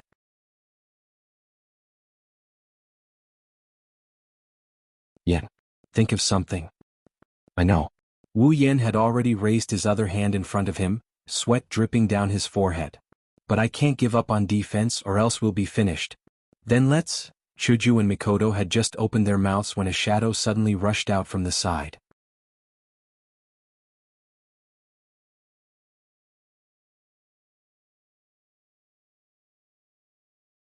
Chapter 1544. Swish swish swish swish swish. In the sky the treasures fell like raindrops. If Qing was pouring rain, she only aimed at one corner of the mirror world, shooting indiscriminately. Bam bam bam bam bam. It was the sound of noble phantasms shooting at the black iron sand walls that were starting to crack. Dong dong dong dong dong. This was the sound of noble phantasms shooting at the ground that was covered with bricks. It was the sound of noble phantasms shooting at the ground. Who? This is the sound of the iron sand flowing out from the gate of Babylon. Compared to the deafening explosion, the sound of the iron sand flying in the air is much weaker. Ping! It was the sound of a person who transformed into an afterimage and shot out like an arrow leaving the bowstring. A heroic spirit of the most ancient king who was gradually approaching the level of an archer stepped on the ground. Chuju and Mikoto couldn't help but be shocked when they saw the figure that had lost its protection and was completely exposed to the shooting range of the noble artifacts. But The person who rushed out as if she was going to die was Bajit, who had pulled out all the noble artifacts that pierced through her body. Her body was covered in blood. At this point, the blood dripping from Bajit's body had stopped. She was like a standard berserker as she charged towards the archer without any expression on her face. you were injured so badly. It could even be considered a fatal injury, yet he could still continue to fight? Mikoto was stunned. What a mess. I almost forgot. She's a troublesome person who can't be defeated or killed. Chuju resisted the urge to rush out and said in a deep voice. However, isn't this just courting death? Indeed, Badget had completely exposed herself to the range of the noble phantasm that covered the entire sky. There was no obstacle at all. The Tempest relic poured down and shot towards the tiny being on the ground without any mercy. Come on. Bajit stared at the rain of relics that fell from the sky and covered her entire field of vision as if she was challenging them. He raised one of his fists. It's over. After saying this, a lead-colored ball floated out from Badget's back like a ghost and landed on her raised fist. With a fearless attitude, in the face of the rain of relics that poured down from the sky. Instead of retreating, Badget advanced. He increased his sprinting speed. At the same time, the lead ball floating above Badget's fist also burst out with bright electric light. The electric light turned into a dazzling light, enveloping the entire lead-like stone ball. When the light dissipated, a ring with runes engraved on its back and a short sword blade with runes engraved on its blade appeared on the stone ball. He stared straight ahead without letting go for a moment. Badget looked at the archer that was roaring behind the noble phantasm that covered the sky and the earth.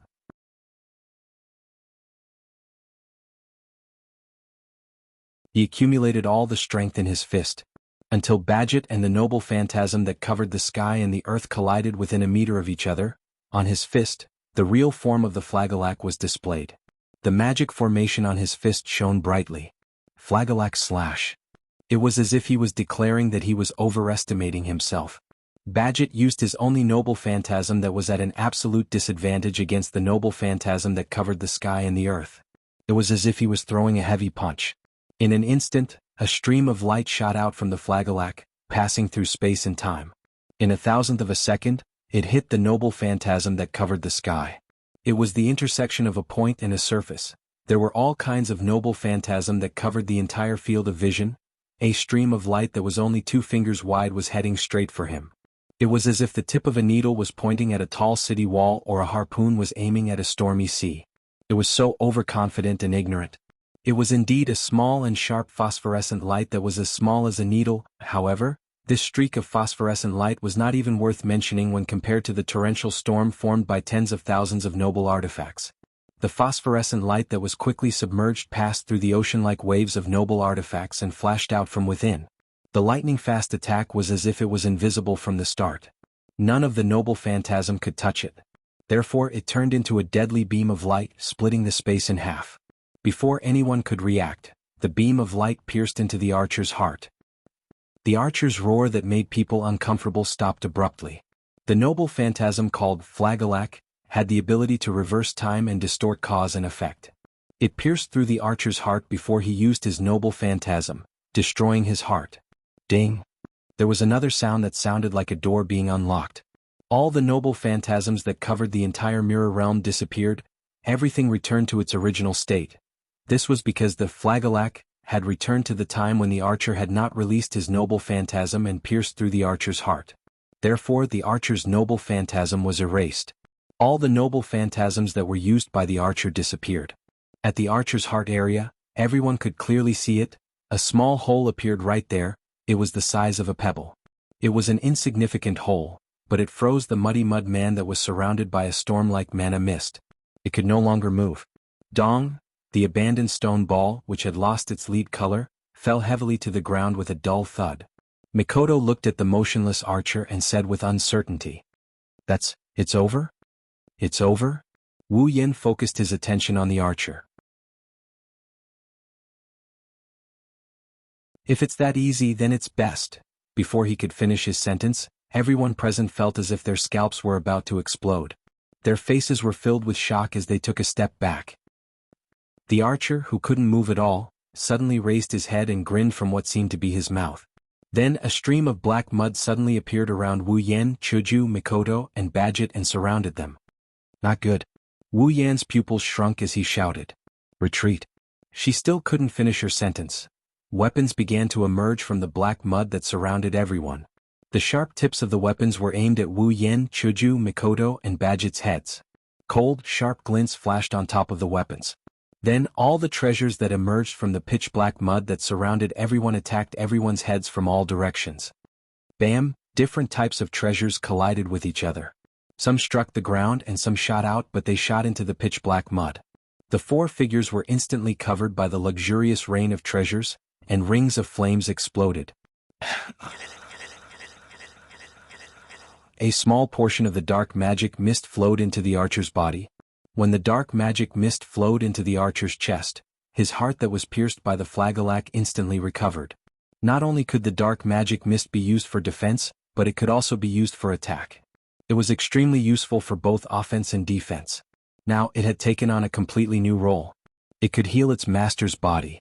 Furthermore, the archer's body was the oldest human king, the hero king who possessed all the treasures in the world, the strongest hero king, Gilgamesh. It couldn't be defeated. It couldn't be killed. It couldn't be defeated. This was the worst enemy he had ever encountered.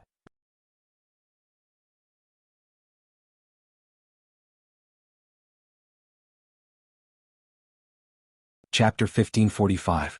Cough cough, this damned parvenu.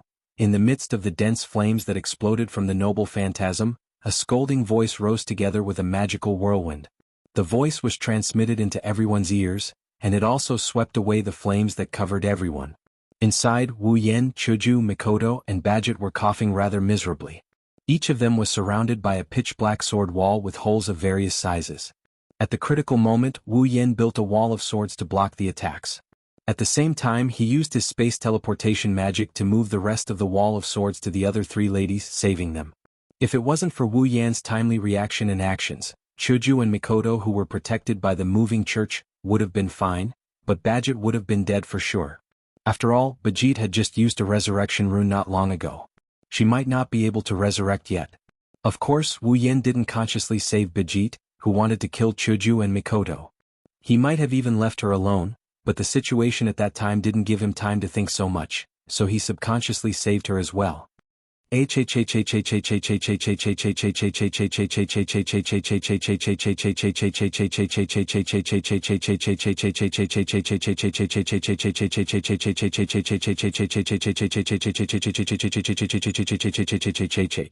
Wu Yan, who was still coughing, smiled bitterly as the dark archer let out a dissatisfied hiss.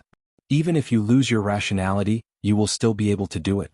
Was he only left with his instincts and he still didn't allow anyone to get in his way? Your arrogance has become your instinct, hasn't it?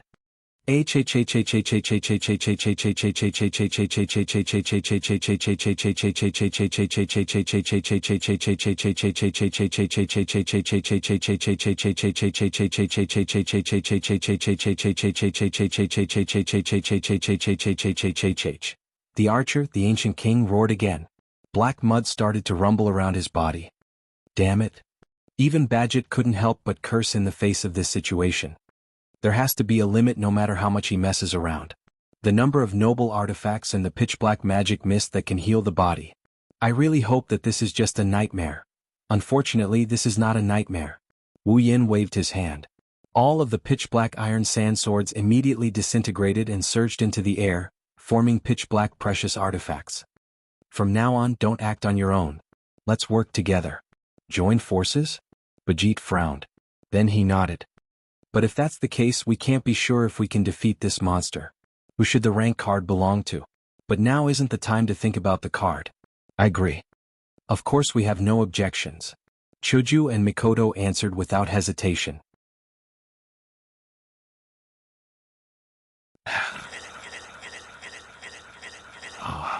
The moment the four of them decided to work together, Archer roared angrily. The black mud around him churned even more violently. Although he wasn't sure if it was because the archer had lost his mind and turned into a dark spirit that the gate of Babylon became like this, there was no doubt that the archer's noble gear was taken out from the gate of Babylon. The black mist of magic could also heal the body of an archer, even if it was a fatal wound to the heart. As mentioned before, this archer couldn't be defeated, couldn't be killed, and even more likely couldn't be defeated. But now, I have no choice but to attack. Wu Yan's body surged with an astonishing amount of magic power, which rushed out in all directions like a storm. At the same time, Chuju tightened her grip on White Cherry's hand, and a cold light flashed across the crystal-like sword like a waterfall. Then she dashed towards the archer. Ah! Seeing Chuju dashing towards it, the archer roared angrily. Its body that was twisted like black mud rose up, and the surrounding black mud shook like an earthquake. It rolled behind the archer and formed a swamp. Immediately after, in the pitch-black swamp, the treasures were like lotus flowers that were not stained by the mud. They separated the sticky black mud and shot towards the incoming daisies, creating a sonic boom as they fiercely collided with the daisies. Ha! At the back, Mikoto let out a delicate shout. Her entire body exploded with blue and white lightning, all of it gathered in her hands, forming a ray of light. With a wave of her hand, Mikoto shot out, heavily colliding with the incoming treasures. Clang! When the two of them collided, the sound of metal clashing was heard and sparks flew in the air. However, the archer's noble phantasm was indeed deflected by the dense blue and white lightning. It brushed past Hinajiku's body and shot to both sides. If in response to the archer's cry, the pitch-black mist of mana bounced in the air, and with a whoosh, it turned into a blurry shadow of a whip and lashed out at Hinajiku who was charging at him. Facing the dark magic fog, Chuju seemed to be more relaxed than when she was facing the noble gear. She didn't panic at all. Her footsteps were light and straightforward. It was as if she was skating on ice. Every time she slid, she would be able to dodge the whip by a hair's breadth. Her speed didn't decrease at all as she continued to rush forward. Looking at the Hinajiku that was charging at him at an extremely fast speed, the archer slightly lowered his voice. Behind him, the turbid black mud swamp rolled up. It seemed like it wanted to shoot out a noble artifact again. However, kacha. Kacha kacha kacha. The black mud vortex behind the archer and the black mud on standby around the archer all made the same sound. That was because on top of the black mud, a layer of hard ice suddenly spread out and slowly engulfed the black mud and froze it. The archer's twisted body trembled. It raised its head and looked forward. At the back of everyone, Wu Yan's wine-red eyes were emitting a terrifying light. His body surged with magical power and turned into a white frost. It was unknown when the frost wrapped around the black mud and froze it. That was the ice-controlling ability of the Enchantress of Azure Ice. The archer, who had lost his mind, couldn't understand the current situation. His movements were all stiff. So, at this time, Hinajiku successfully arrived in front of Archer. White Cherry in her hand slashed the space in front of her, drawing two sword slashes, and suddenly flashed on Archer's body. Puchi. Puchi. Two ripping sounds echoed clearly in the mirror world. Two turbid black arms flew into the sky and landed on the ground, turning into pure black mud. Chuju wasn't sure if the archer could feel pain, but she didn't give the archer a chance to react. Her White Cherry drew a third arc in the air and struck the archer from the bottom up. Puchi.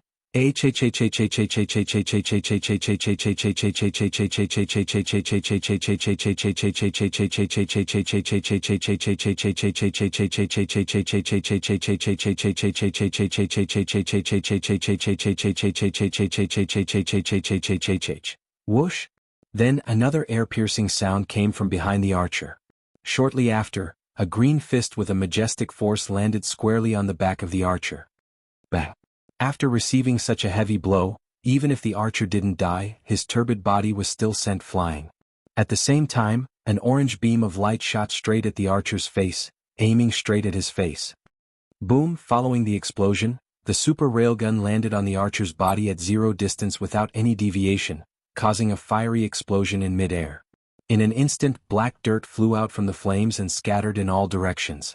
It dripped onto the ground, causing a burst of smoke to rise from the ground. Wu Yin, Hinajiku, Mikoto, and Badget, who had a perfect teamwork, felt their hearts skip a beat as they looked at the corner of the sky that was covered in flames.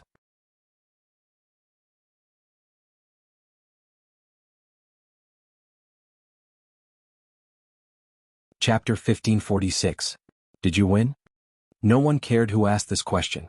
That was because everyone else also had the same question in their hearts. Wu Yen, Chuju, Mikoto, and Badget didn't feel the slightest bit of joy as they looked at the sky that was covered in flames and residual electricity. Although everyone wanted to take out the archer that way, if it was that easy, the four of them wouldn't have needed to work together. And the truth was just as everyone had expected. When the flames dissipated along with the wind and waves, what appeared in front of everyone's eyes was an incomparably huge object. It was a giant shield that looked like a stone statue without a head and limbs, with only a torso left. Its entire body was irregularly round, and its surface was engraved with patterns that resembled wings. However, he estimated that this huge shield was at least 10 meters tall and about the same width. It was a genuine huge shield. Needless to say, this must also be an archer's precious artifact. He even has a defensive relic? Bajit's face turned ugly. How many relics does this hero spirit have? Wu Yen, Chuju, and Mikoto didn't answer. Instead, they stared at the shield with the same solemn expression. The shield slowly dissipated like dust and disappeared into the void. It should have returned to the gate of Babylon. Behind the shield, Archer, whose hands and chest had been cut off by Hinajiku, had fully recovered from the fatal wound on his chest. His dark face was ferocious as he roared furiously. Archer let out a sharp whistle from his throat and stared at Wu Yen with his non-existent eyes. Even the strongest heroic spirit in the legends, the oldest and oldest king, was only left with his instincts. However, with this little bit of instinct, it was still possible to distinguish who was the most harmful existence to him. The legendary hero king's strength wasn't that great. Among all the heroic spirits, although it was impossible to say that any one of them would be able to defeat the archer, the heroic spirits ranked at the top would still be able to defeat the archer. It wasn't that difficult. The real reason why the archer could claim the title of the strongest heroic spirit was because of the archer's inexhaustible treasure vault. Without the treasures of the Gate of Babylon and the treasures inside, the ancient king was just a heroic spirit that could barely be considered a first-rate hero spirit. Therefore, Wu Yen, who had just frozen the entrance of his precious artifact, was undoubtedly the greatest threat to Archer. Archer, who was only left with his instincts, chose to attack Wu Yen without hesitation. Ding ding ding ding ding ding. Then the sound of light collisions like the ringing of silver bells reverberated from the turbid black mud and entered everyone's ears. The muddy black mud rose up into the air like a tidal wave. It smelled like a sticky iron sand wave. Dozens of chains that were dozens of meters long suddenly shot out from the muddy black mud. They pierced through the air and shot towards Wu Yen. That's... Wu Yen frowned and waved his hand. In the space behind him, purple magic arrays fluctuated, and light clashing sounds reverberated. Immediately afterward, the commandment lock, which was glowing with a purple light, rushed out of the magic arrays and intertwined with the incoming chains like a spider web. For a moment, no one could do anything to the other. However, Wu Yen didn't only have the discipline lock. Nagisa? Agurola, lend me your power again. Muttering in a voice that only he could hear, Wu Yen raised his hands as if he was hugging a ball. His 5 fingers were facing each other. A vast amount of magic power surged out and it turned into icy air under the influence of a mystical power. It swirled around Wu Yan's palm and it formed a sphere. Grabbing the cold sphere in his hand, he tossed it into the air. Bang! The ball exploded the moment it was in the air. It exploded into tiny ice particles that fell on the black mud that controlled the archer's noble artifact. Under such circumstances, any black mud that came into contact with the ice particles would be frozen bit by the hard ice. Ah! Suddenly the archer let out a mournful roar. As soon as the roar ended, a figure appeared directly above its head. Her yellow-green pupils glinted coldly, the white cherry sword in her hand glinted coldly. Hinajiku thrusted her sword forward, slicing through the atmosphere without hesitation. With a swoosh, the sword pierced through one of the archer's eyeballs. Piff-eff, a crisp tearing sound was heard, and the murky black mud also burst out like a black rain, exploding in all directions. Ah! Under such a heavy attack, the archer was furious. It opened its mouth and roared. With a roar, the archer extended his hand into the space, causing black ripples and black mud-like objects to splatter in all directions. Not far away, Wu Yen had a bad feeling about this and he yelled at Hinajiku. "Chuju, come back." Unfortunately, it was a little too late. In the muddy water, the archer seemed to have caught something and pulled out a huge scythe. PFFF. In the next second, the archer grinned sinisterly and swung his scythe. The blood energy scythe attached to the scythe slashed through the air like a flash of red lightning, heading straight for Hinajiku, who had a slightly changed expression. Careful. Seeing the blood-red scythe flying towards Chuju, Mikoto cried out. From the energy scythe, Mikoto could clearly feel the power it contained. No matter who was hit by it, it wouldn't be easy. Wu Yan was the first to notice the danger of the energy scythe. Naturally, he wouldn't let Chuju get hit by it. He didn't have time to say anything and use space transfer. Leaving behind an afterimage, he disappeared from the spot and appeared in front of Chuju. Explode. Facing the powerful energy scythe, Wu Yan's body erupted with a strange power. What kind of strange power is this? No one at the scene knows. Chuju, Mikoto, and Badget only knew that when they came back to their senses, the world in front of them was covered by a blood-red light. One dense blood light suddenly appeared and unreasonably occupied the entire mirror realm, illuminating every corner of the mirror realm. The blood-red light is thick, it's as thick as real blood. However, looking at this bloody light that was no different from blood, no one present felt a chill down their spines. Instead, they felt that this bloody light contained a mysterious and charming aura. Bam! Then such a muffled sound suddenly rang out. He saw that the energy scythe that was previously filled with terrifying power directly trembled in the air and exploded into light spots that scattered all over the place. Seeing this, Mikoto was stunned, Badget was stunned, and even the archer with the giant scythe seemed to be stunned. No one reacted. What's going on? At the same time, the thick mysterious blood-red light in the air gradually dimmed. It didn't take long for the situation inside to be revealed. There, Hinajiku was holding White Cherry in her hand, her body unharmed, without a single scratch. In front of Chuju, Wu Yan is standing there. No. He's standing there in the air. His hand is stretched out and clenched into a fist. It's like he's holding something. Wu Yan's wine-red eyes are a lot redder than usual, there's even a hint of arrogance in them. It was only now that Hinajiku, Mikoto, and Badget realized that something was wrong. On Wu Yan's back, there's a pair of bat-like wings, but they're extremely broken. It's like a part of the wings was intentionally torn off.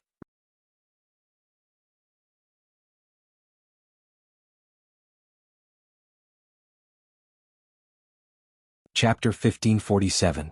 At this moment, the entire mirror world seemed to be dyed red. The space was slightly distorted, the air was getting thicker and thicker, plus the blood-red color, it gave people the feeling of being in a sea of blood. And the person who ruled this sea of blood was the figure that left the ground and floated in the air. It was still the same black clothes, the same outfit, but the pair of deep wine-red eyes that were usually reflected in the depths were now almost crimson red. The depth disappeared and was replaced by an oppressive aura of bloodiness and madness. A pair of pitch-black wings that looked like bat wings undulated slightly behind him, as if he was bathing in a sea of blood.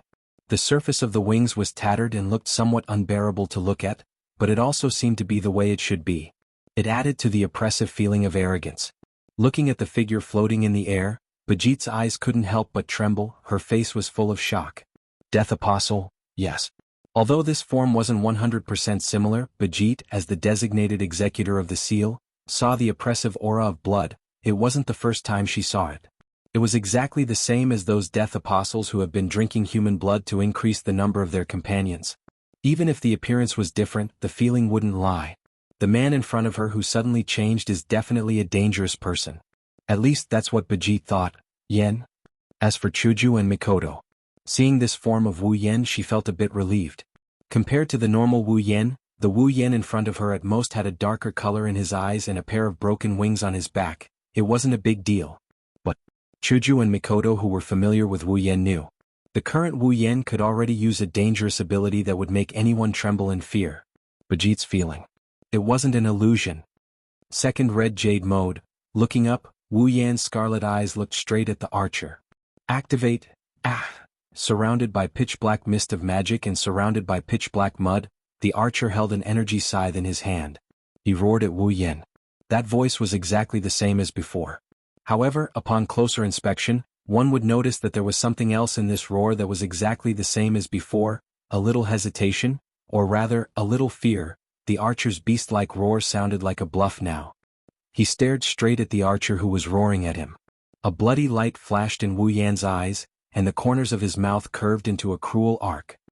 He stretched out his hand and a scarlet ball of light flickered on his palm. It flew into the air and turned into a huge scarlet net that was dozens of meters wide. "Go," Wu Yan mumbled. He waved his hand and a crimson net descended from the sky.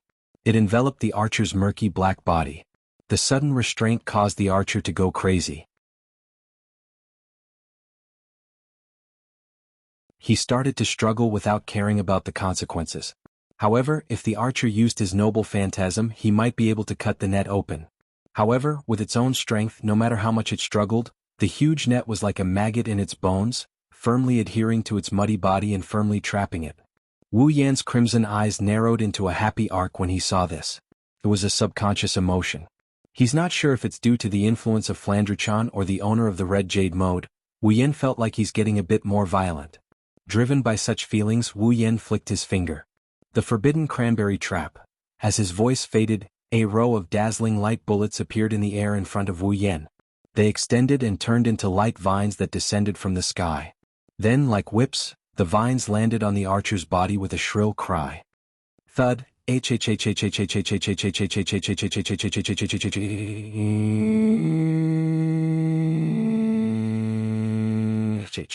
Amidst the miserable howls of the archer, a terrifying impact landed on the archer's body, causing the archer to go crazy. From the black mud around him, an ice-cold chain was flung out, turning into a black shadow as it lashed forward. Seeing this, Wu Yan stretched out his hand again and flicked his finger. This time only one light bullet was ejected. The light bullets were the same as the previous ones, transforming into the shape of vines. They swept down like lightning and collided with the archer's chain. Bam! The vine-shaped whip of light collided with the archer's chain in midair. Like two cannonballs crashing into each other, smoke and fire burst into the air. Through the smoke and fire, Wu Yan fixed his gaze on the roaring archer. Once again he stretched out his hand, but this time Wu Yan's hand formed a claw as if he's grabbing the archer's body, very tightly, a grip. Bam! In the next moment the archer's roar came to a halt.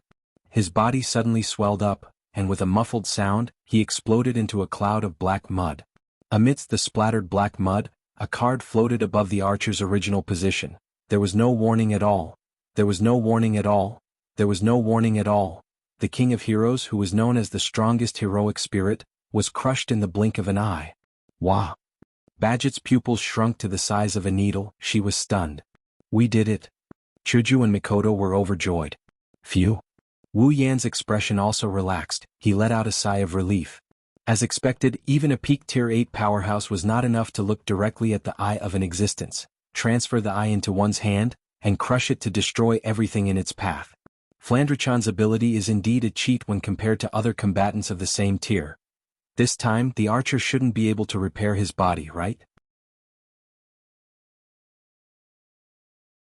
After all, he's already crushed to pieces. Arga. Just as this thought flashed through their minds, a familiar roar echoed in everyone's mind. The four of them turned pale. They tried their best to look forward. Almost at the same time, the black mist in front of them began to swirl and converge towards a certain direction. That direction was where the archer card was supposed to be. The tornado-like dark magic fog gradually disappeared into the archer's rank card at a speed visible to the naked eye, and it became thinner.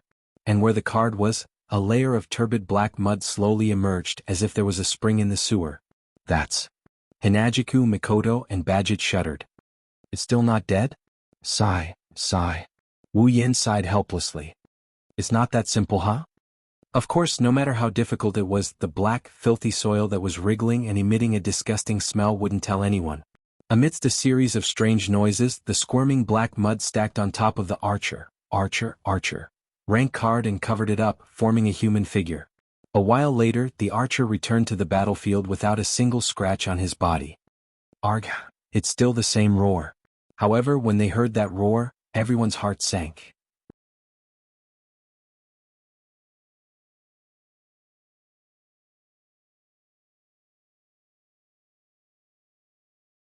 Chapter 1548. It can't be defeated. It can't be killed. Thanks to Flandrechan's ruby mode, Wu Yan can defeat the archer by himself. However, the archer's body is being repaired by the mana mist. Even if he can defeat the archer, he won't be able to defeat the archer. Wu Yan finally understood the feeling of helplessness that Badget felt when she faced him. He also understood the feeling of those who treated the true ancestors and undead creatures as their opponents. Tough. Too tough. Don't think that you'll be fine. Wu Yan's scarlet eyes glinted in anger. He raised his palm and reached for the archer. Even the true ancestors can be killed. I don't believe that a heroic spirit like you who doesn't even have the body of a wolf can keep resurrecting. Then, as if to vent his anger, a strange wave of energy started to take effect on his palm. It's like he's holding an invisible black hole that's sucking in something. A doubt. The archer was trying to get something out of his prized treasure vault. But one of them needed to take it. The other needed to grab it. It was obvious who was faster, too slow. Along with this sentence, the hand emitting a strange wave of energy clenched tightly. Bam! Just like what happened before, the archer didn't even have time to react. As soon as the hand clenched, the archer's body swelled and exploded. Similarly, the surroundings. The black magical mist. Once again they gathered at the archer's original location. It's not over yet. Looking at the archer who is still in a humanoid form, Wu Yan reached out with both of his hands. The archer is surrounded by a dark mist of magic power. He aimed at the ball of mud at the center of the magic vortex. He clenched his hand continuously. Bam! Bam! Bam! Bam! Bam! Instantly. In the entire space of the mirror world, the sound of explosions rang out incessantly. The explosions turned into echoes in the not-so-spacious basement like firecrackers. Badget looked at Wu Yan who kept clenching his fists at the void. Every time he clenched his fists, the archer would explode. She couldn't help but feel a chill down her spine. If Wu Yan didn't use the legendary magic spear that could kill in one shot but this move that could make the opponent explode, Badget would have no chance of winning. After all, no matter how proficient Badget was in using the flagellak, she still needed a very short time to prepare. And no matter how short the preparation time was, it would be shorter than the speed of a person clenching his hand.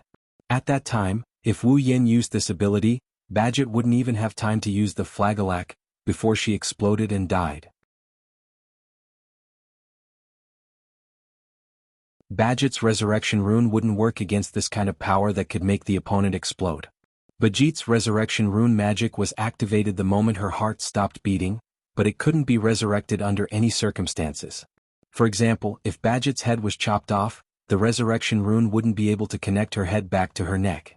Therefore, even if the resurrection rune was activated the moment her heart stopped beating, Badget would die again in less than a second.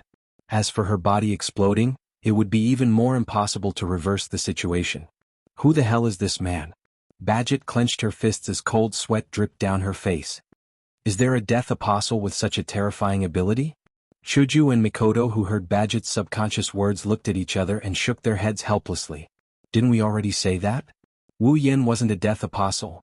Bang! After exploding the archer, Wu Yan finally stopped what he was doing. He panted as he stared at the archer's location. As usual, the pitch-black mana mist was slowly gathering there, preparing to repair the archer's destroyed body. A heroic spirit that used a class card to materialize didn't have a real body to begin with. As long as there was a class card, the dark magic fog would be able to use the class card as a medium to repair the archer's body. It must have been repaired at least 100 times, right? Wu Yan calmed himself down as he stared at the archer that was about to take shape again with the help of the dark magic mist. This is never-ending. At this moment, Wu Yan suddenly noticed something. The black mist that was healing the archer seemed to have thinned out a lot. This stunned Wu Yan for a moment and then his eyes lit up. Alright. Even if the archer could use the mana mist to heal himself and revive himself countless times, the mana mist was still a mana mist, and it was limited in the end. If he continued to repair the archers like this, he would run out sooner or later. At that time, even if the archer wanted to revive, he wouldn't be able to. Realizing this, Wu Yan's expression became better. Then I'll finish you off as soon as possible. However, Wu Yan's plan was destined to fail.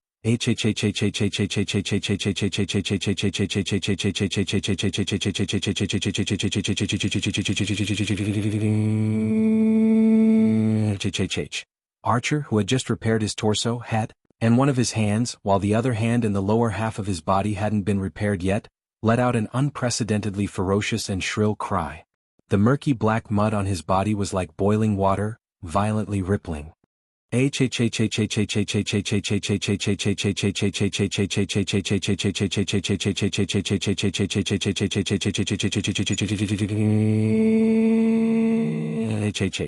As if it was filled with anger, resentment, and madness, the archer, let out a sharp roar. Ignoring his body that was still recovering, he extended his hand forward. The black mud under the archer's body immediately gathered under the archer's outstretched hand. Like the surface of a boiling water, traces of mud flowed out. Following that, a sword slowly rose from the black mud. It was a very strange sword. The hilt of the sword was golden in color, and the sword's end was made up of 3 silkworm-like pieces stacked together.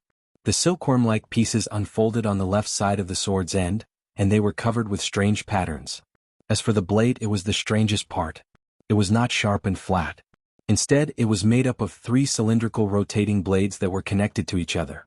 On top of the black cylindrical blade, there were lines of red lines spreading out, forming a very mysterious pattern. That's... Wu Yan's body shook when he saw the strange sword rising from the murky black mud. Could it be, what's that? Hinajiku, Mikoto, and Badget were puzzled. Soon after, the hand in front of him grasped the hilt of the strangely shaped sword. Bzzz. The 3 pitch-black cylindrical blades covered with red veins rubbed against each other in different directions as they spun rapidly. Moreover, they spun faster and faster, to the point that they emitted a sharp screeching sound produced by the violent friction of metal, which resounded throughout the entire space. The space suddenly trembled, and bursts of red air burst out from all directions, all flowing into the gaps between the 3 cylindrical rotating blades, and it continued to flow.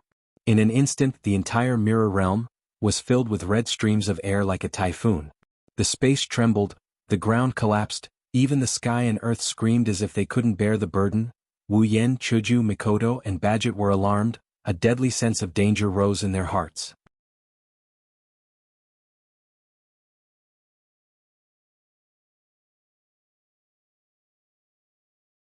Chapter 1549. At the same time in the real world. Ever since Wu Yan, Chuju, Mikoto, and Badget entered the mirror realm, Luvia has been standing in the same spot without moving. She crossed her arms and closed her eyes, waiting for the situation to unfold. Compared to Luvia, Rin Enosaka looked calm on the surface, but he didn't stand there obediently. Instead, he paced back and forth in the small basement, his gaze drifting to a certain spot from time to time. That's where Wu Yan, Hinajiku, Mikoto, and Badget used to enter the mirror world when they opened the passage to the void domain. If the 4 of them returned, the portal to the mirror realm would open there as well. Wu Yan and the others would return to the real world from there as well. Time passed bit by bit as Luvia waited patiently and Rin Tobin paced back and forth. About half an hour has passed since Wu Yan and the others entered the mirror realm. Usually, if both sides were evenly matched in strength, it would take a long time for the battle to end. But no matter how long it took, half an hour, it was still too slow. After all, high-level battles are ever-changing. Even if the battle was slow, it wouldn't take long for the outcome to be decided. Besides, who knows if Wu Yan and the others' opponents were on par with them. Half an hour has passed and they still haven't returned. That's a bit too long. Of course, if Wu Yan, Chuju, Mikoto, and Badget died in the mirror realm, the portal to the void realm wouldn't open by itself. Their corpses would be sent out. That way, Rin Enbin and Luvia wouldn't be able to wait any longer. Time slowly passed. It didn't slow down according to other people's moods. It just passed by mercilessly. Finally, in the unbearable silence of death, Luvia took out her pocket watch. She glanced at it. She muttered, "Too slow. Maybe the opponent this time is really hard to deal with?" Rin Enbin stopped in his tracks, a worried expression appearing on his face. However, with the 4 of them working together, there shouldn't be any problem. That's true. Luvia closed her pocket watch and continued looking forward. No matter if it's that man, Chuju, or Mikoto, each of them is strong enough to fight against a heroic spirit. Coupled with Badget, who has a noble phantasm, no matter how weak they are, they won't be killed by a heroic spirit who doesn't use a noble phantasm, right? That's great. Rin Enosaka sighed. Let's hope that the opponent is just a little difficult to deal with. That's why I wasted so much time. Unfortunately, Rin Enosaka and Luvia were too naive in their thinking. The opponent this time wasn't just a little difficult to deal with. Instead, he was extremely difficult to deal with. Furthermore, it was not only difficult to deal with, it also possessed a power that could not be ignored. Rin Enosaka and Luvia didn't know what was going on in the mirror realm, but they had a bad feeling about it. Buzz. At this moment, in front of the basement, An intricate geometric pattern flickered from the ground, accompanied by a burst of colorful light, and began to rotate. They're back. Rin and Osaka and Luvia's eyes lit up. They both started running towards the colorful formation. After running for a while, the two girls froze on the spot. Their relaxed expressions froze as well. This was because the group of people who had emerged from the colorful magic array were all sitting on the ground in a sorry state. Their faces were slightly pale and they were gasping for breath. They didn't look like they just came back victorious. Furthermore, they didn't look like they just came back victorious. They were talking to each other. Are we back? While panting, Hinagiku scanned her surroundings, her face slowly regaining its color. That's great, seriously? Mikoto patted her head, her face was covered in sweat. I almost lost my life, just now. Badget's face turned pale, she was shocked. Just now, what was that? Ha! Wu Yen, who had reverted back to his original form, stood up and forced a smile. Maybe it's hell? Rin and Osaka and Luvia understood what happened after hearing this. Wu Yen, Chuju, Mikoto, and Badget didn't even finish off their opponents, they took back their rank cards. They ran back. Even the four of them managed to escape back after going into battle? Luvia's face darkened. Just how scary are our opponents this time? I don't know. Rin and Osaka forced a smile. I only know that our lives won't be peaceful from now on. Wu Yen bitterly smiled. It couldn't be helped, they had indeed escaped from the hands of the archers. To be more precise, they ran back from the archer's sword. Under the summoning of the archer, the sword that came out of nowhere, Hinagiku, Mikoto, and Badget didn't recognize it, but Wu Yen knew where it came from. That sword doesn't have a name. Hero King Gilgamesh named it Obedient Parting Sword. It's also called In the Hero King's Treasure of the King, there were tens of thousands of treasures. They were endless and it was impossible to count them all. But among all the treasures, Obedient Parting Sword is the strongest? But Ie's was the strongest. This was because it was a true divine artifact that was able to cut open the world in the ancient times. It was a precious artifact that could cut open the world. Of course, the real Obedient Parting Sword? Wu Yen didn't know if Ie really had the power to cut open the world like the legend said. Using Obedient Parting Sword on an archer? Wu Yen didn't know if he could block Ie's attack. But in the mirror world, the archer used Obedient Parting Sword? The real name had indeed cut open the entire mirror realm. That's right. He used Red Jade mode to suppress the archer, but the only reason he managed to escape with Hinagiku, Mikoto, and Badget is because the mirror world was sliced open. That's why, before the archer unleashed his strongest noble phantasm, Wu Yen had no choice but to bring the three girls and run back to where they came from. After all, even if he could block the attack that cut open the world in the mirror world, he wouldn't be able to survive in the mirror world that was on the verge of destruction. When the archer cut open the mirror world, he didn't even get to see the surface of the mirror and ran away in a sorry state. That's why I said a lunatic without a wolf is scary.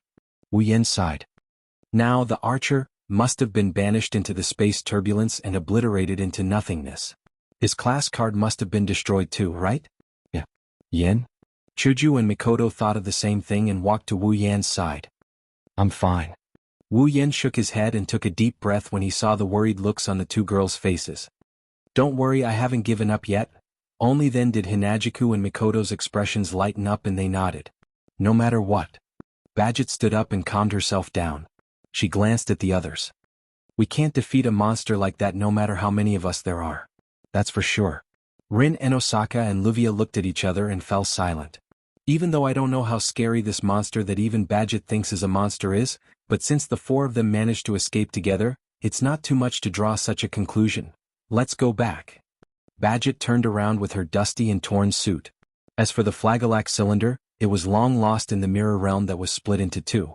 Everyone at the scene had an indescribable oppressive atmosphere. They silently turned around and walked towards the stairs leading to the underground passage. Crack! Suddenly such a voice reverberated in the surroundings. Crack, crack, crack, crack. Strange cracking sounds were heard and everyone's footsteps were rooted to the ground. They couldn't move anymore.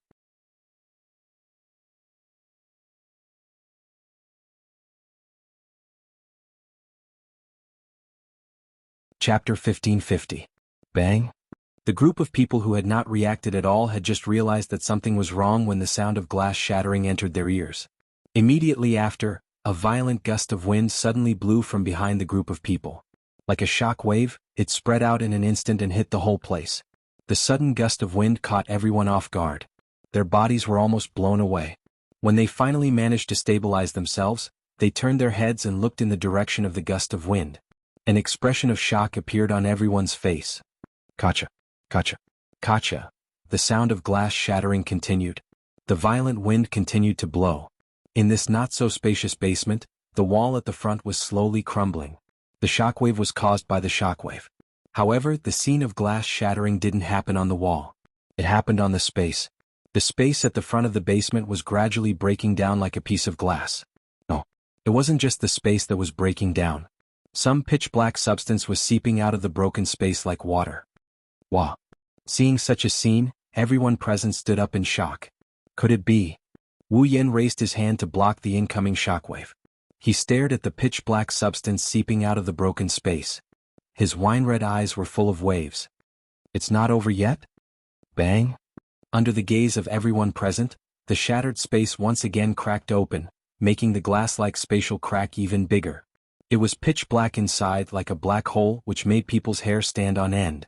Within the pitch-black spatial crack, a pitch-black substance that resembled flowing water gradually condensed. In the end, it transformed into a turbid being. A pitch-black humanoid figure. The pitch-black humanoid monster was slowly turning a sword in its hand. The body of the sword was made up of 3 cylindrical blades covered with red veins, and the mouth of the sword opened like a cocoon. The strange-looking sword raised its head and opened its mouth. It was laughing. Astonishingly. It was an archer. Job rank, archer. It only existed in the mirror world of the imaginary domain. It used the passage of the imaginary domain to absorb mana from the earth veins.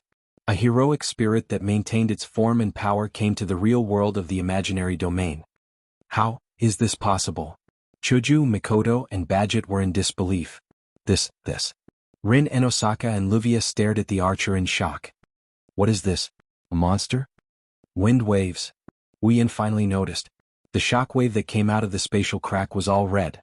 Wu Yan thought of something. He quickly turned his attention to the cylindrical sword in the archer's hand. Don't tell me this guy used that sword to cut open the passage from the imaginary domain to the real domain at the moment when the mirror realm was about to collapse and ran over here by himself.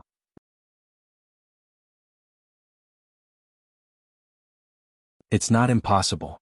Since the precious artifact that had once been used to split the heavens and earth and cut open the world could cut open the entire mirror world, then opening a passage between the 2 worlds was just a matter of raising one's hand. No matter what, it's still a legendary relic that can cut open the world. The truth was similar to Wu Yan's guess. At the moment when the mirror realm was about to crumble, the archer once again swung out his obedient parting sword. He cut open the passage that Wu Yan and the others used to return to the real world. Then he came to the real world where the corrupted heroic spirits would never set foot. What kind of joke is this? As he said this, a drop of cold sweat appeared on everyone's face. Cutting open the world and coming to the real world from the other side. It's a feat that only exists in myths and legends. Most of the gods could not do it. Perhaps only the most powerful heroic spirit, the most ancient king, could do it. The archer grinned as if he was laughing. Other than Wu Yan, who jumped in front of the girls to protect them, the rest of the people could not move.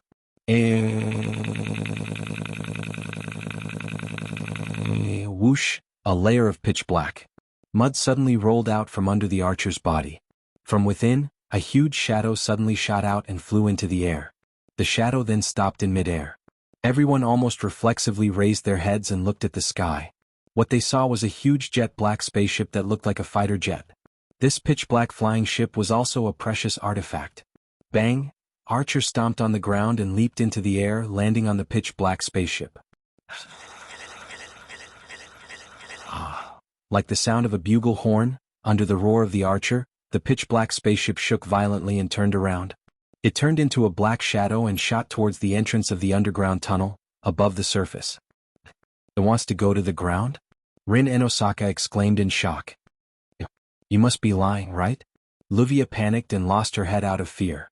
A darkened spirit who had lost its wolf ran to the densely populated Fuyuki City? There was no doubt that Fuyuki City would suffer the bloodiest massacre and become a complete hell. Moreover, it was the most basic principle of magic to not let magic be exposed to the public. If such a monster were to run into the densely populated real world, it would definitely become the culprit that exposed the mystery of magic. No matter how you look at it, you can't let this spirit enter Fuyuki City. You guys. Wu Yen stepped forward when he understood the situation. Put your hands on my shoulders. Hearing this, the girls were stunned. Chuju and Mikoto were the first to react. They seemed to know what Wu Yen was going to do. Without hesitation, they put their hands on Wu Yan's shoulders.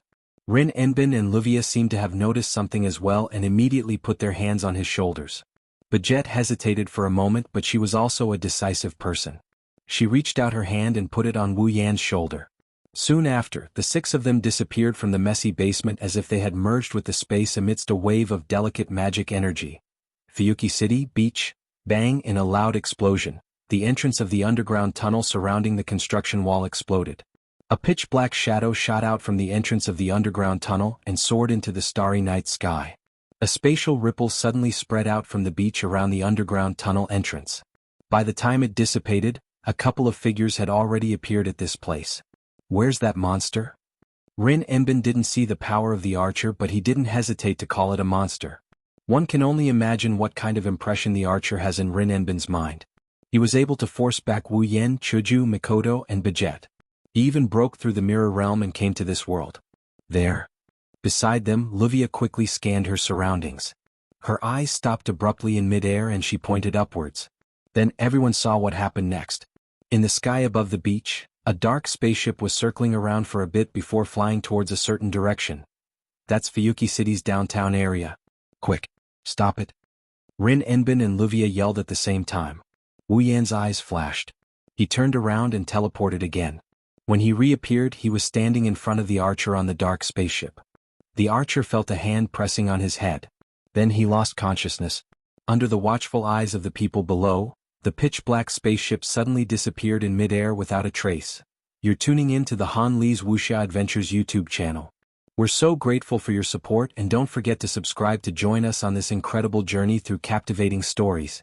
Your generosity through donations truly makes a world of difference, as it's the primary source of revenue that allows me to expand and enhance this channel for you. Thank you from the bottom of my heart for being a part of this adventure.